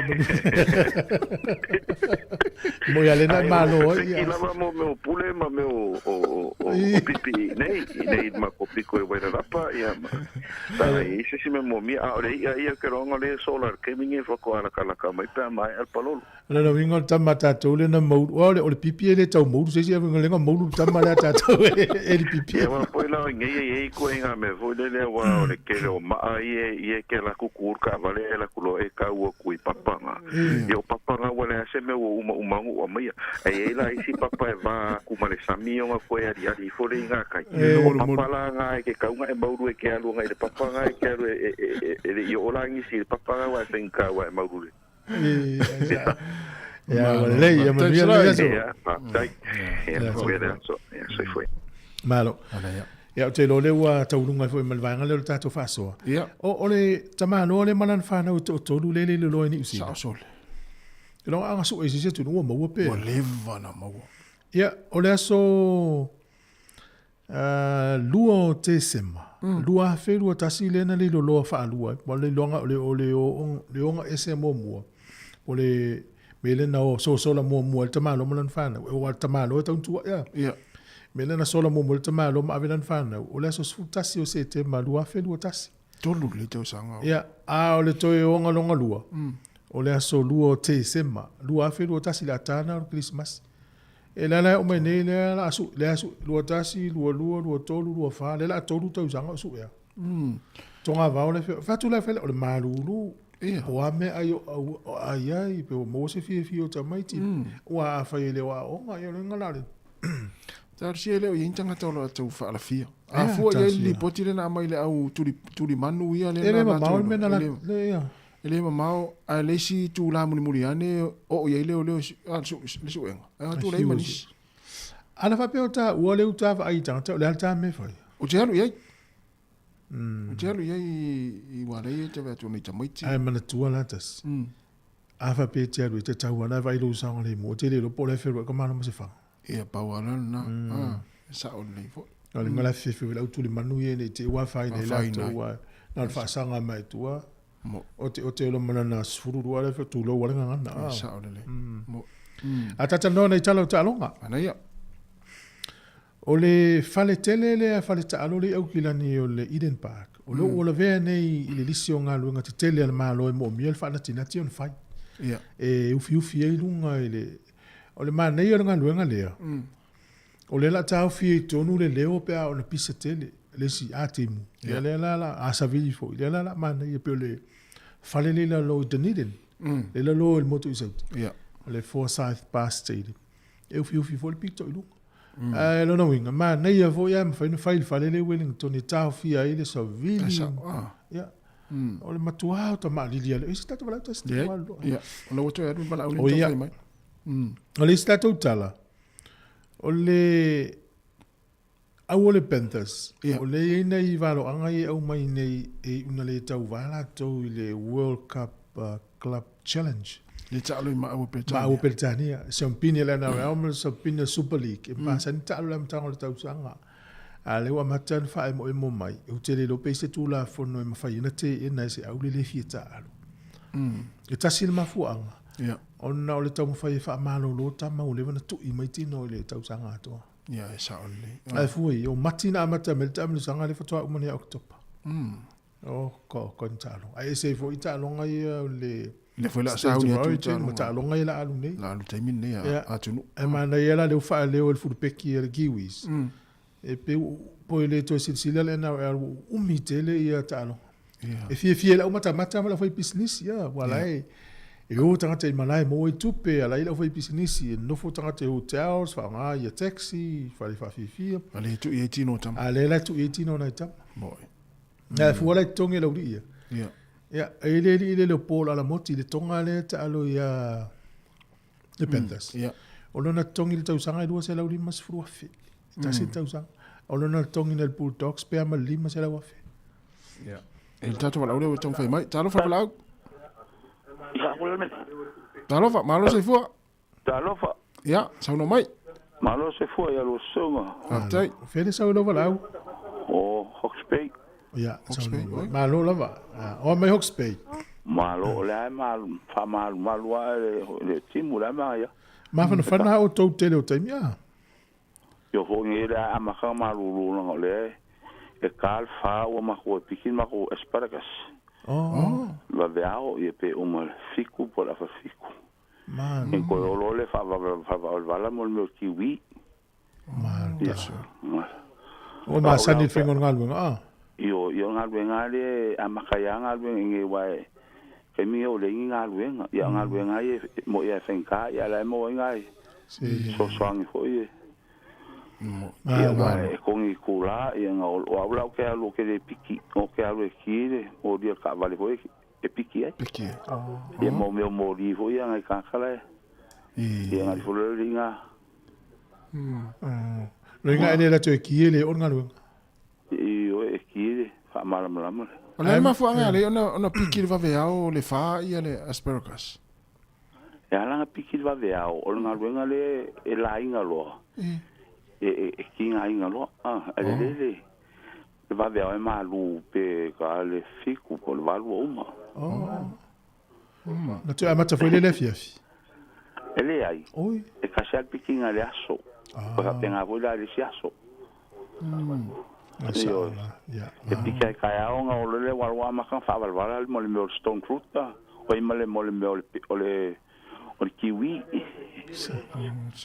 ai tau to mari ngo fola o ina ni fola o wa nei tele mo fo to family ngana mai ni lai fola o ia mau to ainga pe a le faunga ine ila lo sanga ole le pe ma fa una fa so company nei fola o ni mau to ainga ma mo pe a le faunga ine la to ni si fola o ina ai ele mo le a piki le stone fruit ma me kiwi ma le apple ia ngai me foi mo second foi mo le pe fal pack o de aver export ia ngai la o ko foi ska ka nga fela ko ma ke ki Wellington ia ala le ma ki lang ia o mai pikia o pa fo me la sa e fa ia la o mai fela ko ma ke malo o le tele me lo TV na o la po so speaker o TV TV ko me le fas alo fai ya malo tai lava ya sa no mai por al me na tfia ole maka TV ya sa no mai ya le ole me o fia ele me le fia kana o ke ai o ke ka po foi la ngai ele me la me nga ku fa pe nga ya ke au e ka mu kan foi lo fale e ese le al Sāmoa al me ala nga o wala ingoa ai fa tala pe ko foi le mo me o kusia se amaka mai o le me al kusia le pe o Sāmoa ko inga mai pi close ke le ave kusi ga kala ave kusi ya al me ala nga le kupu no wala nga wai na malo le ave kusi spai e malas kamale o me nga le ai o ke fusula la nga fa lo mo lu lang le ni kusi ai o malo le spai mana ya na le o ta we ngo o le va la nga ya foi mus ole me fo ngalo mole ole me ole pa wa ma ko ngi ya so ya fo ka sa yo le iba valu ala ke le mo me ole fai pa wa ngi ma ko ai fa ko yo ki rangia e ke lo ka e mo lu nga ya ka fu ka vale e mo kwa fa sa ole me la nga wa e la o mo e ave ya mi sai fa ko se wa sa la u fa e ka le me ya so la ngi ole ya yang me ho ngao is fa sa o ma ko nga ma sa ngo mai a fa wa assembly ole fa sa la lo ko vola vidiam e ma ngai pa o fo ngai me lai ya ho nga ya wa ya al me nga yo o mo me fo ngai pe a mai ngai fa oso va tu ngai oso fo mo ngai ya wala va ko mo wala o fo mo ke ni o apu o me ha pe nga me pa fo ya ko pa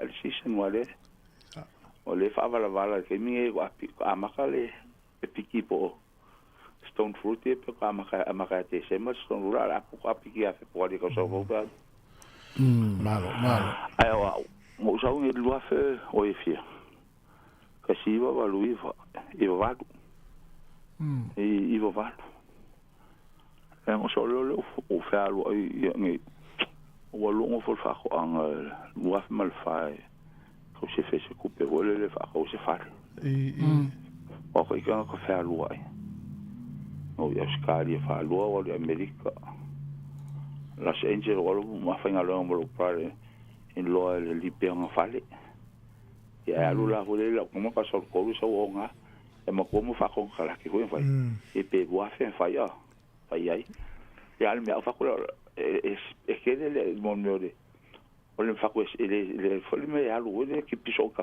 ki piola pa ya nga fa ko ya wa su ye fez ya lu ya sa mo fa pi fez mo pa va o ko fa ko ala ka mo se ko vi sa ko ko fixe la ai wa do fa ma fa ko ya nga mo ka ko pe wa la ki mo eso ya ala o fa ya le o fa ko le a se ko pe ma ama o mo la ki nga o ke sa mo fa an hand close to Disneyland na ke lo mo se la wa van wa la lus ko ingal ma kamal ma ko ingal nga ye yuta o lo fa ngal nga yuta ye da ka mi o ki drive Las Vegas e di va me campagna ma le ma se sma ka mi ko sanga o nga fa mo me o la ki si masi wo ye ye ma la o mo me o container vo ye pa ye ko fa mo inga o ki bo wa ye e fale showroom e kalol ko lu alu sia ki ku poi ma le manager ama supervisor e pe do su afe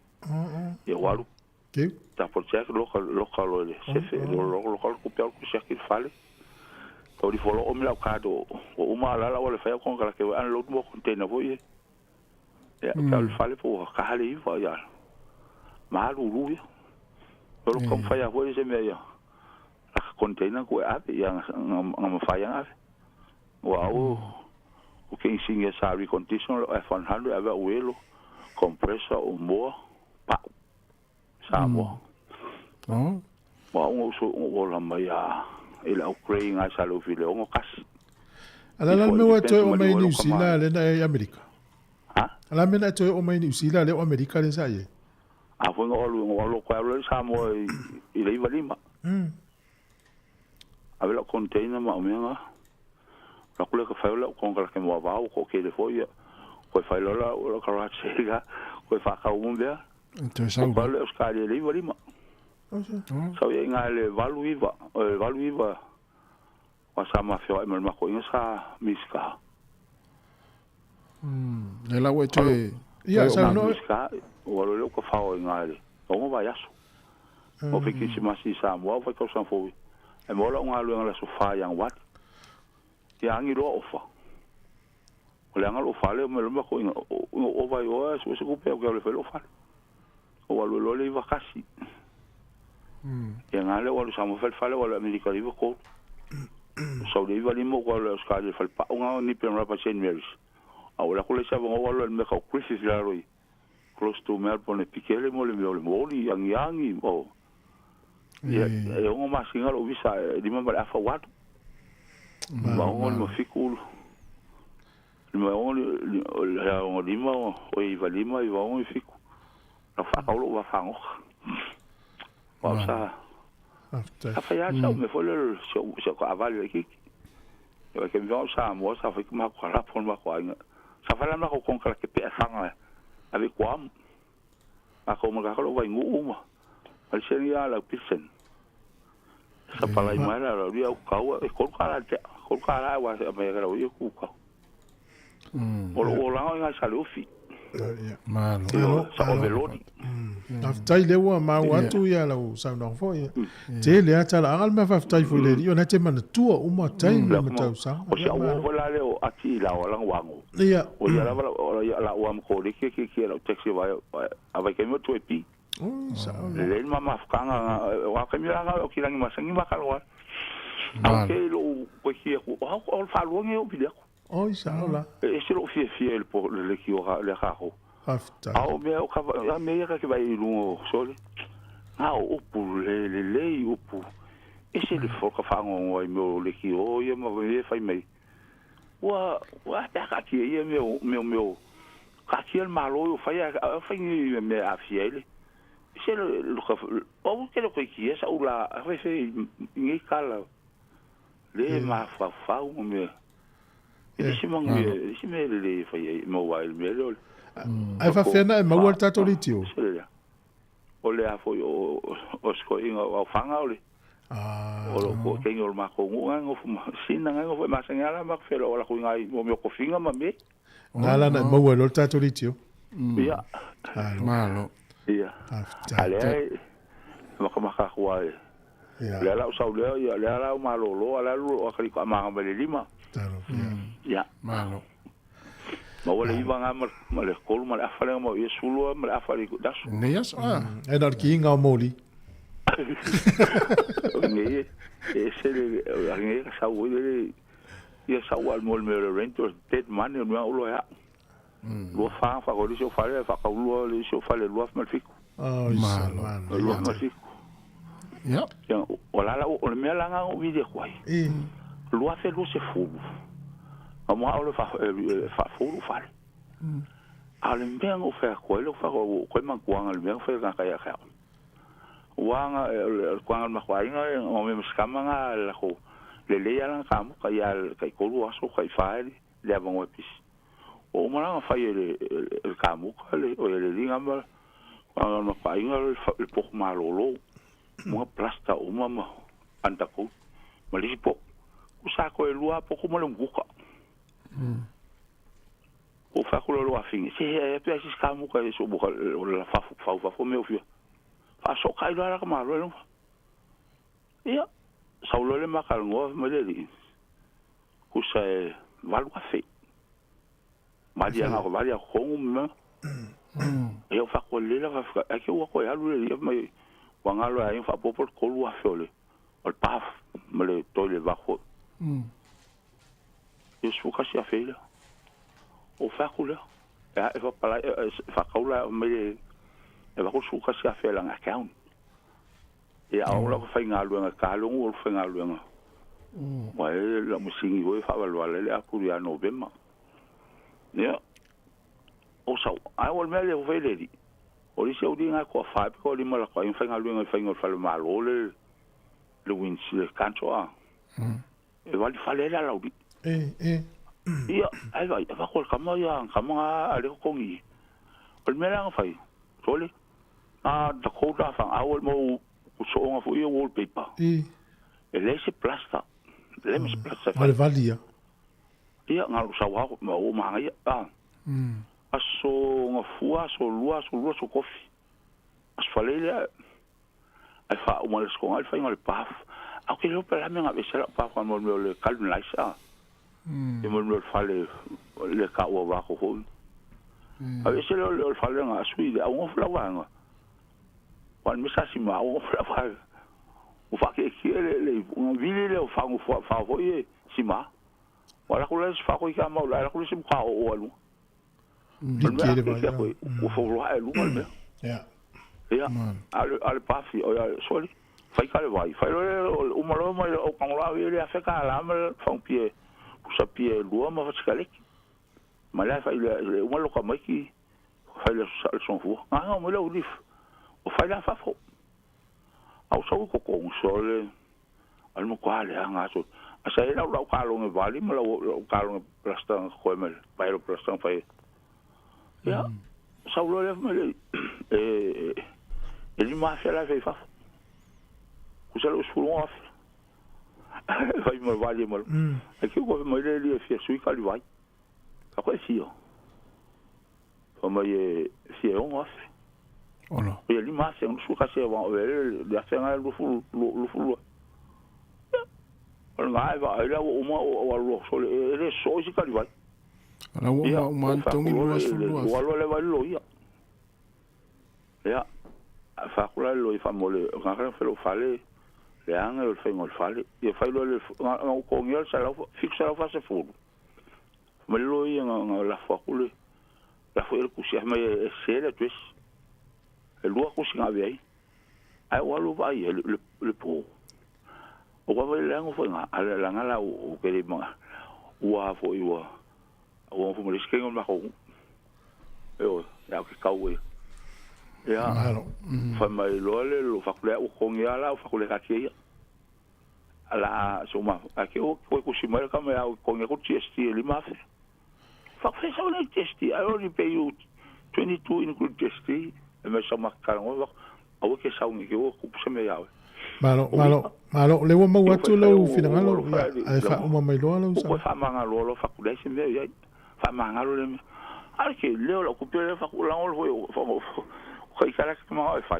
o me on ka ke fo me fa le a o ma fo me le ka ngoi o ka ko o ma fo ka ka fa ya me ya awa kama ta tipo yang kama o fa kula mai umo ya malo faftai ya le misili le mau atu faftai tele mo fa so matango fie e le sona ta o mele ya o to se ta to i le to fa le ma to fa se e mo le to fa anga mo ta to ho spei o no ta to te ya me wi tele ne ya so faftai lava tai le us fulu minuto te ne fulu ya e lava tu le fa fia yo mai atu fa mal ta to proclame e fa uma to ita to ta longa ya ya o le tala fia la na o le la faile stadium ya ukilani tala lona lua ya pe ona failo atu e una musu le penta se ta alo mas e so pidi me Super League to Sāmoa ta una lau mai ono ta mo mua faile solo fu fitu le masina le nei ya ma le au le All Blacks le wala mai le lisi o le tua le e le All Blacks 15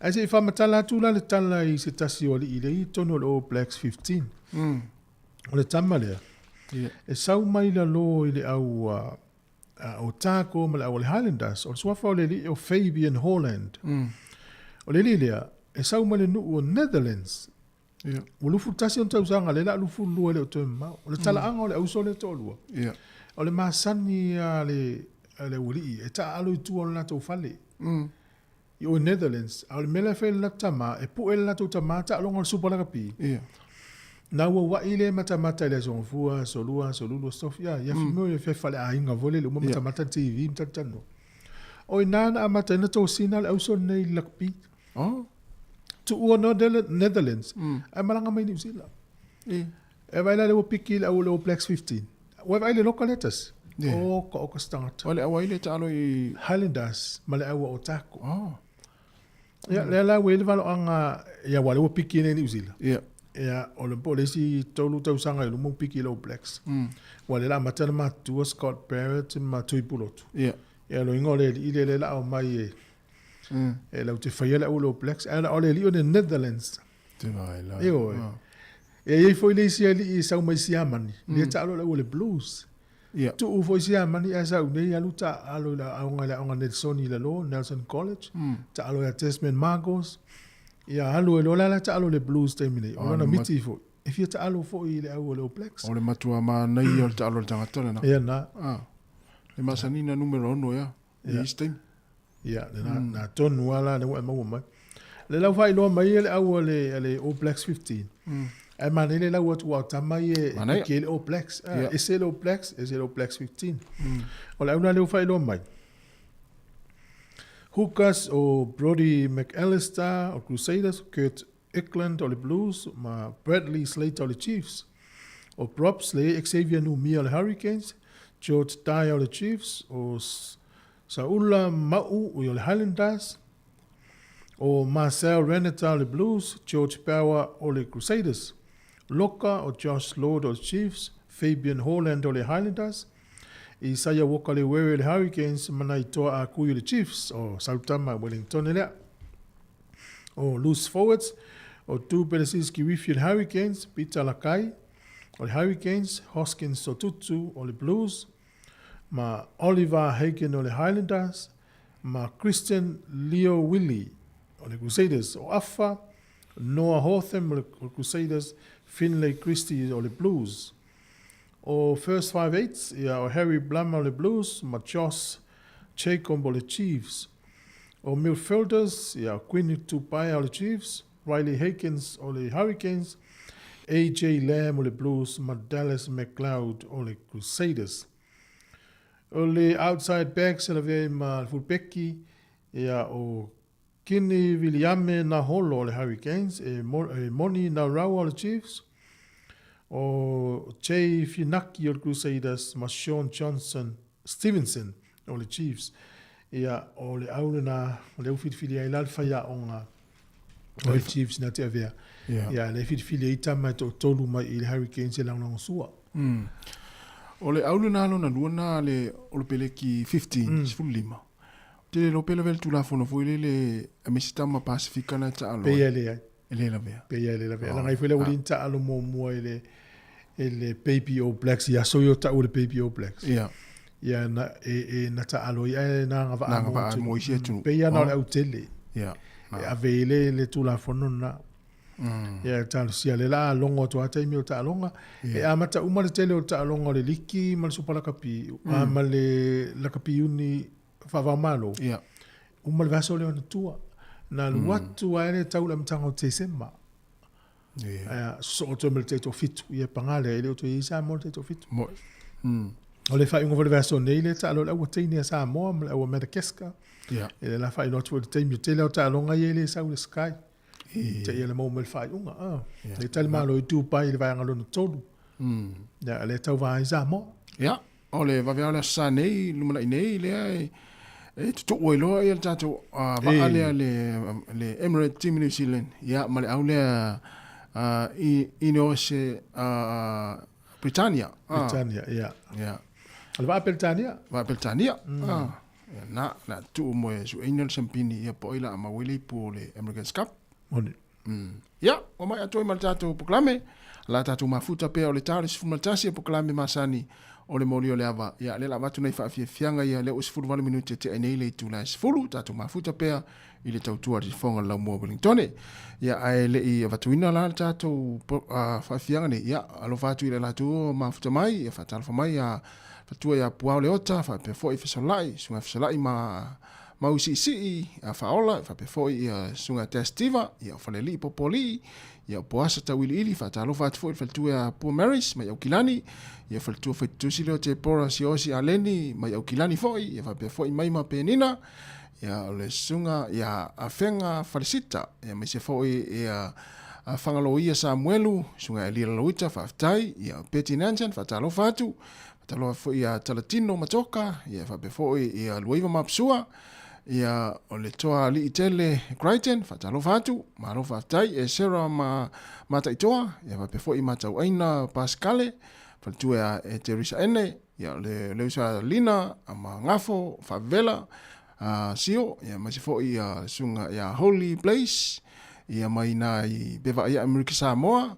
ia to fafiro ia va pefo i sina siosi ia talatino matoka ia masifo i Keifeso Silva, Fish, Penny Mala, Orkesto Tele, sunga evalu faltanga wai, ya o tatu lisina, ma lo lava ma futa mai, monia fo inga luenga lo fenga yele nei tai au, tatu wad fa fianga nei.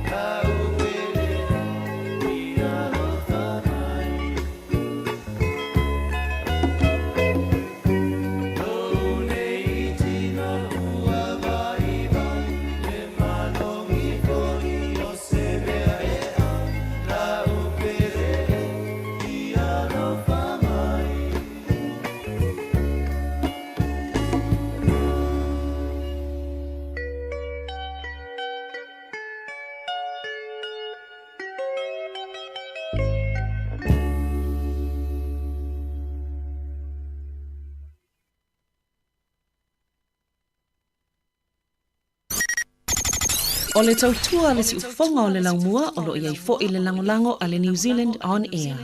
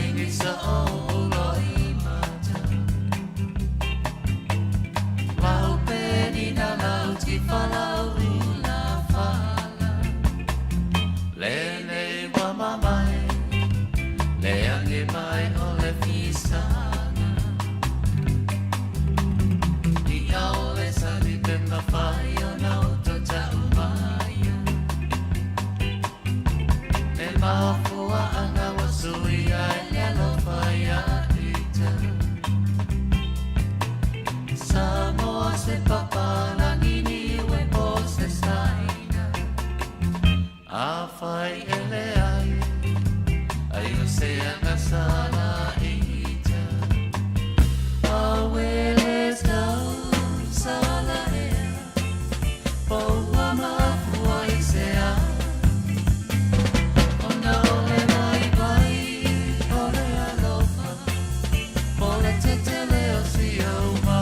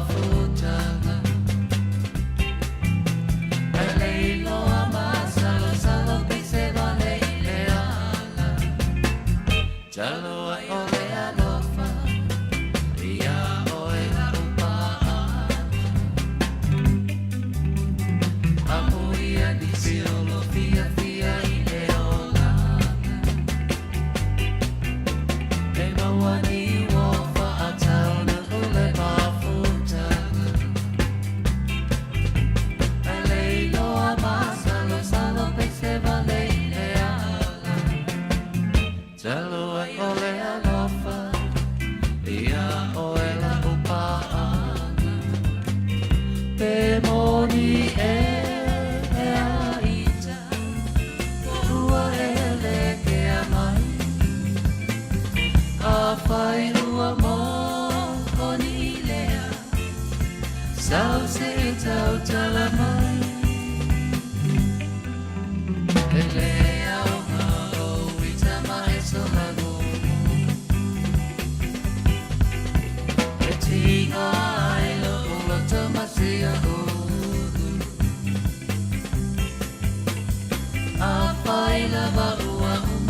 se fai mai awa o le faiva o tamale I o le fetalai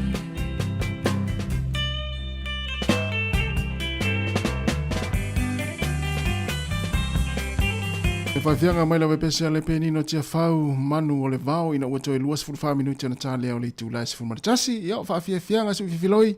Tautua whau o pēa lau ala leo si whonga lau mua Wellingtone. Ia o lo tuina atu ia wa fwoi lau whaafonga mai. Ia o tāpo I mai fwoi tono maota malawe. Whapea fwoi tono maota o tangata mātutua. Maota ngase ngase. O tono lau ngā luenga. O tono lau tāwarena ki mai lau li tio. Le tasi ono te si ma le tasi whamo. Ia me se fwoi mai moanga I rungo tātou upenga te whailangi. So se tafo lalo langi.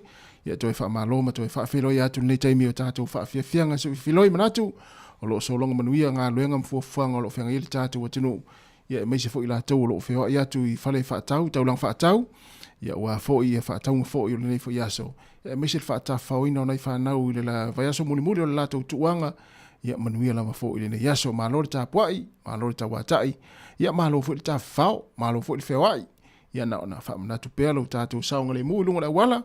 Ia o lunga lava ia ma tātou ofisa whaasala lau nei ia o loo so longa manuia uma mea. Uma, ia me se ai ili vai atu I whawhatu le tātou whale nei. Ia le susulu mātanga o whio le la, le ai se au e wha lave lave. Ia le susulu mai o le la nei taimi I se o mātou pitonu unei o porirua. Leo toi luas fulua minute o na tāloa leo le tūlai se fumaritasi. O le poklame le mori o le ama. Tapeneina le sunga le whaafengainga, Reverend Nove Vaila au. E ka le sia whaapoptonga kerisiano Sāmoa I porirua pe a tāle I tūlai se fumaritasi. Ia ae toi whaamalo atu le taimi, sa uni fo I toa tele whai ngā malanga le nei aso, manuia lawa fo I whai ngā malanga o le awhenga I mautou. Ia I lunga le ea, ia meise fo I leanga iatu, mafuta fo I nei ainga I Sāmoa, ia meise fo I fuafuanga, ia oloanga ia ili toa tele o le tātu o tunu o le nei aso. Ia manuia lawa ia whai ngā malanga o le awhenga I mautou. Vingo la fianga o Sāmoa le moteli salafai mare e whakasā I Sāmoa.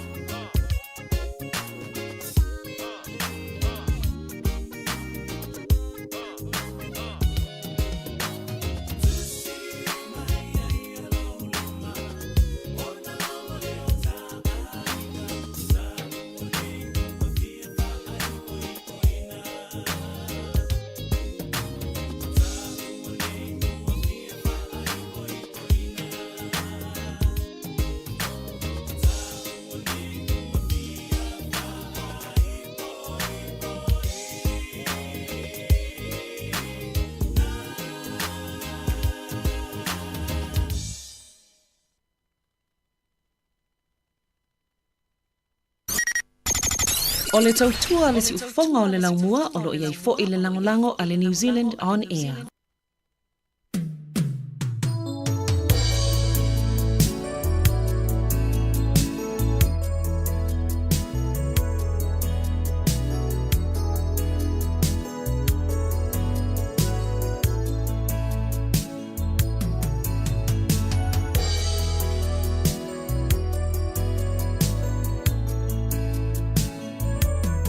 Joy manatuna jua, wala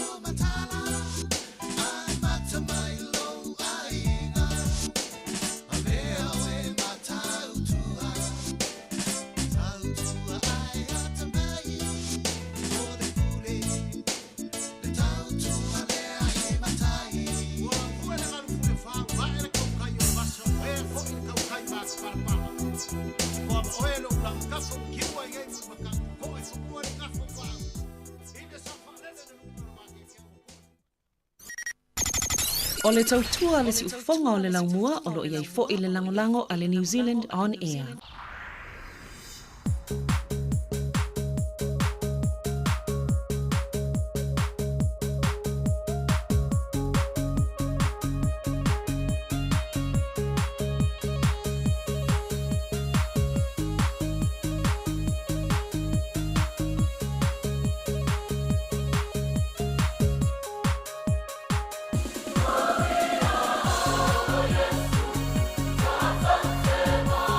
Wow.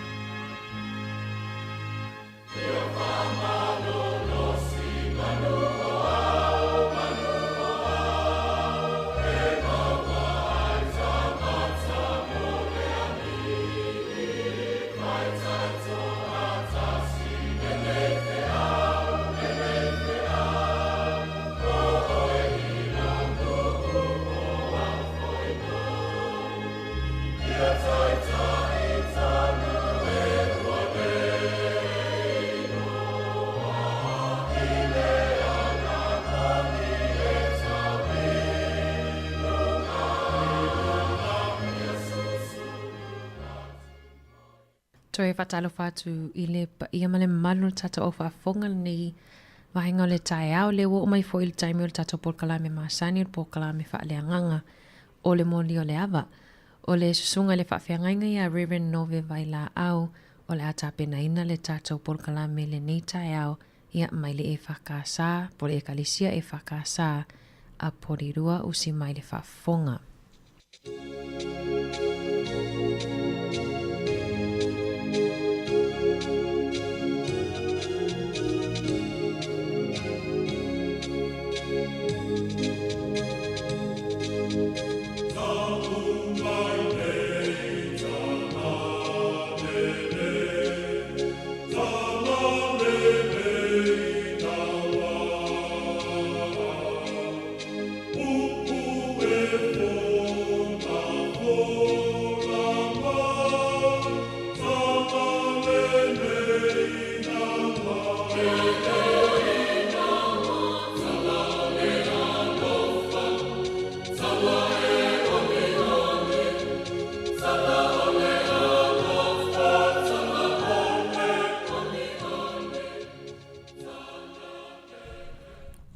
O te whatalofa ma whawhelo I atu I le whawhonganga o tātou o tunu. E ta māma tina, sunga whai whawhengainga I so se whatawhaitaulanga. Ia o e whai olo a vea le wā les whasalalau si ufonga o le lau mua. Ia mālai mōli moni atuai ni whamatalanga. Ia a ni tala fo e mawhai o na wha nofo mali ai le ngā solonga o le soifuanga I le aso ma le aso. O le tātou polkalame nei o le mōli o le ava. Ma o le au tō fia e fo ia ua le mawhitanga whai whi au Sāmoa I tono polua nei. O te wha foe ina le tātou polkalame o le mōli o le ava. Ya ile nei fo yaso nei availo leo e fai masui o le maftanga fai au sunga te fono ma fai tusi ma sunga te tupe ya a mai se le fai nganga mai so se fai taulanga ya o lo mafuta fatasi tono le polkalame ma le maftanga fai au ya e fatalo fam fa felo yatu ile pa ia malo o tato tunu. O le tātou polkalame le nei tae au, ia, o le a mata tātou te tālo, ia, na so ai lea ma le whaitawina o le tusi pa ia, o le tusi whiliwhilia mo le nei aso, ia, o fua e tātou te whaitawina le tusi o Filemoni, o le tusi o Filemoni, mai le whenga inga fau, ia ua fuafuaina o le tusi lea o le a whai eis tātou whaasoa. Ia ona wawaile se tātou pese lotu. Ia ona soa ilo le mal whatara noanga. Ia o le whatara noanga e lua vaenga o loanga iai le whatara noanga mua. Ia po le ase malamanga o le au whaafofonga I le tusi lea a Paulo I a Filemoni po ia I se malmanga ona leo se tusi a mea e whaitau so ia pe whao ngā so fo I leo whainga luenga mo ni launga wa le tusi na le tasi a le mata upu ia maona whai upo e luas fulma le lima pau leo le te leo le tusi leo Filemoni ia o le vaenga mua la o le whatara noanga ia po le ase malmanga o le au whaafonga I le tusi lea a Paulo I a Filemoni po le ale mafuanga na tusi ai Paulo I a Filemoni ia a o le ase a o onga o ani a o onga o lo mawhai o na au mai ai I le tusi lea ia mo tātou ia a mai ale whatara noanga ma le tala inatu o le telefoni e so tai mai ai ia ona fa mai atu lea po le 20 minute muli o le tātou polkalame ia po le awhai tūlafo ia o le awha soa atu ai le whai polkalame winga i le tusi o Filemoni mania o onga fo mwhai on tāpena e whaasoa ai e le tātou Polkalame. Le tātou a mata i le tālo. Mātou o atu i o luma i le nei foi tu aso i ngā solonga o Polkalame i le wa lesi whaasalalau si fonga lau mua. Ia mai si fo le fonga anga le atunu. Mātou te whaasoa whaleanganga.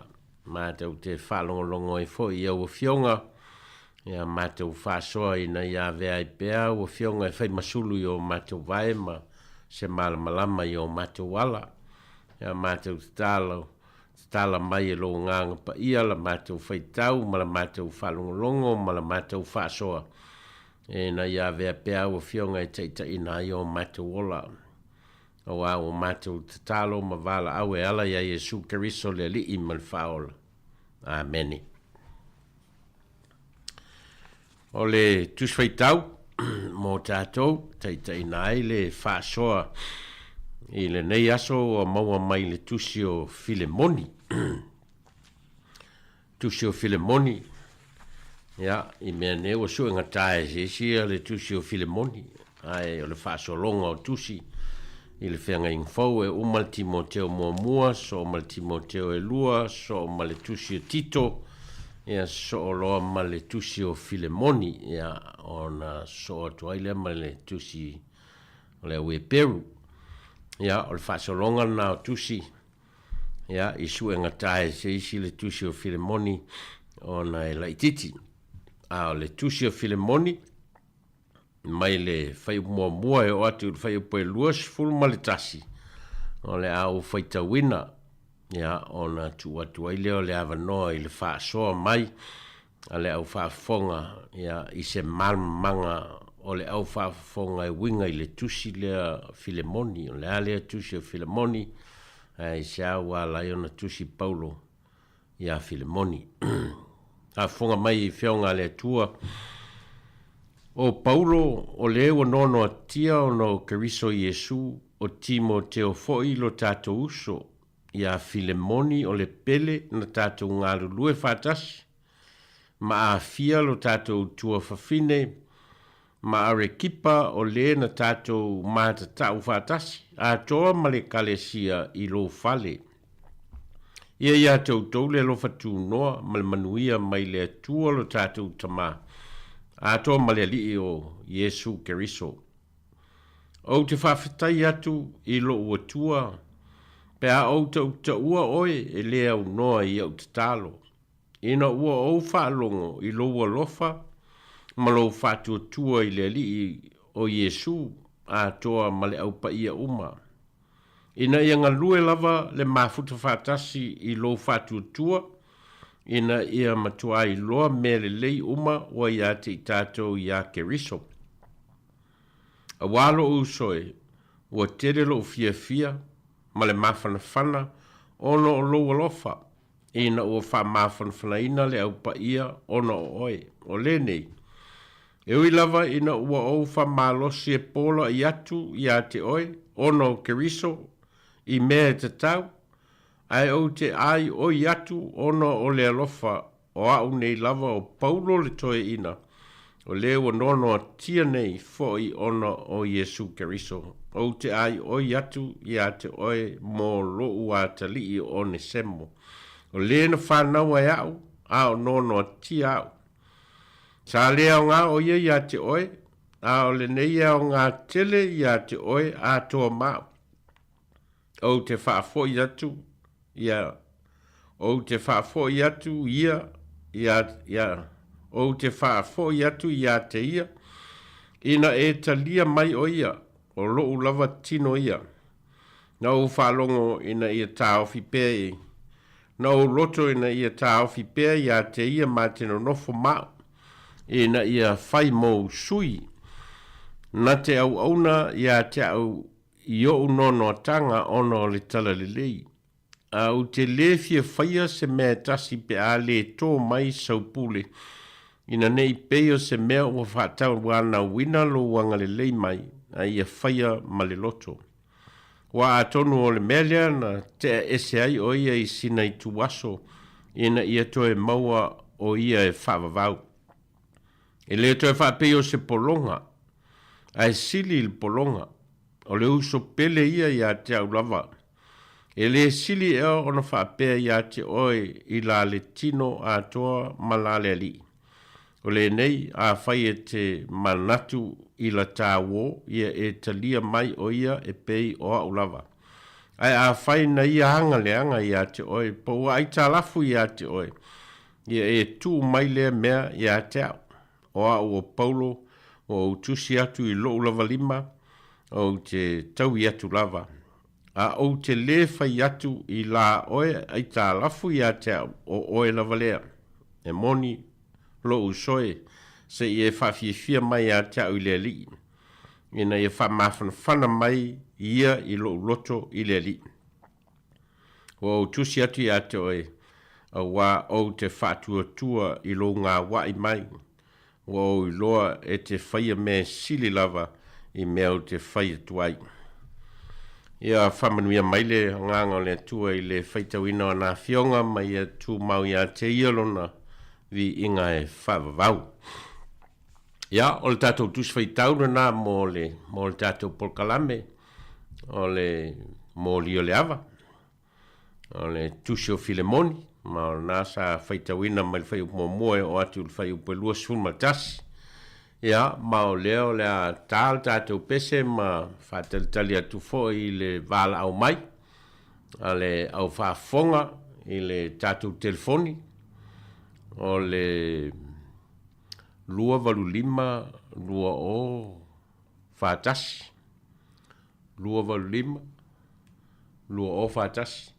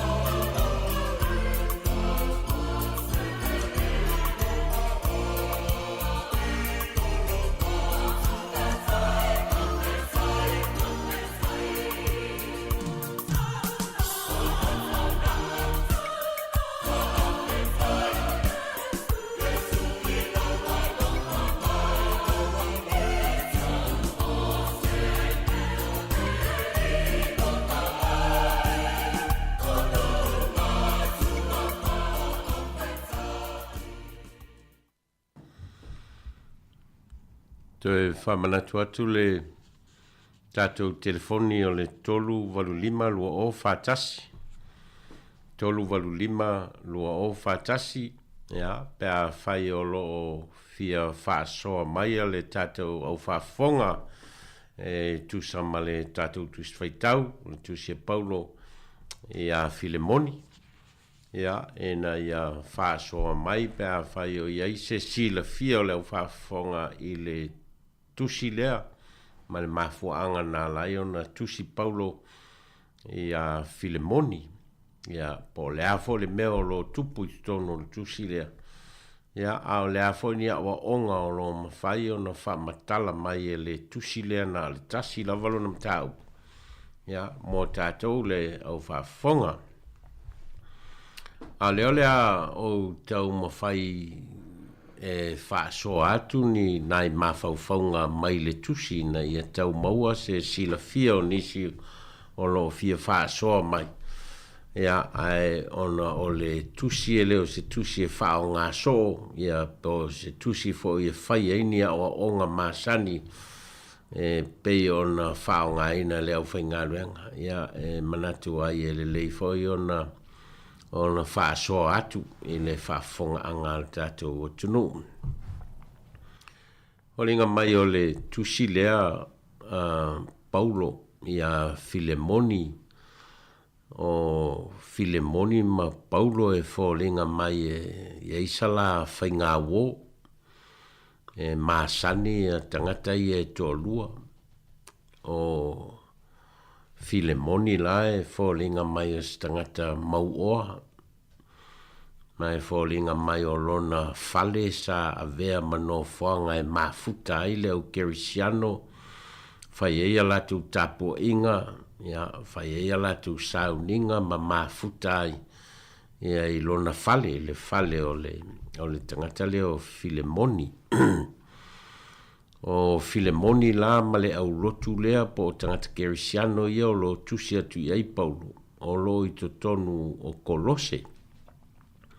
O Paulo i le taimilea o lo o whaafale pui pui ina i to tonu o Roma.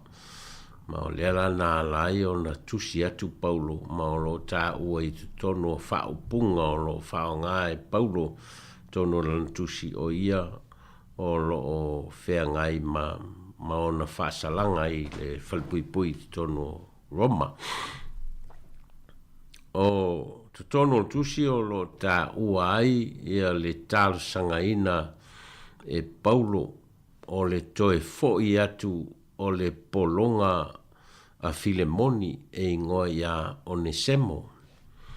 E fōlinga mai o Onesemo o le tangata polonga, mai o le tangata polonga a le tangata leo Filemoni, mai e fōlinga mai ua sola e se mai a Filemoni, ia Onesemo mai a Filemoni. Le ngata ina sola e se mai, o i o le tangata polonga mai i tūranga o tūla fono i le wā o matai ma o lato polonga i le vaitau. Ia pei o le polonga o se meto tino a le tangata e ona le polonga. O le polonga i le o la vea i tonu o le feitawina o tangata masani. Ai o le polonga lava i o le meto tino. O le possession po se meto tino e faitau i lalo meto tino al tangata e ona le polonga. Ia mai pui ia vo le nofo le polonga i lalo o le matai. Ai o Onesemo e fōringa mai wale ngata ina sola e se mai lona matai o Filemoni. Ai fōringa mai fo i ua alu ia Onesemo ma ave nisi meto tino a Filemoni i lana sola anga leo wa alu ai.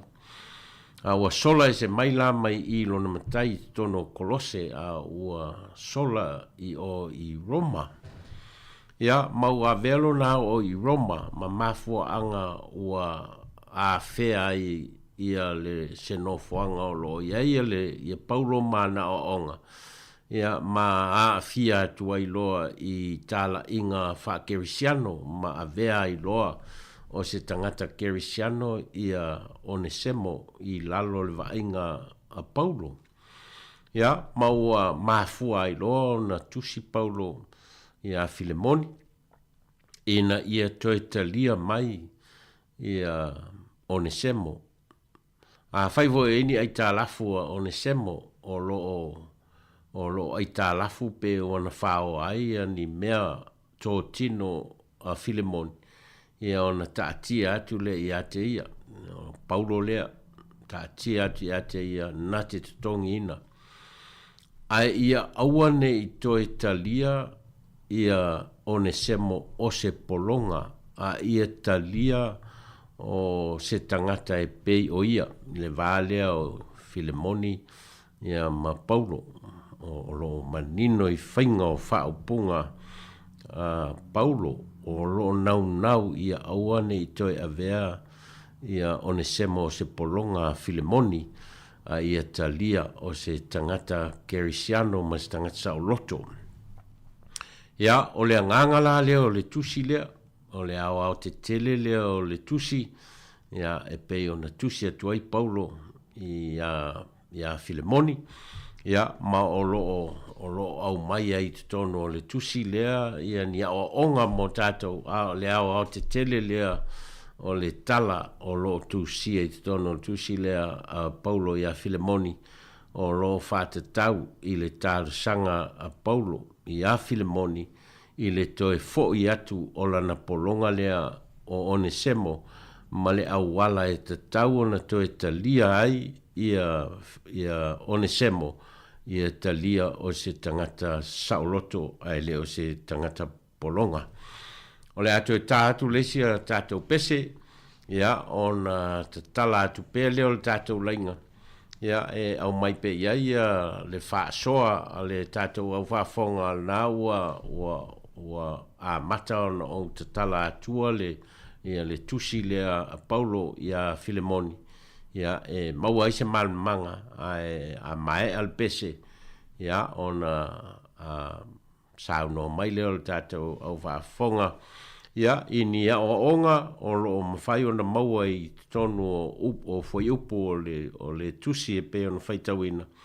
Ia a o nisi foi whaasoa e whinangalo ai leo whaafonga e fia whaasoa mai.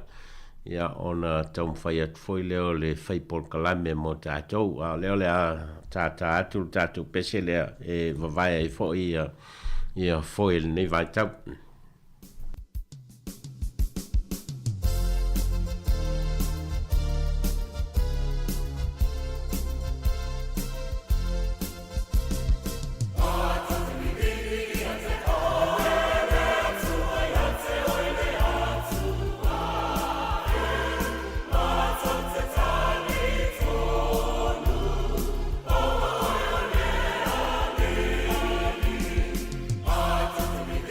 Yeah.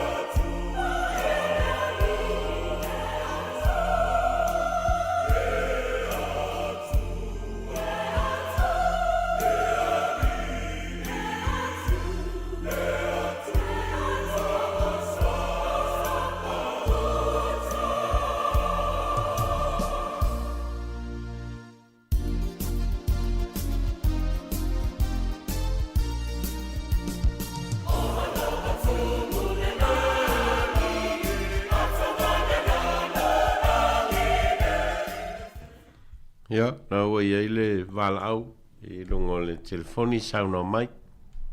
Whai loa mai a lo suafa. Atala fatu le sunga, safu matatu po kalami ni tai au. Lunga nove he baila au, ya, o lo ingoa o atea. Lo se fo patea. Ma lo fo ili tau atai. Ya, se I avatu ni sino tamai langona lava ili. Tato mata ufu onai, sa o ilo sunga. Ya, nitu si se na foi tau otu iai, ma se longa o se auto sunga ola. Fata ama foi leona fa longo e o famtalina nitu wa se tu si pela bona e tau na ele. Dos pulmon tupu ona foi upu. Mai e wila bona fufu. Ya ele se marmala matele ye yo. O uia iai ai e tasian e asi mea o te wawai iai e tau ale ia tau o te whata o upu e lua iai o te matau atu iai e lua upu o te whata o ina le iai o le upu leo le alofa ma le wha mangalo o nai a tonu e o le upu lea e te tau tuai whapea wa o lo ele fom talanga o tangata lea o Filemoni o tangata mo o loa e telenia na mea ai pe mo atu lisi fa punga le ale apostolo o lo o yese fa punga fa pea o lo e ai ta lafu ya ta sina pena o te tonu la ele o ni tupe ya ai ta lafu ya ia Filemoni ile apostolo. Aolo na ola ia po le tala le lei. Fat ole tala ingale a Paulo iai. Ile finangalo le o mata watu ile finangalo ole tua ia po le tato I faolo Yesu. Atono o mela ia lo fa manato to Paulo le pena fa ato a mawai Filemoni le so fuanga fa cristiano ina o mafuta male apostolo ya ai me se lava ya atono le fainga wo na mafu fo le fainga wo le ya ona o le tala le ya e peio na paulo se sina langona ye o ai ya na eta o ai le so to malo matele ye ona na faita o ai ai peio na pauna na I vaenga sa o to faita o tu ye mo Pai atu e o le upule o wha mangalo ma le alofa. O lo ta ua la apostolo. Ia ma le upula lea o lo aita alafu ia Filemoni a Paulo. Ia o tel tonu e le o ni tupe o lo aita alafu ia Filemoni a Paulo o ale tala lei a Keriso.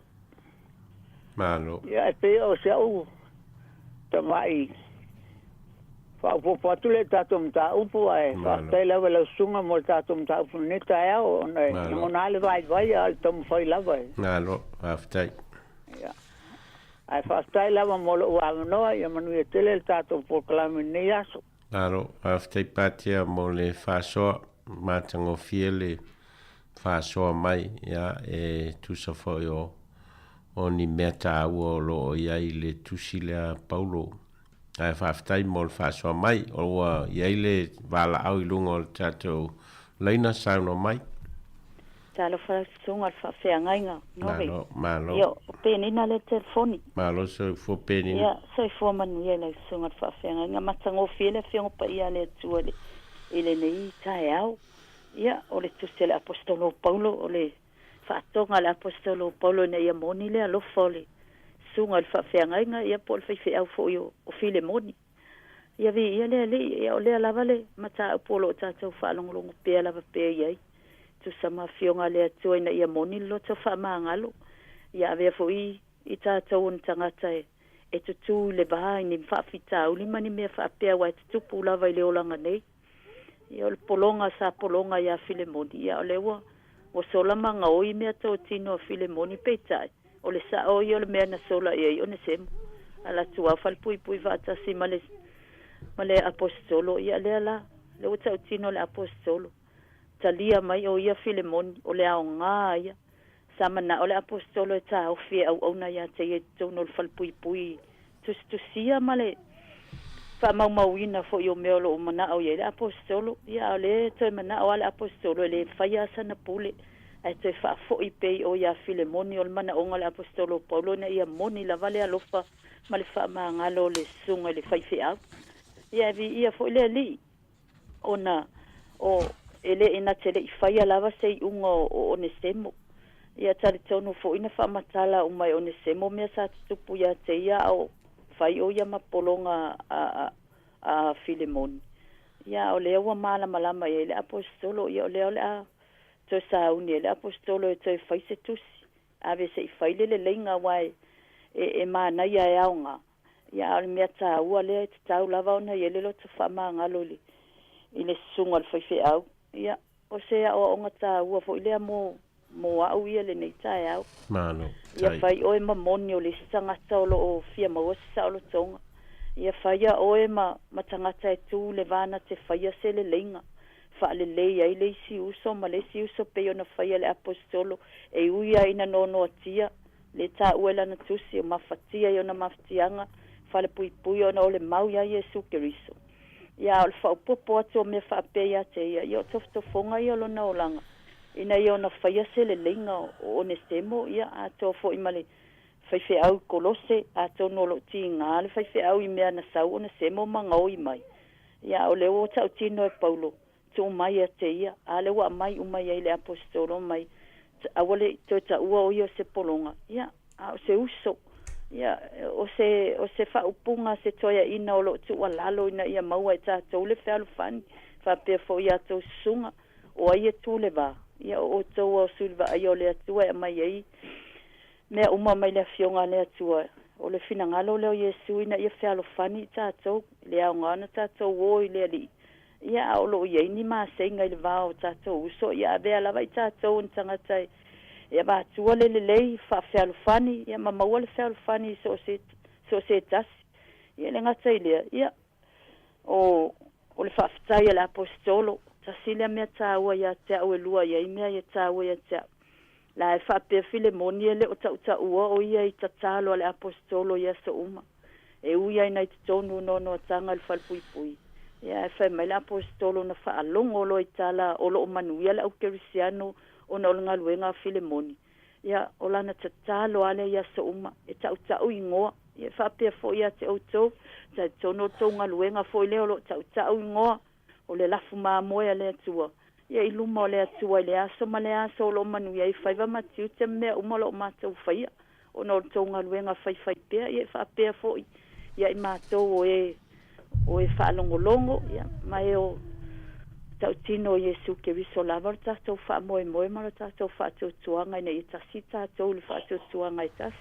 Ia o siau le whaatoa nei tae au. Whaatai mo loa wano whamania tele le atua. Lau sunga le whaafea ngainga le ofis whaasalau. Ma le au whaafonga sua wha Jesu. Amen. Whaatai penina mo le whaasoa. O le ala tau mo whai atu se whaasoa le whaipol kalame. Ia a whai lava e maua le awanoa ma so tai mai pea. Ia matatala ina atu ia le awanoa. Aftai a pātea ma penina e tu sa ma whaasoa o le nei aso ma tango fie le ngata o le o meta ua umwhai ona au mai i le whaitau atu i le tusia Paulo ia Filemoni ia a o onga fo i mo tātou i lutu soifua ma lo tātou ola.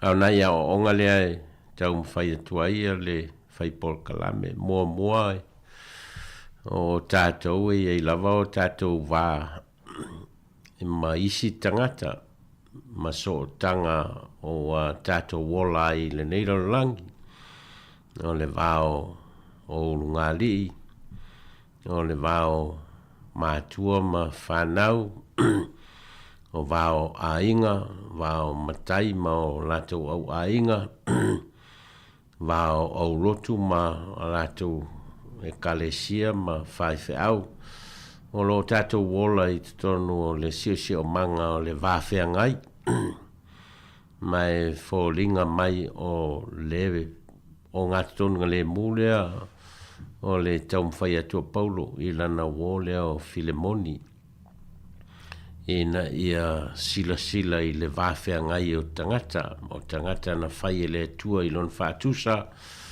ia e le te tau o na ola polonga ia se tasi tangata i lalo o le vaenga se tasi tangata ia ola sa o loto tangata ma ia te tala le awa noa mo tangata ia i loa e leisi tangata soifua ia ona teu le vā whenga iai ma leisi tangata ia le lei ia le soifuanga o tangata ola ia i te tonu o sio manga o tātou ola ai o le vai tau o le whainga pālota i Sāmoa ma le anga i mai teimine ia o le tele ia o vā o tangata e tātou te iloa e sā le lei o na whai e o lava i whasalaunga o lo whai tangata ia nei foi vai tau i le vā o atunu o lo whetau wai pe ona ia le taua o lo whengai mai sala elu ma Hamas ia ma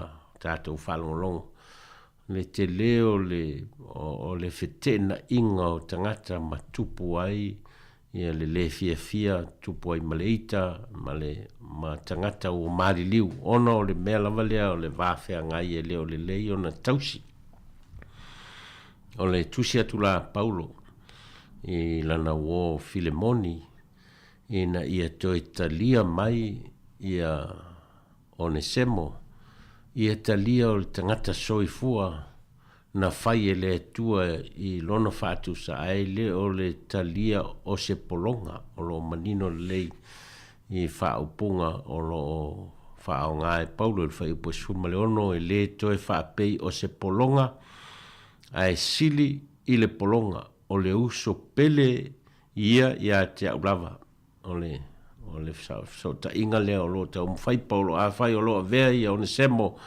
o se uso i a Paulo e ta tau hoi la na vea ma uso pele i a Filemoni pe a to e foi atu i a Onesemo o le ta ua lea o lo ta atia te tono le tusi o le wawhenga iei o tangata e na ia le lei ia maua le leinga maua le whea whaninga maua le whamangaloa i o tangata e o po a lava whainga tā au a foi mea e vaiva i eile isi tangata ia ai e tau mwhai pēr tātou ia maua le vāle lei o tangata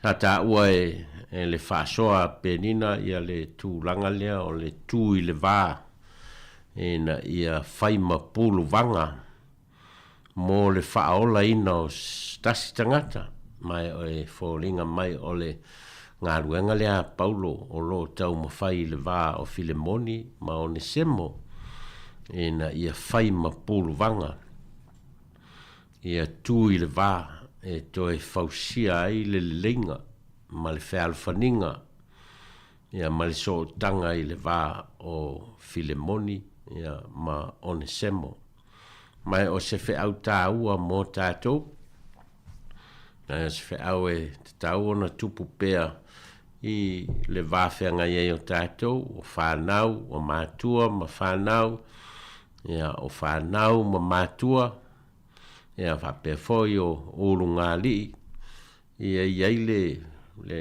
tangata e tū le vā ia mawhai ona whaile le lenga ia nei lo le mea voi leo le tafua le afi e o tingana te le whawhitena inga ma le ia a o tau mawhai lava ina ia leanga le vāwhenga iei o tangata a o le tusi atua Paulo i lana wō o Filemoni o le tau mawhai ina ia avea ma pulu vanga mo le whaola ina ma le toi talia ma le saolotonga ia o Onesemo lona tolu o le si inga e Paulo i lunga o le laasanga e talia ai ia Onesemo e le na o se polonga e whaasauloto mai le whai mapolonga. Ai o le tūlanga o Nesemo o le tangata ua talia ina Keriso. O le tangata ua whaakerisiano ina, o le tangata ua suia leolanga. Mai o lewa ai oi atu ai Paulo. Ia Filemoni, ia mawhai ona talia, ia Onesemo e le na o se tangata polonga ia whasauloto mai lon tūlanga polonga. Ai o le tangata ua talia e Keriso. Ma ua avea tangata ua ofo ina atu lona ola mo Keriso malana tala lelei. Ma o lo manino i whaupunga o lo tau mawhai tua ia Paulo, ia Filemoni, ia le laasanga lea, ia talia o ia o le tangata ua ta uami o tonuina i luma o le silafanga lea tua. Ona o le tangata ua suia lona o langa e oi o le tangata na sola e se mai lona i lona matai o a foi mea sa ave esea mai lona matai. Ai o leo o toe wha foi atu e Paulo ia te ia ma ia talia o ia o se tangata ua ta uami o tonuina i lea tua malona finangalo o se tau mawhainga tā ua lea o lo tau mawhai Paulo ina ia toe foi atu ai ia Onesemo o se tangata ua Sāuni ia Filemoni e na te talia ina mana whaia ia le whaiva o le whamangalo mo lana polonga o Onesemo.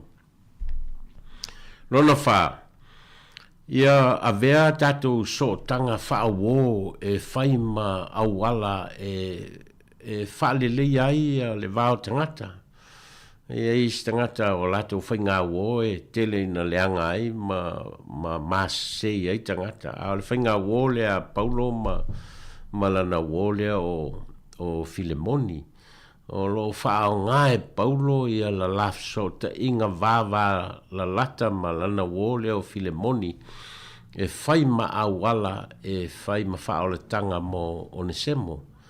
O le o se whainga wō a mea e turi loa ai e leisi a le mea o lo tau mwhai e leanga ai leisi a ua tau mawhai atu le whainga wō lea ina ia whaola ina tangata. E whoringa mai se whainga wō le lei ia le whainga wō le vāo Paulo ma Filemoni o se whainga wō e whau tua ai ia ma wha malosi leisi ina ia tau whai ola i le maofo i nātulo o la so i fua mo le atua malon finangalo ma le tala le lei a Iesu Keriso e whoringa mai o se whainga wō e whengale ai.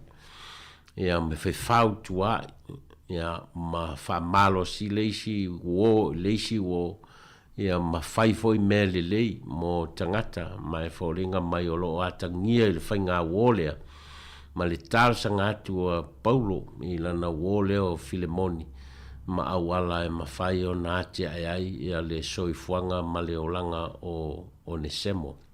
Olo i whamtalanga e leo tā ua i te tono le tusi ai o lo tā ua i whamaumaunga e whaapea o le tangata leo Onesemo o lona toe foi a Paulo i te tono Kolose, o lona toe foi a Filemoni lona matai i te tono Kolose, ma e whaulinga mai na talia e Filemoni le whautuanga a Paulo. Na avea ili tangata lea o Onesemo se tasi o taitai o le kalesia i te tono Kolose, mai o suinga ia o le soifuanga o le tangata soifua e mawhai ona whale leia. Ia pēa o ina tatala e leisi tangata le awanoa e mawhai ona le lei ai ia leisi tangata. Ma tau mawhai ai na ia atia e le soifuanga o leisi tangata soifua. E tatala mai e le atua ia awanoa e whaonga ina le lei e le tangata ia pēa o ina talia le lei mai fōlinga mai o le soifuanga leo o le semo I lona toe foi ina ua momoli le lei e Paulo ma ave le tusta sanga Paulo ia Filemoni o ina na fōlinga mai na sui ai le soifuanga atoa o ne semo ma veai o ne semo stasio tai I longa o le kalesia I tonu o Kolose ma ina ua ese mai lona tūlanga polonga wa vea o ia ma kerisiano ma o te tonu I le whaoletanga Yesu Keriso ia ma vea I loa ia o stangata saoloto ili ngata ina saoloto ma ilo la vā ma lona matai ia Filemoni ai ua saoloto e a vea ma ave fe au o le tala lei a Yesu Keriso ma lona finangalo ta ua ia o onga mo tātou ma e talitonu foi ua avea le whaaonga ina o le tusi ua whaitawina pe ona tā ua foi e nisi ma o whaamatala inatu ia e leo se tusi e whaingofio na ona a whea so I tapenanga le au whaingaluenga ona o se tusi e le pei o isi tusi o le whenga inga tuai e umi ma o lo avea ma tusi o lo whamatala isi tala e umi lo no whamatalanga ia po tusi foi tono le whenga inga fau e pe o tusi o matai o mareko ma luka ma Ioane o lo whamatala ili so I fuanga o Yesu Keriso al tusi lea al tasi lava ia le matau na lusu lima ia whai upu ai tā ua le wheau o lo au mai ai mo tātou. Tā ua I le whawhianga ai o tangata, tā ua ina ia vea I tātou e whai mapulu vanga, tā ua mo le ola whamangalo, ma le ola toe fuata ina o tangata, tā ua mo le atia e ina o le soi fua solo le lei o tangata mo le lumanai. Tā ua I le whawhianga ai o tātou, tono so tanga whaungali, mātua ma whanau, ia ma tonu foi o le tātou ngālulu e ai, ngāluenga whale malo, ngāluenga whale company, e o lava I ngāluenga le kālesia, o lo te le, ia le tā ua o le tusi lea Paulo I lana uo Filemoni, ina ia toe talia, ma toe ola whamangalo, ia awale so I fuanga o ne semo. Lea tā atu stato pese, ia matatala atu pea pe ia inisi o toi fia whasoa ia maanga ia tua ina whamae a ia le tātou mōli o le awa o le nei aso. So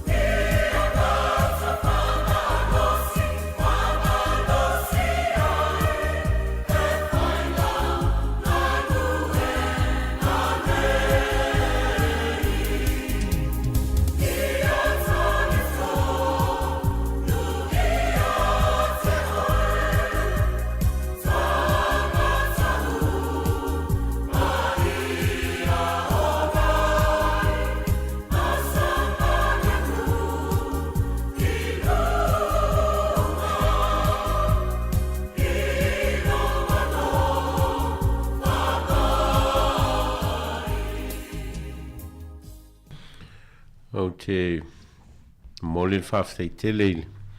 Whawhonga angal tātou tunu I e na mawhai o na whawanoa o lātou awanoa I le nei fwoi vaenga o le tātou polkalame o moli o le awa. Ia, e whawhonga I fwoi I le whaasoa wha le tuspaia, whaasoa wha le nganga mai le tātou tuswhaitau e pe ona whiliwhilia. Ia, a tonu fwoi o te tala ai ia le si le fia fwoi o le au whawhonga. Ia, I le nei fwoi tusi o lo I tonu o tusi o tuspaia. Ia, e se o na whaitau ai tātou ale me sili o leo wa whea le tātou polkalame nei aso. Ia, ma o iai e se tātou whamtalanga mas whaasoa. Ia, whamoe o le ta tala ai, ia awanoa e mwhai o na whaitau ai pēr ma mawhau ma natu ai tātou. Ia, I le tā ua fwoi o le tusi atua Paulo I lana wō o Filemoni. Ia, ina ia toe talia, ia le polonga on semo, ia ma veo stangata ua whaola ina. Ia, ole a whamai atu le tātou polkalame le nei aso, o le tatalo, ia whamanuia le tua, tana I tamam, tina mātutua o e o lo whaafonga mai, tono mauta malawa, ia pui ma leo le ri. Le ngā solonga o aso nei vai aso ma le whenga iai ma tiu te mawhaiva o ngā luenga fōi le urufafo ma le urufale. Ia I le alofa ma le anga le lei o le atua. O le a whai u talo ia o na whamai ai leo le tātou polkalame.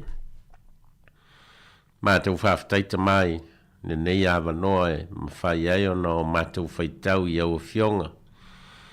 Ma whamal mlama ina fo I ai mātou ma o mai ai ia awa noa mātou te whalongolongo ai lo whetalai mai I o mātou o langa o mātou sotanga ma mātou mawhitanga ia malo mātou tau mawhai na I o mātou sāwa vali e tusa ma lo finangalo. Se upu le tau tamali I ma le tālwhiangai le whaasoa le nei aso. Mātou te talo ia whamangalo lau fio mo I mātou. Ngā solongo whi au nei aso se ia o ilona whaiunga. Ia avea pēr e whai ma vi ingai lau fio le soi fua ngā lue ma leo le tau tua o tangata. O mātou te talo ia mea e ala I lou lava suafa Iesu le li I mal whaola. Amene.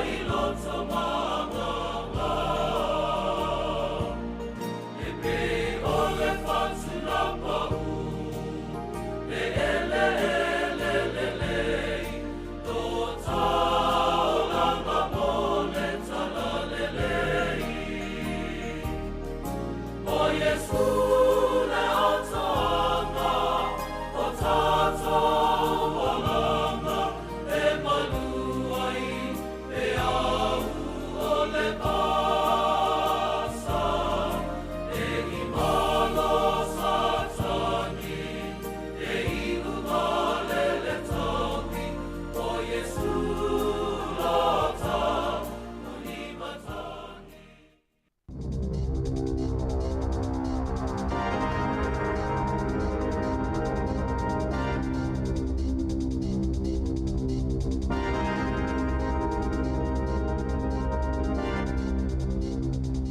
Te whaatalo whaatol whapoponga o talafo mo le nei au auli.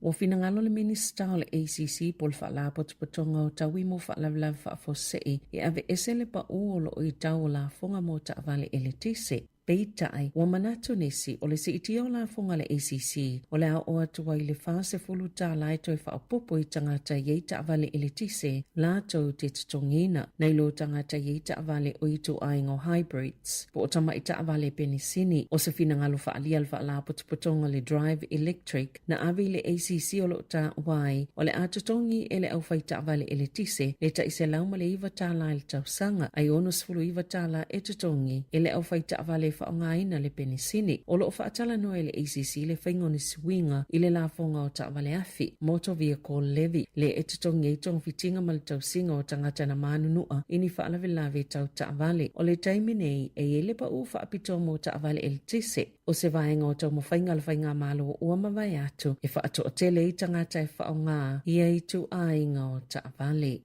O le a o auina leo whainga luenga le plan kit ina ia sila fia le whainga o tui pui pui. I vaenga o le atunu o lo pito mawalalo laval whai numera o e whai tui pui pui. A ona ia le malo le si itia o le numera o tamaiti e whai o lato tui pui pui. I se pepo wha amatalanga i le tai awa na leila na whaalia e le minista o soifo maloloina Dr. Shane Reti ma le minista langolango Casey Costello e tasi le miliona tala o le atu ina atu e whaatino i le Apollo Kalame o le awhaipa angai le soifua maloloina New Zealand, le Health New Zealand, ma le whanau a Fine Planket, e a oa lato au whai ngā luenga, whaatu i naini au nanga mō tui pui pui, i ona la lailua sa fulu fitu i le atunuu. Na whaalia Dr. Reti, o se vaenga o le fuafuanga le whai ngā malo, ina ia mawhaiona wha mautino le o atu le iwa 5% leo whainga o tamaiti ta ilua tau sanga e ato atoa uma o lato tui pui pui.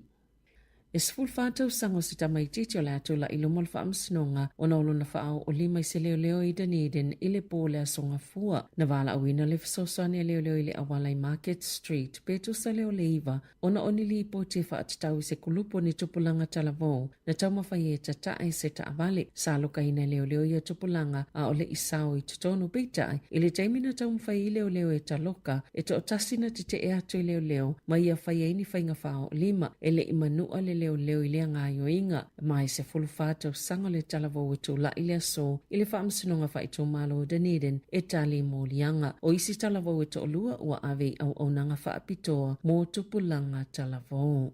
E se whainga malanga le New Zealand na toele leo mai na uwhea i mani whaafitauli a o tau mawhai e tūlau ile i Dunedin. O le whainga malanga numera NZ ono valutasi i le vau Wellington e ma Dunedin na tau mawhai e tūlau ile whaalua beitai na toi fo i mai Wellington i le tae ona le la. I se whaasilsilanga al mlaiva alele o le malo se alfesuia inga vave le savili manisi lava whaafitauli le tūlanga o le tau na mafuai. O lo i se lapta inga le Met Service mo savili malo i le talawhātai o Dunedin Maclutha e o atu i le 5 i le awhiawhiana nei.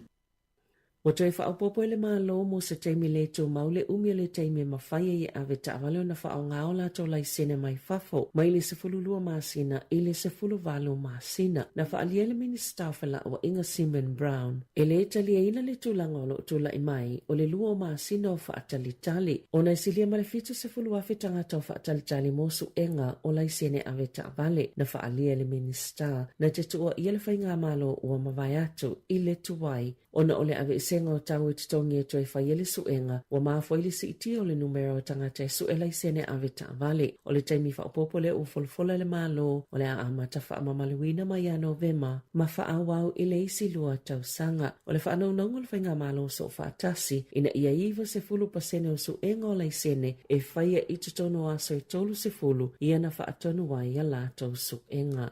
E silia ma le 5 se lau kilo kalama o le meth sana nai tutono ni pou a mea. Na taofia le ofisa o ti ute ma leo, ma o se tasio ngayo inga pitu te lele ua whaaufi ma yeini whalau whaasaina o le meth i tutono New Zealand. O ia uta na au mai le United States le masina talawai. Ma sa so e ina atili o na sama salomia i le tutu sau nisi o pou a mea e whaase fululua. Na toi whaia i loa i le ofisa o ti ute ni su enga ma maua i loa i a whalau whaasaina. Na so so ina mai lo ai e ele so tanga o ia uta ma se fale Waikato ma nga i lo ia so enga le ofisa o tiu te maleo leo i le aso wharaile i salanga aluenga whai whaatasi. Sa loka ina ini se tau le lea se tolu mai au kilani ma Waikato ai to luani tau le lea na asiasi mai au Sitalia na loka ina mua pia na ta ua leo. Na tula il wha amsinonga wha i tō malo i au kilani le aso wharaile tau le lea e to lima e mai le vao le ta i tolu tasi ma le ta i lima tasi tau sanga le mātutua e tali mo lianga o le umio whalau wha saina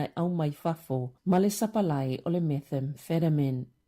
E silia ma le to'olua awhi tangata i Wellington o le ato e sueni ala ato fō mai fō i le tausanga a sau. O na o le atapunia le whale mai o le hatai tai medical practice o le au nanga o le atapunia le asolus fulvalo mati mo se whainga malolonga i le oiloa le umi o le au nanga wha asoifua maloloina e whaangalue ina e se ainga mana whaali e Dr. Philip Wong. E tatau i tangata o na le sitala isi au nanga i tatono Wellington ma o le ato fasolo i fō mai o o mawaini awa noa mo lea piliota e eifo isi mafua anga ua lai ona tāpunia pe ona whaalia leli i fō mai na whaalia Justin Thorpe o le ofisa sili o le tu ora Combas sa te le tele le sao lea au nanga i tangata o Wellington i le tele o tausanga mo ua whaafetai fo i le au nanga whaafale mai hatai tai ona ola lato ngā luenga mo tausanga e tele.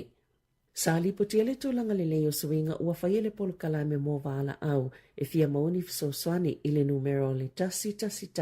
Leo le awha i TTA le iai o leo i whaafitau le tutupu po vivesi i a inga ina ua whaiese whaataita inga i le tausanga taluai. Peitai o le manato nisi ua ave le whaamamafa po le whaamumua leo i le whaasaunga o la tautaimi na ilo le puipuinga o le saunga le mua tangata. O lalo ia swinga fo e wha i TTA vala au e o iai leo ai ave pe whaasino le tele o isi vala au mga luenga i isi whaala potopotonga la tau te tali iai o vala au e ave ili whaamomua leo o tūlanga ile o tatopoini vivesi e ono masina sa whaanga soloi whaataita inga le tausanga taluai o le tausanga neina whaailoa whaalawa i tele ai leo o le a whaase ese mai vala au i mata upo manuanga ma afianga o vala au mo mata upo e a fiele soifua malolo ino le mafaufau a mata atu ile masina o Novema.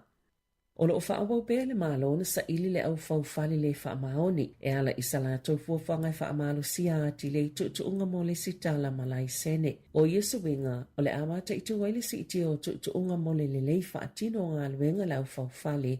Wha le leia ia inga mo le puipuinga o tangata i fia wha ngai ka muta le whainga o la tau ngā luenga e to sai ma le tula fono le Building Act. Ma ia mautino o loo i le au wha atonu ni malo si angatala whea ngai e tali ai i le au whauwhali e ala tu le whaanga solonga maa sani o tangi ma whaasea. Na sauno le minista o whaunga o whale mga luenga titele Chris Peng. Sa whailo atu i ate ia o whaasalanga lo i ele taiminei mō tangata e whaianga luenga e au fia i ka muta i le whaamaoni e le o lava e tau fia ai ia mionga o whaatala noa le malo le whaioni whaasalanga e ta i lima sifulu a whetala mō tangata taito o tasi ma le ta i se lau lima sifulu a whetala mō pisinisi ina i tau mamau ese mai ai mani a mionga le tala whiangai.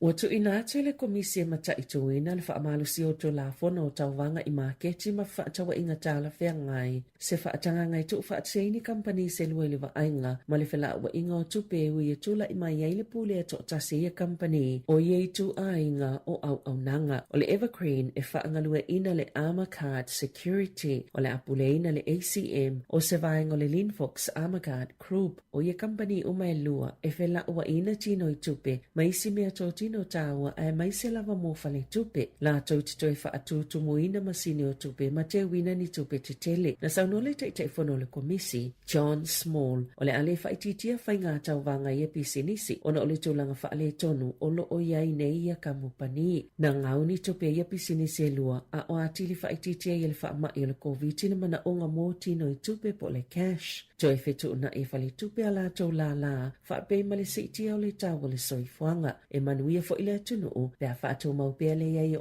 au nanga nei e whela ua ina tino i tupe. Tala whauia ma le siu whonga le lau mua mō le nei au auli.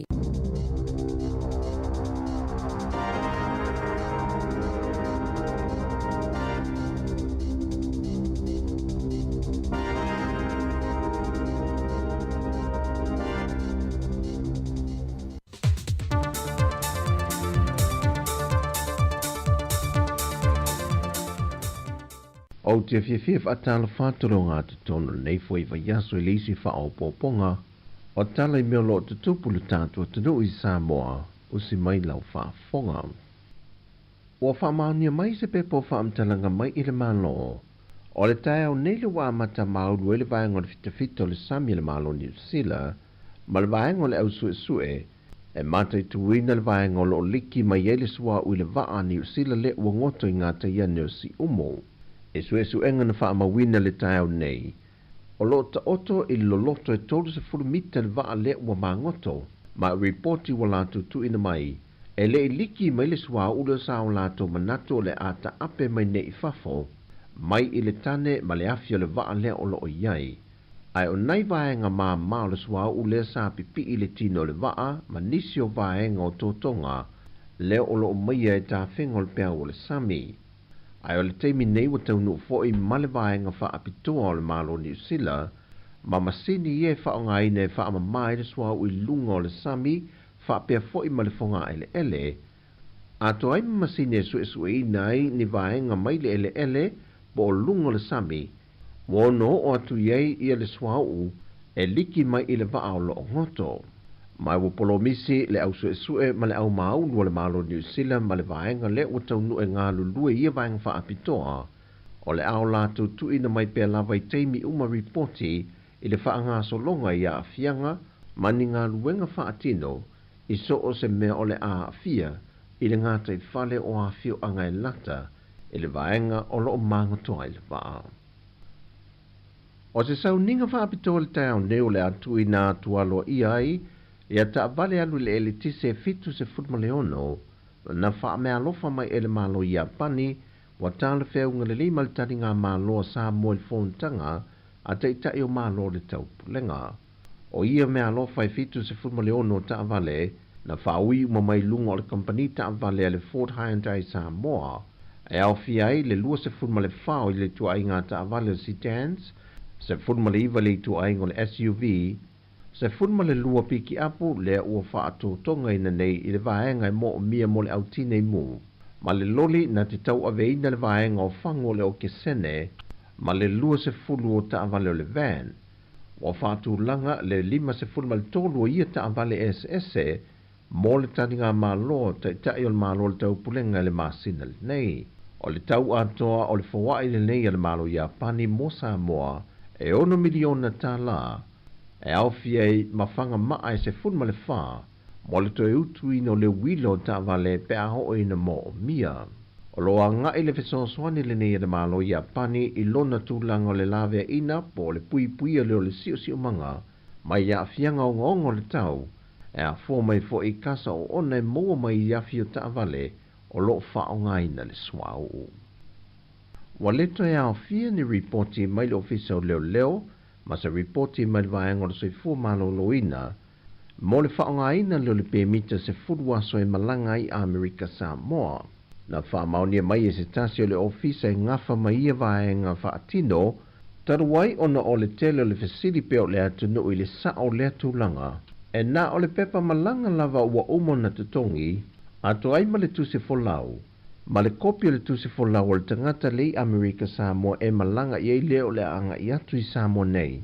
Ma isi kopi o pepa e mo o mia o le tangata o le ainga o loo i tutuila, mai o le tangata leo le amalanga atu i upolo, e tarusang sa o lava i lunga o le tuatu si le upeng te wha ilangi, a le ofisa malanga Sāmoa, ma e leo toi wha whaingata le tarusanga ina le pēmita malanga i lalo o le pēmita se furuaso, a ngai i Amerika Sāmoa.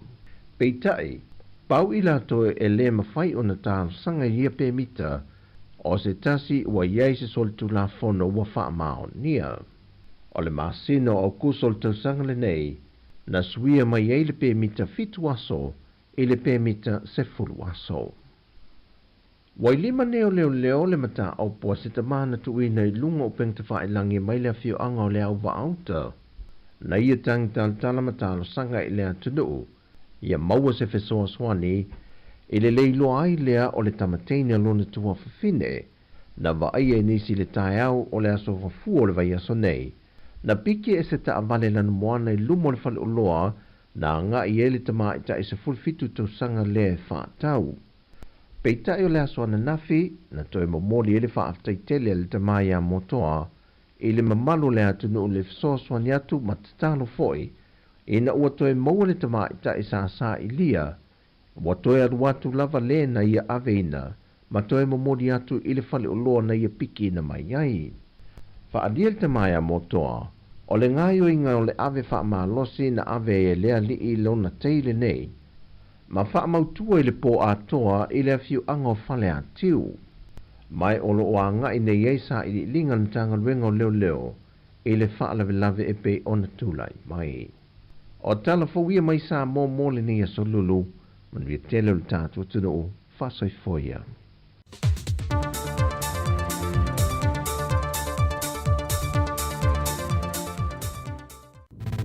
Musika o malo longa ma tau mawhitanga o leo au li si ufofonga o le laumua.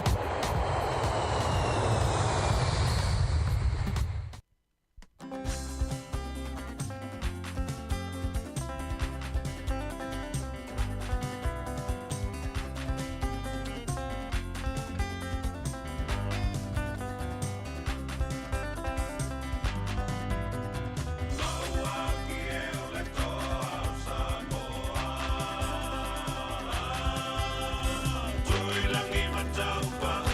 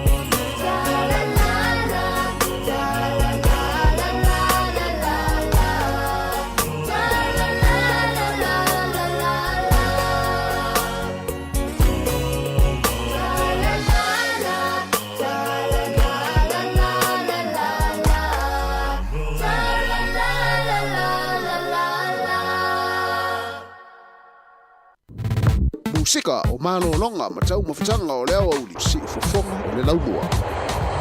Ua lua 15 minuta o te enei tu la 12 toi whaatalofa ma toi whaafelo ea tu pa ia maulunga lea tenu ma leo whaafonga ia lo ki mai lau leitio whaalongolongo le tasi ono tesi ma le tasi whaamo ia whaape fo i le whaangaina mai o tātou pinga te whailangi o le Facebook ma le tātou YouTube le nei taimi o musika ia wa fo i le whengai o lea tenu i tau mawhitanga fo i ma vai ainga malolongo le uli meisi la wana i mātua mātutua i la tau fo i rono o whaafonga mai tono ainga ia e whaatalofa atu nei taimi ia i la tau fo i nei matua tausi fo i tono o maota o tangata mātutua ma i la tau o whainga luenga ia alofa te reatu le tātou tautua risi whonga lau mua mo utou umalava ia e whaapea fo i a tono maota ngase ngase whela fo i se maota ngase ngase o loo whaafonga ma mai mo mai e li tātou atinu ia whaatalofa atu nei taimi ia manatu tele fo i tātou na o halo i tau maftanga fo ia meisi lau ngā lulue lea ua malolo mai nai malolonga pu na toe amatai fo ilea i le tula tasi ia tali le sua ma mafuta mai i tātou whaafiafianga su filoi o le nei fo ia uli le tautua le sifonga lo mua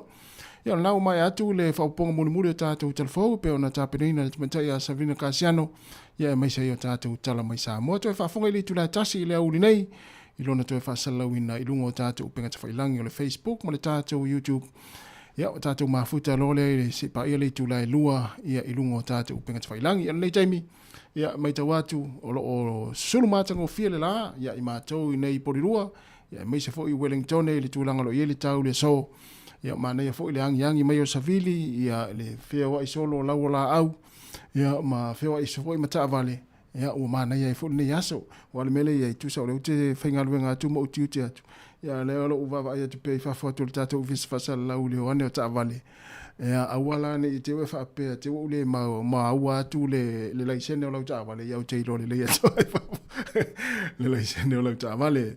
Sa pula minaka ina i tātou sofiti, ia o le vaiaso nei whataua i fu le lātou ngangana, ia manuia lava fo i le whataua ina o le ngangana, ia anai o tātou sofiti, ia ma le atunu o fiti o le so i New Zealand nei, e whataua i le ngangana fiti tono New Zealand ia e masalo foi o ia foi ia polokalame foi ia e meise foi ia pau lea ona ole utu ua onga no winga na fatau foi ni fala tonga foi e meise nga luenga ia le leiva yaso ia le fatau ina o ngana na ia tatu motu atu o you fiti ia e pe ona il leiva yaso 2 minuta te ina ile tu la se forma le lua ia le la tatu pe se fiti lea a e fia siva, ia tua nei lunga siva. A e fia whanongolongo, ia whanongolongo pe tātou pese fiti lea. Ia tātou amana, ia e fōi, ia le neiva yaso, ia i le whaatawa ina o ngana, ia a le atunu o fiti i te tonu o New Zealand nei. Ia e fia siva, ia pia ana whaiatu, fia siva, ia e le eisi se tāw fia lau siva. Tu sa whai ape te aru i whawhoi te siva i. Ia e pau ale, au e tirusu, te uwha pia, te ua video next story o leo.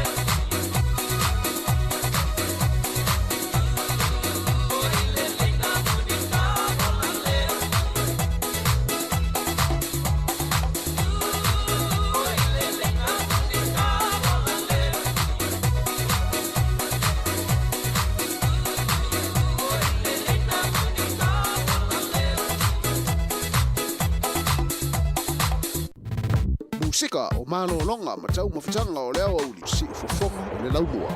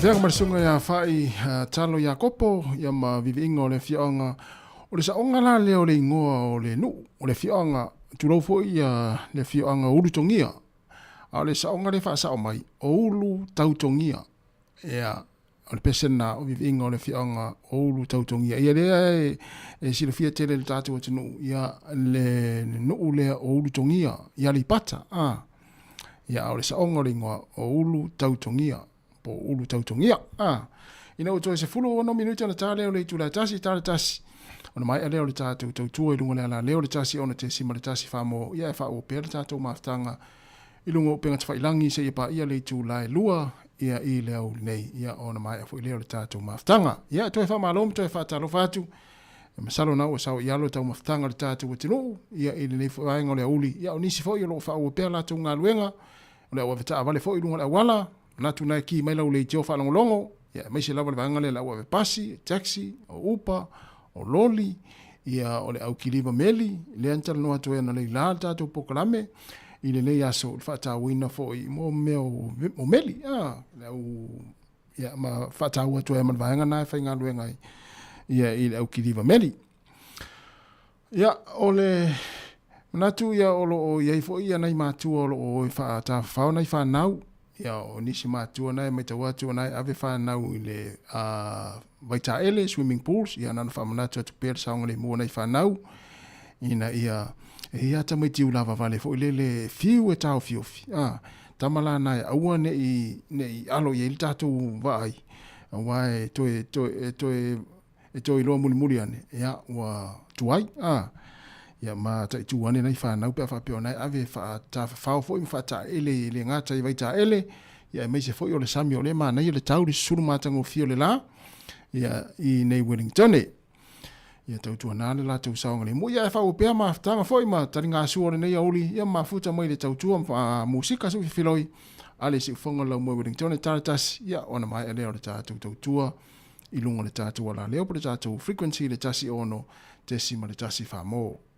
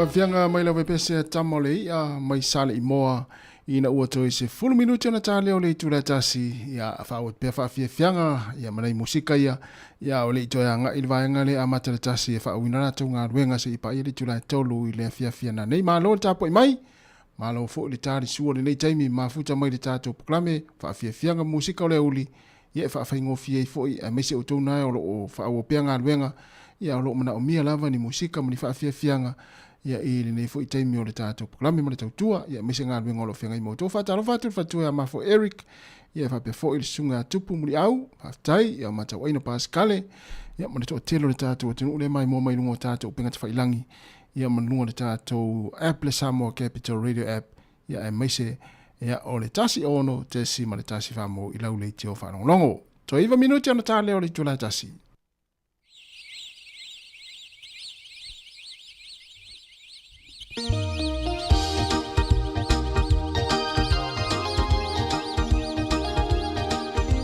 Ia tua nei lau I lunga oile te amata le tasi e lue ma e lue toi oi lau masini le te whainga lue ngai.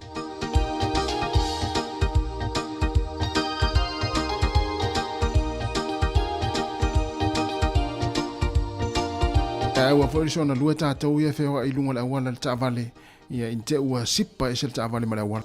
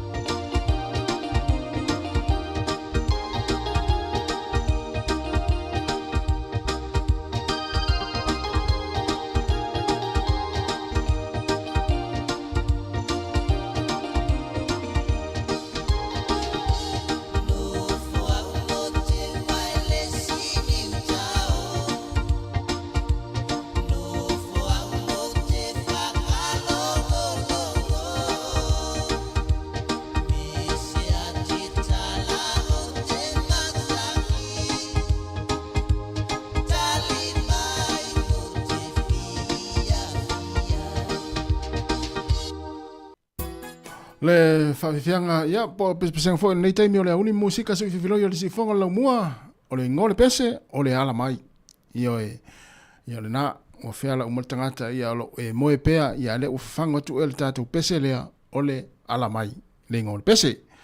Ia, o mai ale tātou tautua le nei a uli lunga le tātou frequency le tasi ono tesi ma le tasi wha mo, le si ufonga le lau mua i Wellington, le tātou ofisa whaasara lau, ia o lo watu i tātou whaasara lau ngai lima sifurma le tasi, mana Kevin i porirua i Wellington, ia mo le toi le whaaftai te le lava le tātou atunu, na i mātua i tono a inga, ia o e fo naki me lau le i teo i tono lau ta avale, ia e meise foi, ia o stono fo le whainga aluenga, o maota o tangata mātua, ma maota ngā sengase, whamaloa tu tāpua i mālo le tatalo, ia o lea wai umare manui ai le tātou tautua o le nei aso, ia e whamalua tu a ua sara fo isa mātou ngangana, ia lea whainga aluenga le tautua ina le tau pa ia ma lau tau mamalu, mai lawa le fitu ana le la le tai hao se i pa ia mani le taimi, ia whamangalo so mātou whale tonu, tātou toi wheloi tai hao le taimi masani le tu lai fitu, a le la tātou pese lea, mai le sunga ai ono niu sāle lea, ia ona sooro lea ma to winatu o telefou, ia o tapenine Savina Kasiano, ia ma tātou tala mai Sāmoa. Ia on tātou mafuta loa le toi tu la muli o le tātou tautua i lungo le ala o upenga te whailangi o le Facebook, ia ma le tātou YouTube, ia ma le tātou app na ia whaonga mai pe a tāri tu la tasi. Ia whamania le atua le tātou tenu o nena iaso, ia whasoifua ia.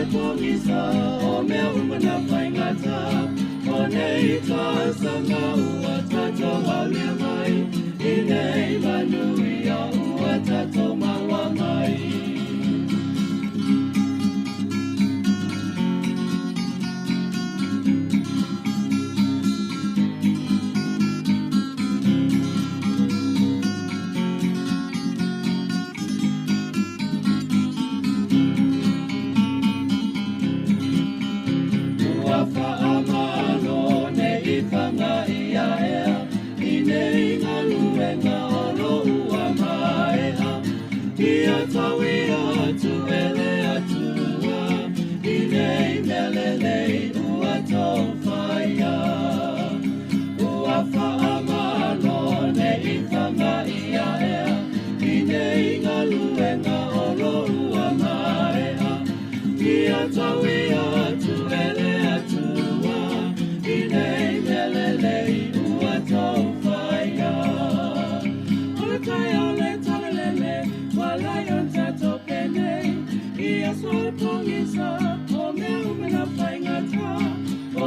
itazanga uwatata wale mai Inei manuia uwatata mawa mai Oltai aule talele walai oltato penei Ia sol pongisa omea umana faingata One itazanga uwatata wale mai Inei manuia uwatata mawa mai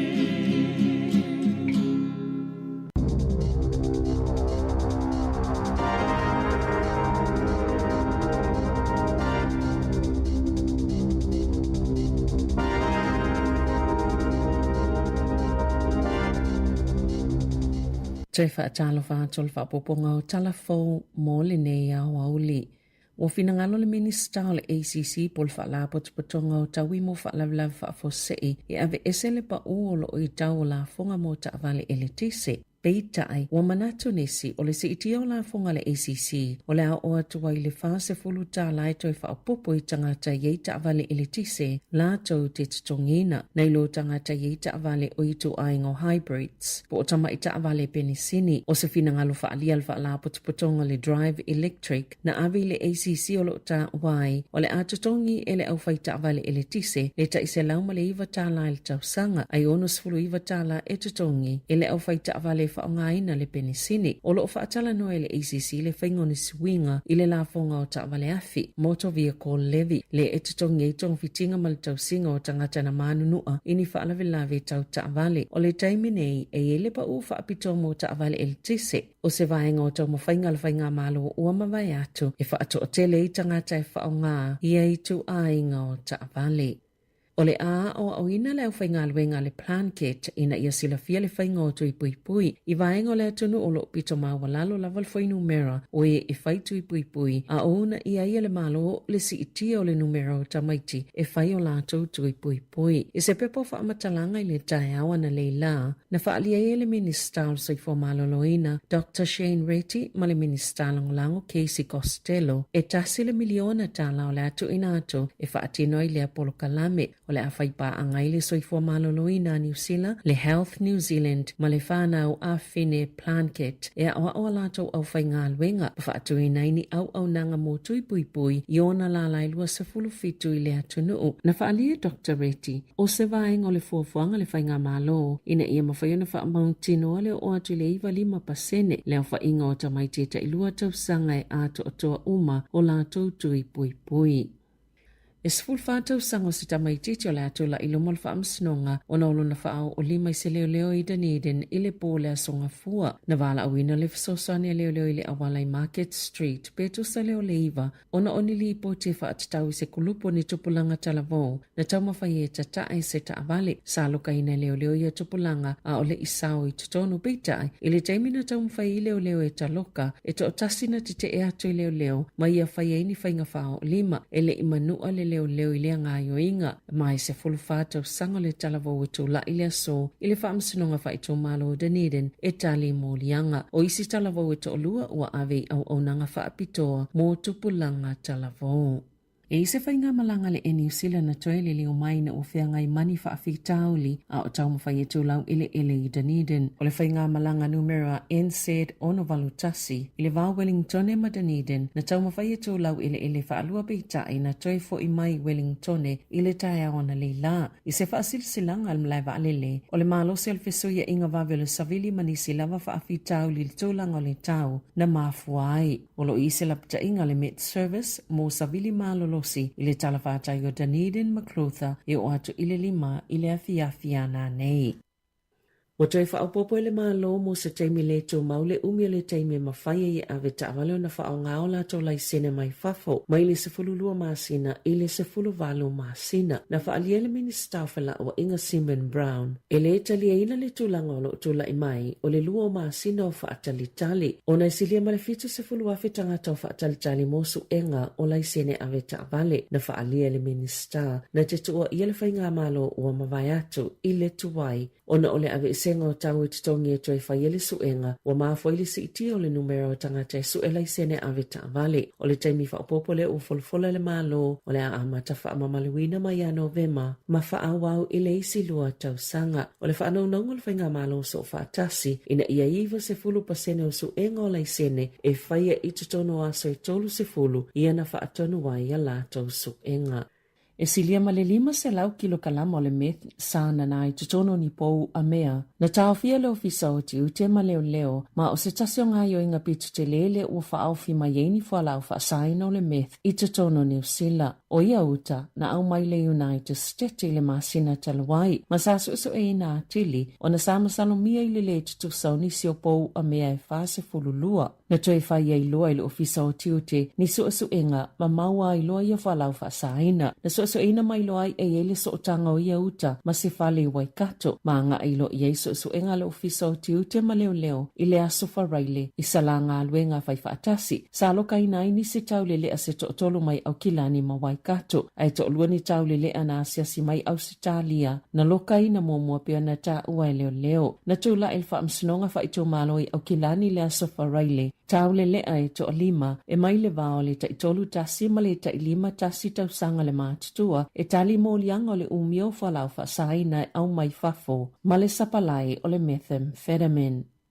E silia ma le to'olua awhi tangata i Wellington o le ato e sueni a lato fō mai fō i le tausanga a sau. O na o le atapunia le whale mai o le hatai tai medical practice o le au nanga o le atapunia le asolus fulvalo mati mo se whainga malolonga i le oilo le umi o le au nanga wha asoi fua maloloina e whaangalue ina i se ainga mana whaale e Dr. Philip Wong. E tatau i tangata o na le sitala isi au nanga i tatono Wellingtone ma o le ato fasolo i fō mai o lo mawaini awa noa mo lea piliota e eifo isi mafua anga ua lai o na tāpunia pe o na whaalia leli i fō mai na whaalia Justin Thorpe o le ofisa sili o le tu ora Combas sa te le sao lea au nanga i tangata Wellington i le tele o tau sanga mo ua whaafetai fo i le au nanga whaafale mai hatai tai o na ola lato ngalwenga mo tau sanga e tele.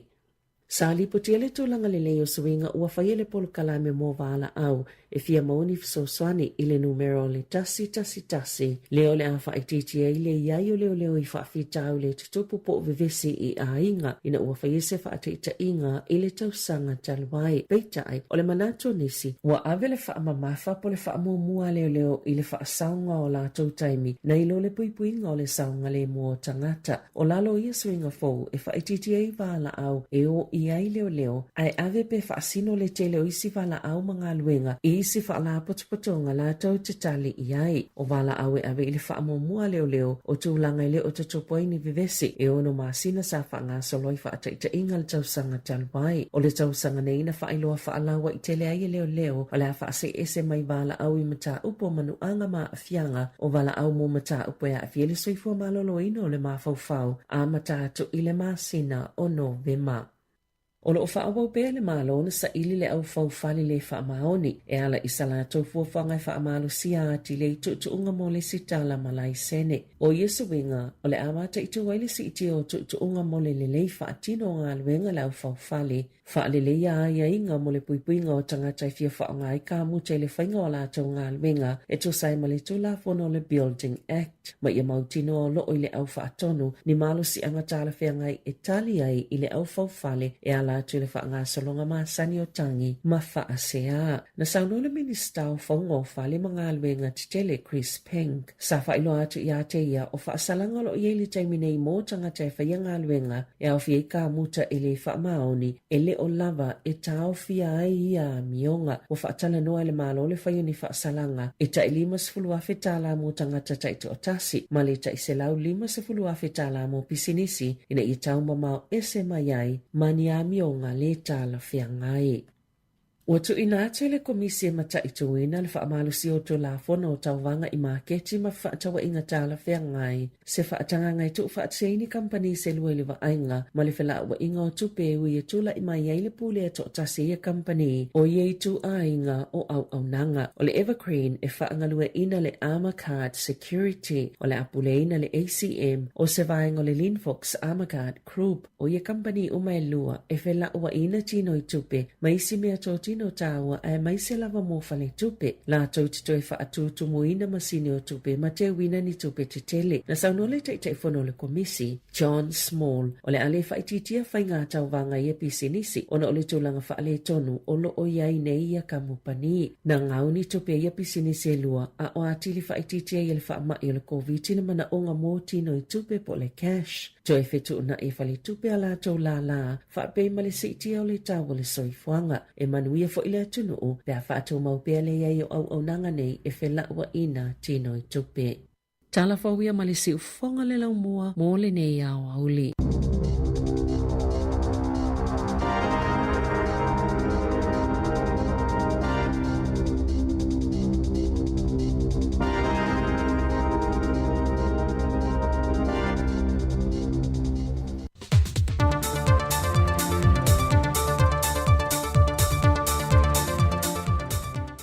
O te whiwhiw a tala whāturonga te tono nei fwoi wa yaso i leisi wha o pōponga, o tala I mea lo te tupulu tātua te nui Sāmoa, o si mai lau whaafonga. O whaamaunia mai se pepo whaamtalanga mai I le malo, o le tae au nei le wā mata mauru e le vaenga le fitafito le sami le malo New Zealand, ma le vaenga le au sue, e mata I tuina le vaenga lo liki mai e le sua ui le vaa New Zealand le ua ngoto I ngata ia si umo. E su enga na wha mawina le tae nei. O lo ta oto I lo loto e tolu se furu mita le vaa le ua mangoto, ma reporti wa lato tu ina mai, e le liki mai le sua ula sao lato manato le ata ape mai ne I fafo, mai I le tane ma le afia le vaa le o lo o iai.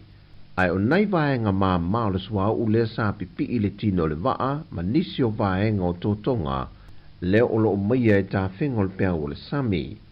Ai o le teimi nei wa taunu fo I male vaenga wha apitoa o le malo New Zealand, ma masini ie wha o ngai ne wha ama mai le sua ui lunga o le sami, wha pia fo I male fonga ele.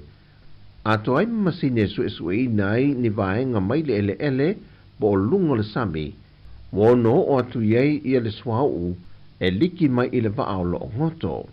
Mai wo polomisi le au sue ma le au maunu le malo New Zealand ma le vaenga le o taunu e ngā lulue ia vaenga wha apitoa. O le au lato tu ina mai pia lava I teimi uma reporti I le wha ngā solonga ia a fianga ma ni ngā luenga wha atino I so o se mea o le a fia I le ngātai whale o a fio anga e lata I le vaenga o lo o mangotoa I le vaa.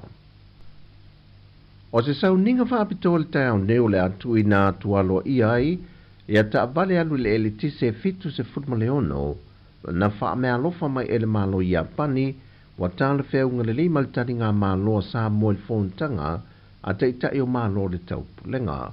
O ia mea lofa I fitu se futmaleono ta vale, na wha ui uma mai lunga o le kompani ta vale le Fort Hyundai Sāmoa, e au fiai le lua se futmale whao I le tua ai ngā ta vale si dance, se futmale iwa le tua ai ngā SUV, se funma le lua piki apu le ua wha ato tonga ina nei I le vaenga I mo o mia mo le au tine mu. Ma le loli na te tau aveina le vaenga o whango le o kesene, ma le lua se fulu o ta avale o le van. O wha atu langa le lima se funma le tolu o ia ta avale SS, mo le taninga malo ta itai o le malo le tau pulenga le masina le nei. O le tau atoa o le fawai le nei le malo Japani mo Sāmoa, e 1 miliona ta la, e au fiei mawhanga maa se funma le wha, mo le toi utu ino le wilo ta vale pe aho ina mo o mia. O loa ngai le fesoswani le nei le malo Japani I lona tūlanga o le lave ina po le pui pui le o le sio manga, mai ia fianga o ngongo le tau, e a fo mai fo I kasa o ona e mo mai ia fio ta vale o lo wha o ngai na le swau.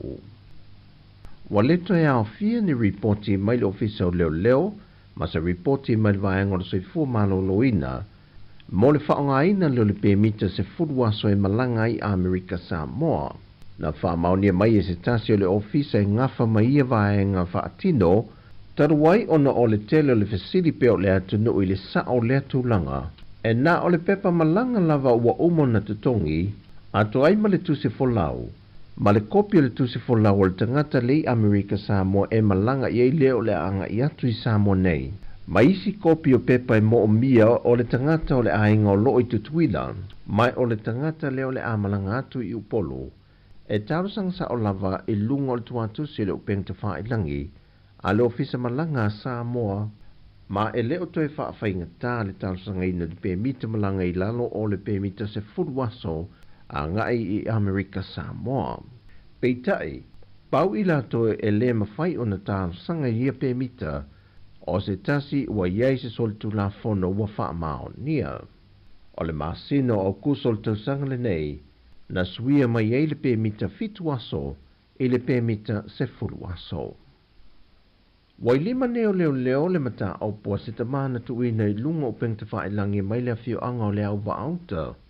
Na ia tang tala matalo sanga I le atunu, ia maua se fesoa swani, I le leilo ai lea o le tamateina lona tua fafine, na wa aia nisi le tae au o le aso wafu o le vai aso nei, na piki e se ta avale lana moana I lumo le fale uloa, na nga I ele tama I ta I se fulfitu tausanga le whaatau. Peita I o le aso ana nafi, na toi momoli ele whaaftai tele le tama ia motoa, I le mamalu le atunu le fesoa swani atu matatalo foi, ina ua toi maua le tama I ta I sa I lia, ua toi aruatu lava le na ia aveina, ma toi momoli atu I le fale uloa na ia piki na mai ai. Whaadia le tama ia motoa, o le ngaio inga o le ave wha maalosi na ave e lea li I lona teile nei, ma wha mautua I le po atoa I le fiu anga o fale atiu. Mai o lo o anga I nei eisa I linga na tanga luenga o leo, I le wha lave e pe ona tulai mai. O tala fawia mai sa mo le ni aso lulu, man via tele le tātua tunu wha soi foia.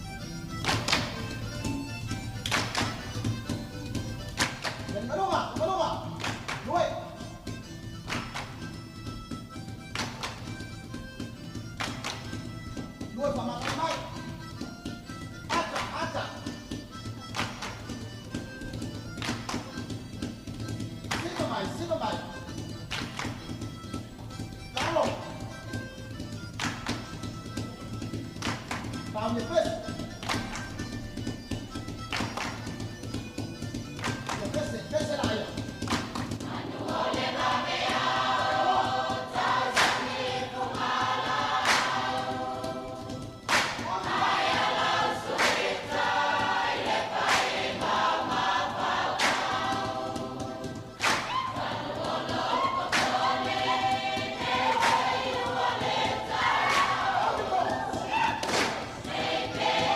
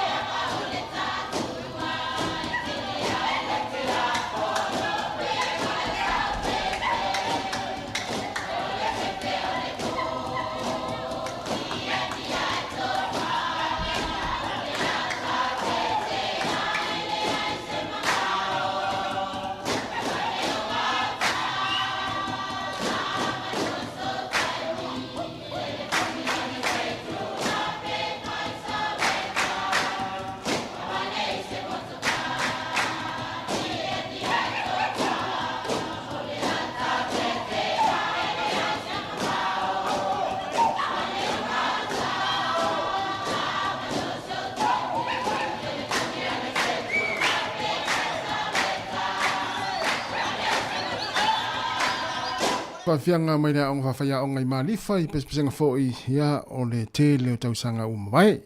Mana iei nai whawhianga ia wha Sāmoa moni. Ia e whaafonga I fōi tātou atinu e mese nei mātua mai nātou fōi. Ia o loo whaafonga mai tono a inga mai mō mai ai. Ia I rungo tātou upenga ta whailangi. Ia e mese lau fōi tātou YouTube mai Facebook.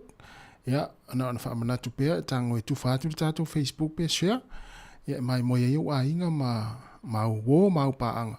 Ia I le tautua si fonga lau mua I le aso ma le aso uma ma le aso ngafua si pa I les Friday mana ia le whaasoa tātou Facebook ia mua I fōilo fia mani mea o ngā tāua ia I tātou proklame ia o lo awa ia tu I le aso ma le aso ia I le ngāta I proklame o soifua malolo ina ia o proklame o aonga ia o proklame ia o soifuanga ia I nei atu nuu ia ma tele o proklame pe o na whaafonga fo ia o lo o tu ina tu I le aso ma le aso e ana tautua si fonga la mua ia man poklame la langi o so nei le fio ala wano ia tu la fono ia ma poklame so fu ma no loina ia poklame umalava ia taua tere maunga e mo ilava o poklame o le fasa la lau tono ni usila nei I le tatu wala leo ma le tatu wala leo ia ia fo ia o nga inisi o tunu a mese la poklame so fu ma no loina ia wa taua le vatu fa mtalanga ina ia no fusila fia fo le tatu tunu ia o lalam papa au iso o se atu nu o lalang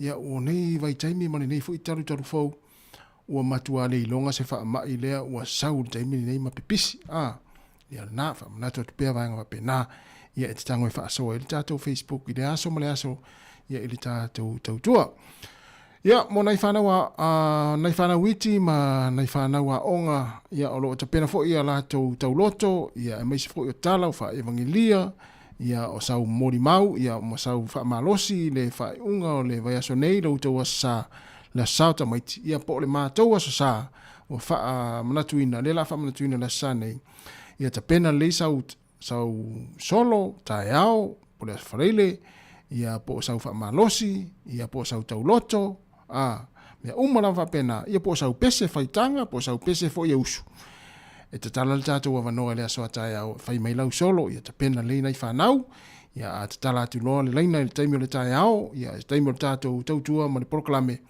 ia ona wala au mai le whai mai le solo le tama ma le teine, ia po si o walo, ia e whaalongo I fo ia a inga ma vaenga umalawa ma I so se tafo le lang, ia po sau pese fo ia usu mai tai au po les Friday, ia te tala le wanoa mo tātou whanau iti, ia e whai mai lan tau loto lunga le tātou wala leo. Wa luas for 5 minute te nei le tula tasi tale lua ona mai a foi le o le tātou tautua o le nei aso ia male mai moanga I lungo tātou upenga te whailangi ale si fonga lau mua I Wellington ia le la fa o te whawhianga ia au whapese wala foi lau mai mo mai ia I lungo nei te foi tautua ia atamu o fea ea oe wa manava atamu o fea I se aino e ai po e whai ngā ringa fo I atang.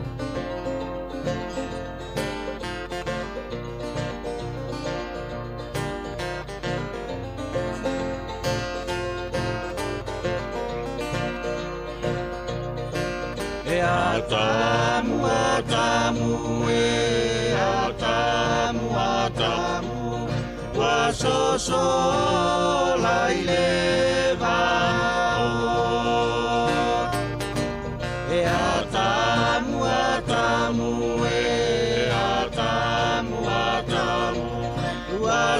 So lai le vao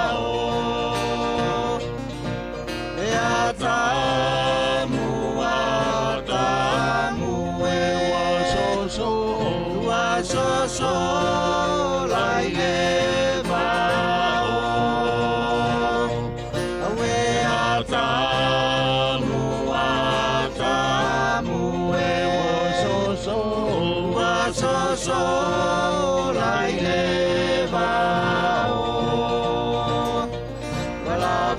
mai la wole mati e wala fati mai la wole mati wa faya yola titi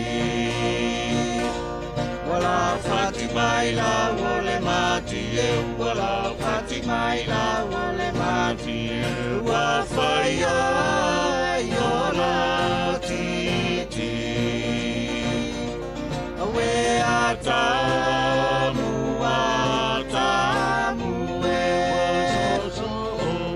so so lai le ba o we ata mu e so so lai le ba ata mu e so lai le ba wala Fatima ila wole mati wala Fatima ila wole mati wa faya yola titi awe atamu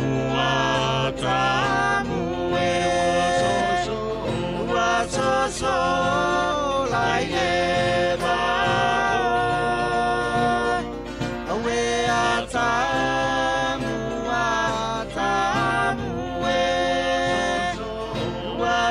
so lai le ba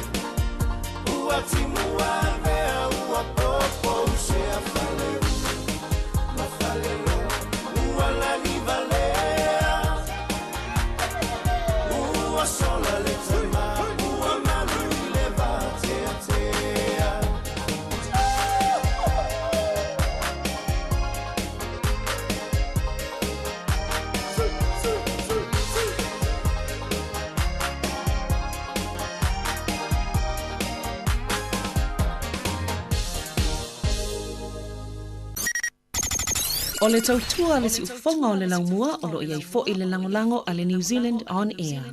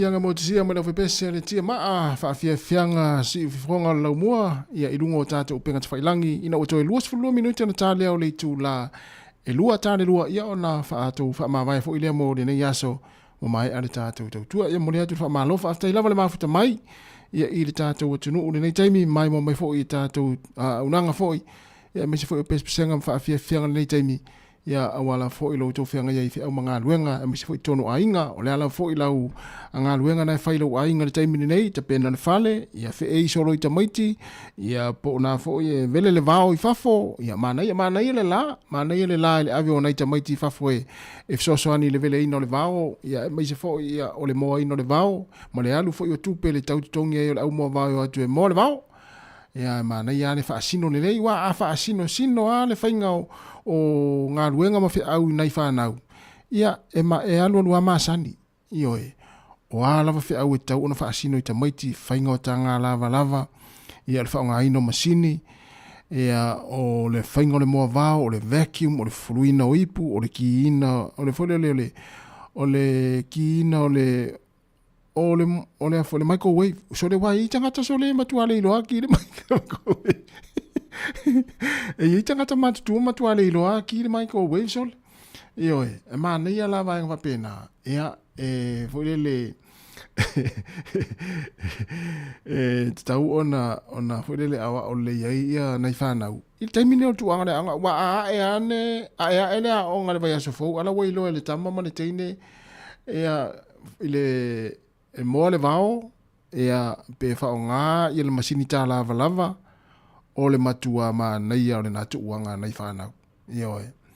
Ia ma nei le whaasino sino i o ngā luenga ma le alu i fui o tupe tau tutongi tangata atu e vele le vao ma teu pala au mwaenga whapena.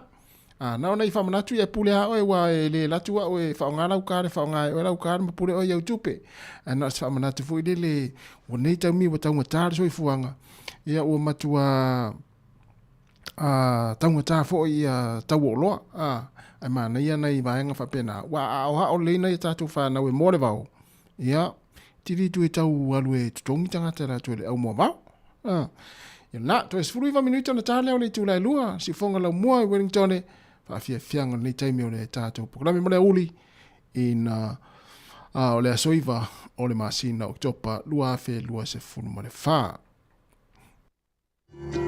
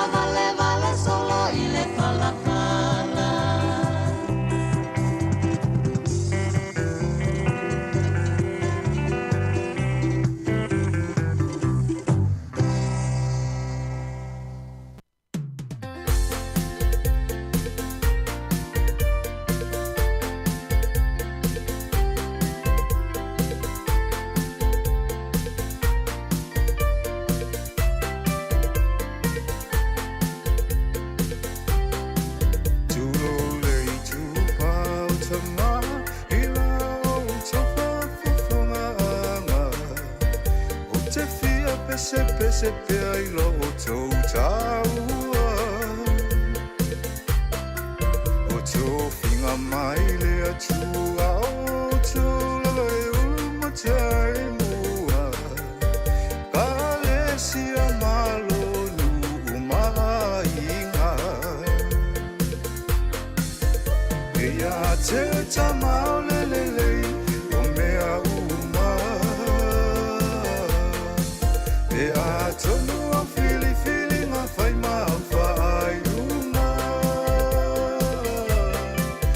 fa moe moe le atua mai fa una na chai ala ale tau mate manu ia fa tau tainga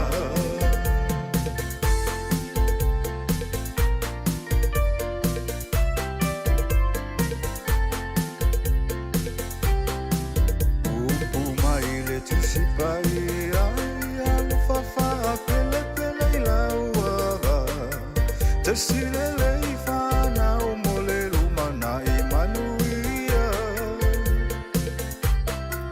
Tamale le ele malolo E sairi o ile o malepo E te musilo a inga nei o la whalolo E ia te tamao lelele o mea uma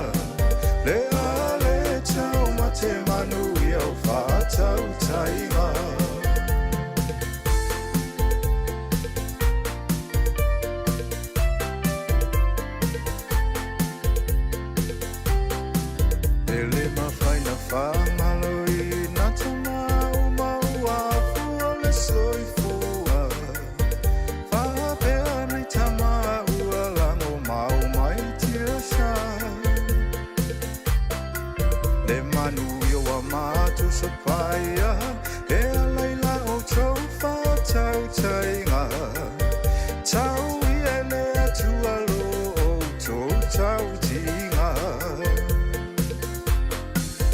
E ia te tamao lelele o mea uma, e a tonu o fili ma fai mau fai uma.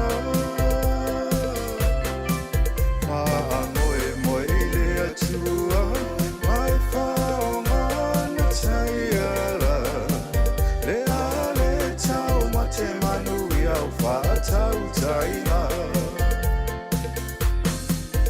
E ia te tamao lelele o mea uma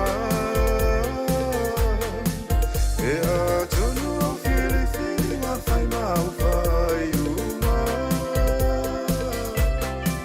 Ma moe moe le atua mai whaonga na tai ala Le ale tau mate manu iau whātau tainga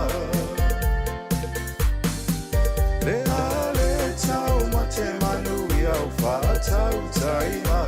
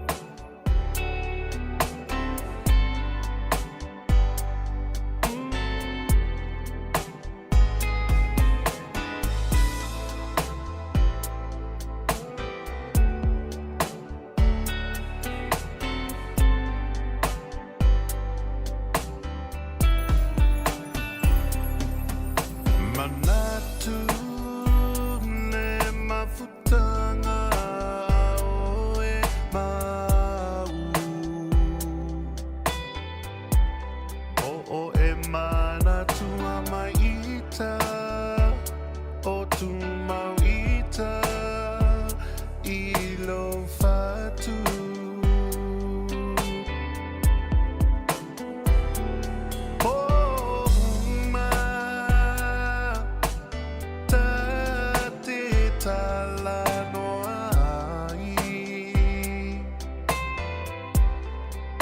Momo o sauce aso tato e fia vai Musue e fuli mai la tua la belle o tele tuina oe Sau o sau songi o la fusi ia mana tuai Musue e fuli mai la tua le polonga tale lava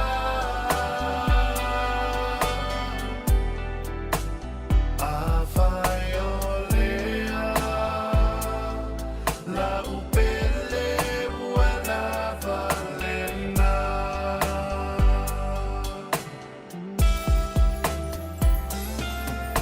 Le fano anoa ua foli mai O ia ue Lau fatu au lufiai Lenga sawa le mafaina ti Leia lau fia vai Afai wa e fuli tua mai Le fia wau ina vai vai Musue e fuli mai la tua la belle o tele tuina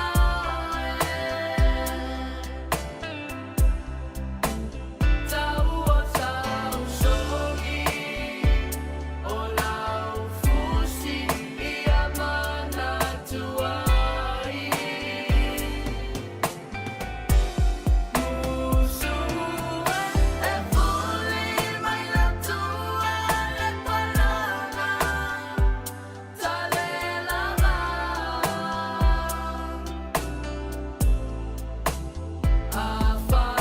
Afaiolea la upele ua lava lena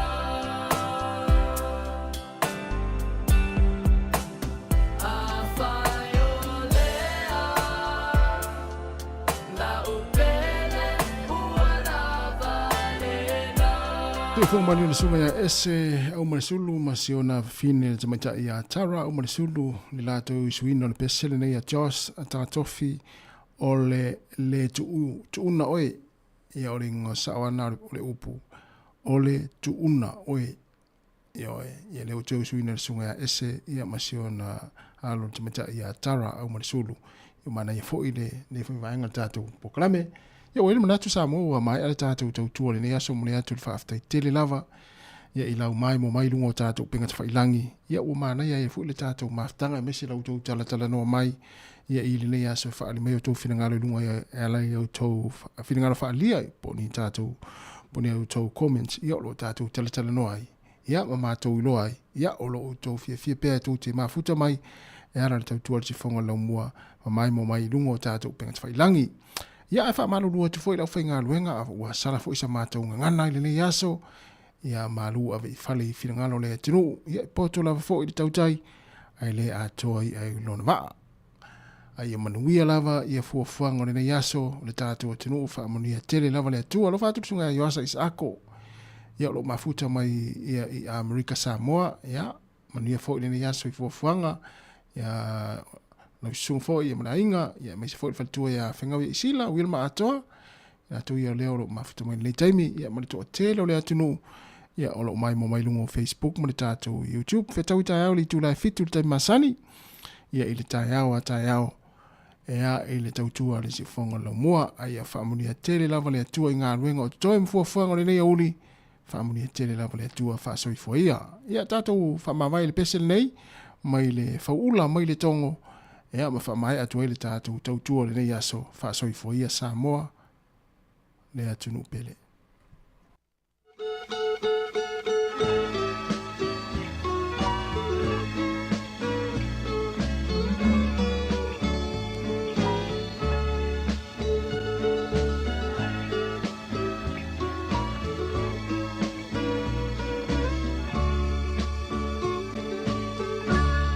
Yesu o te tatalo,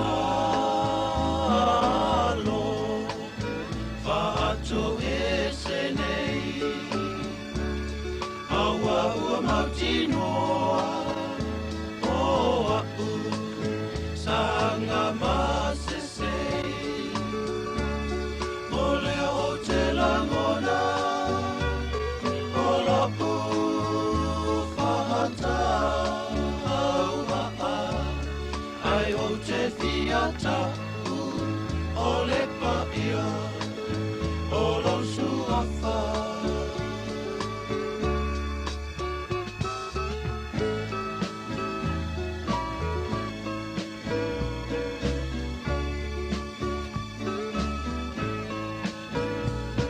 Le o langa nei, le fili mana mai lei, whawhela mei, sanga lole tala lelei. O whainga mawinga, sa o whahata i taina, sanga loni mo lava ia ita, olo o e sila sila. Yesu o te tatalo, whaato e se nei, aua ua mautinoa, o au, sanga masesei, o leo te langona, o lau whahata. Fiata o le paia o lo suafa.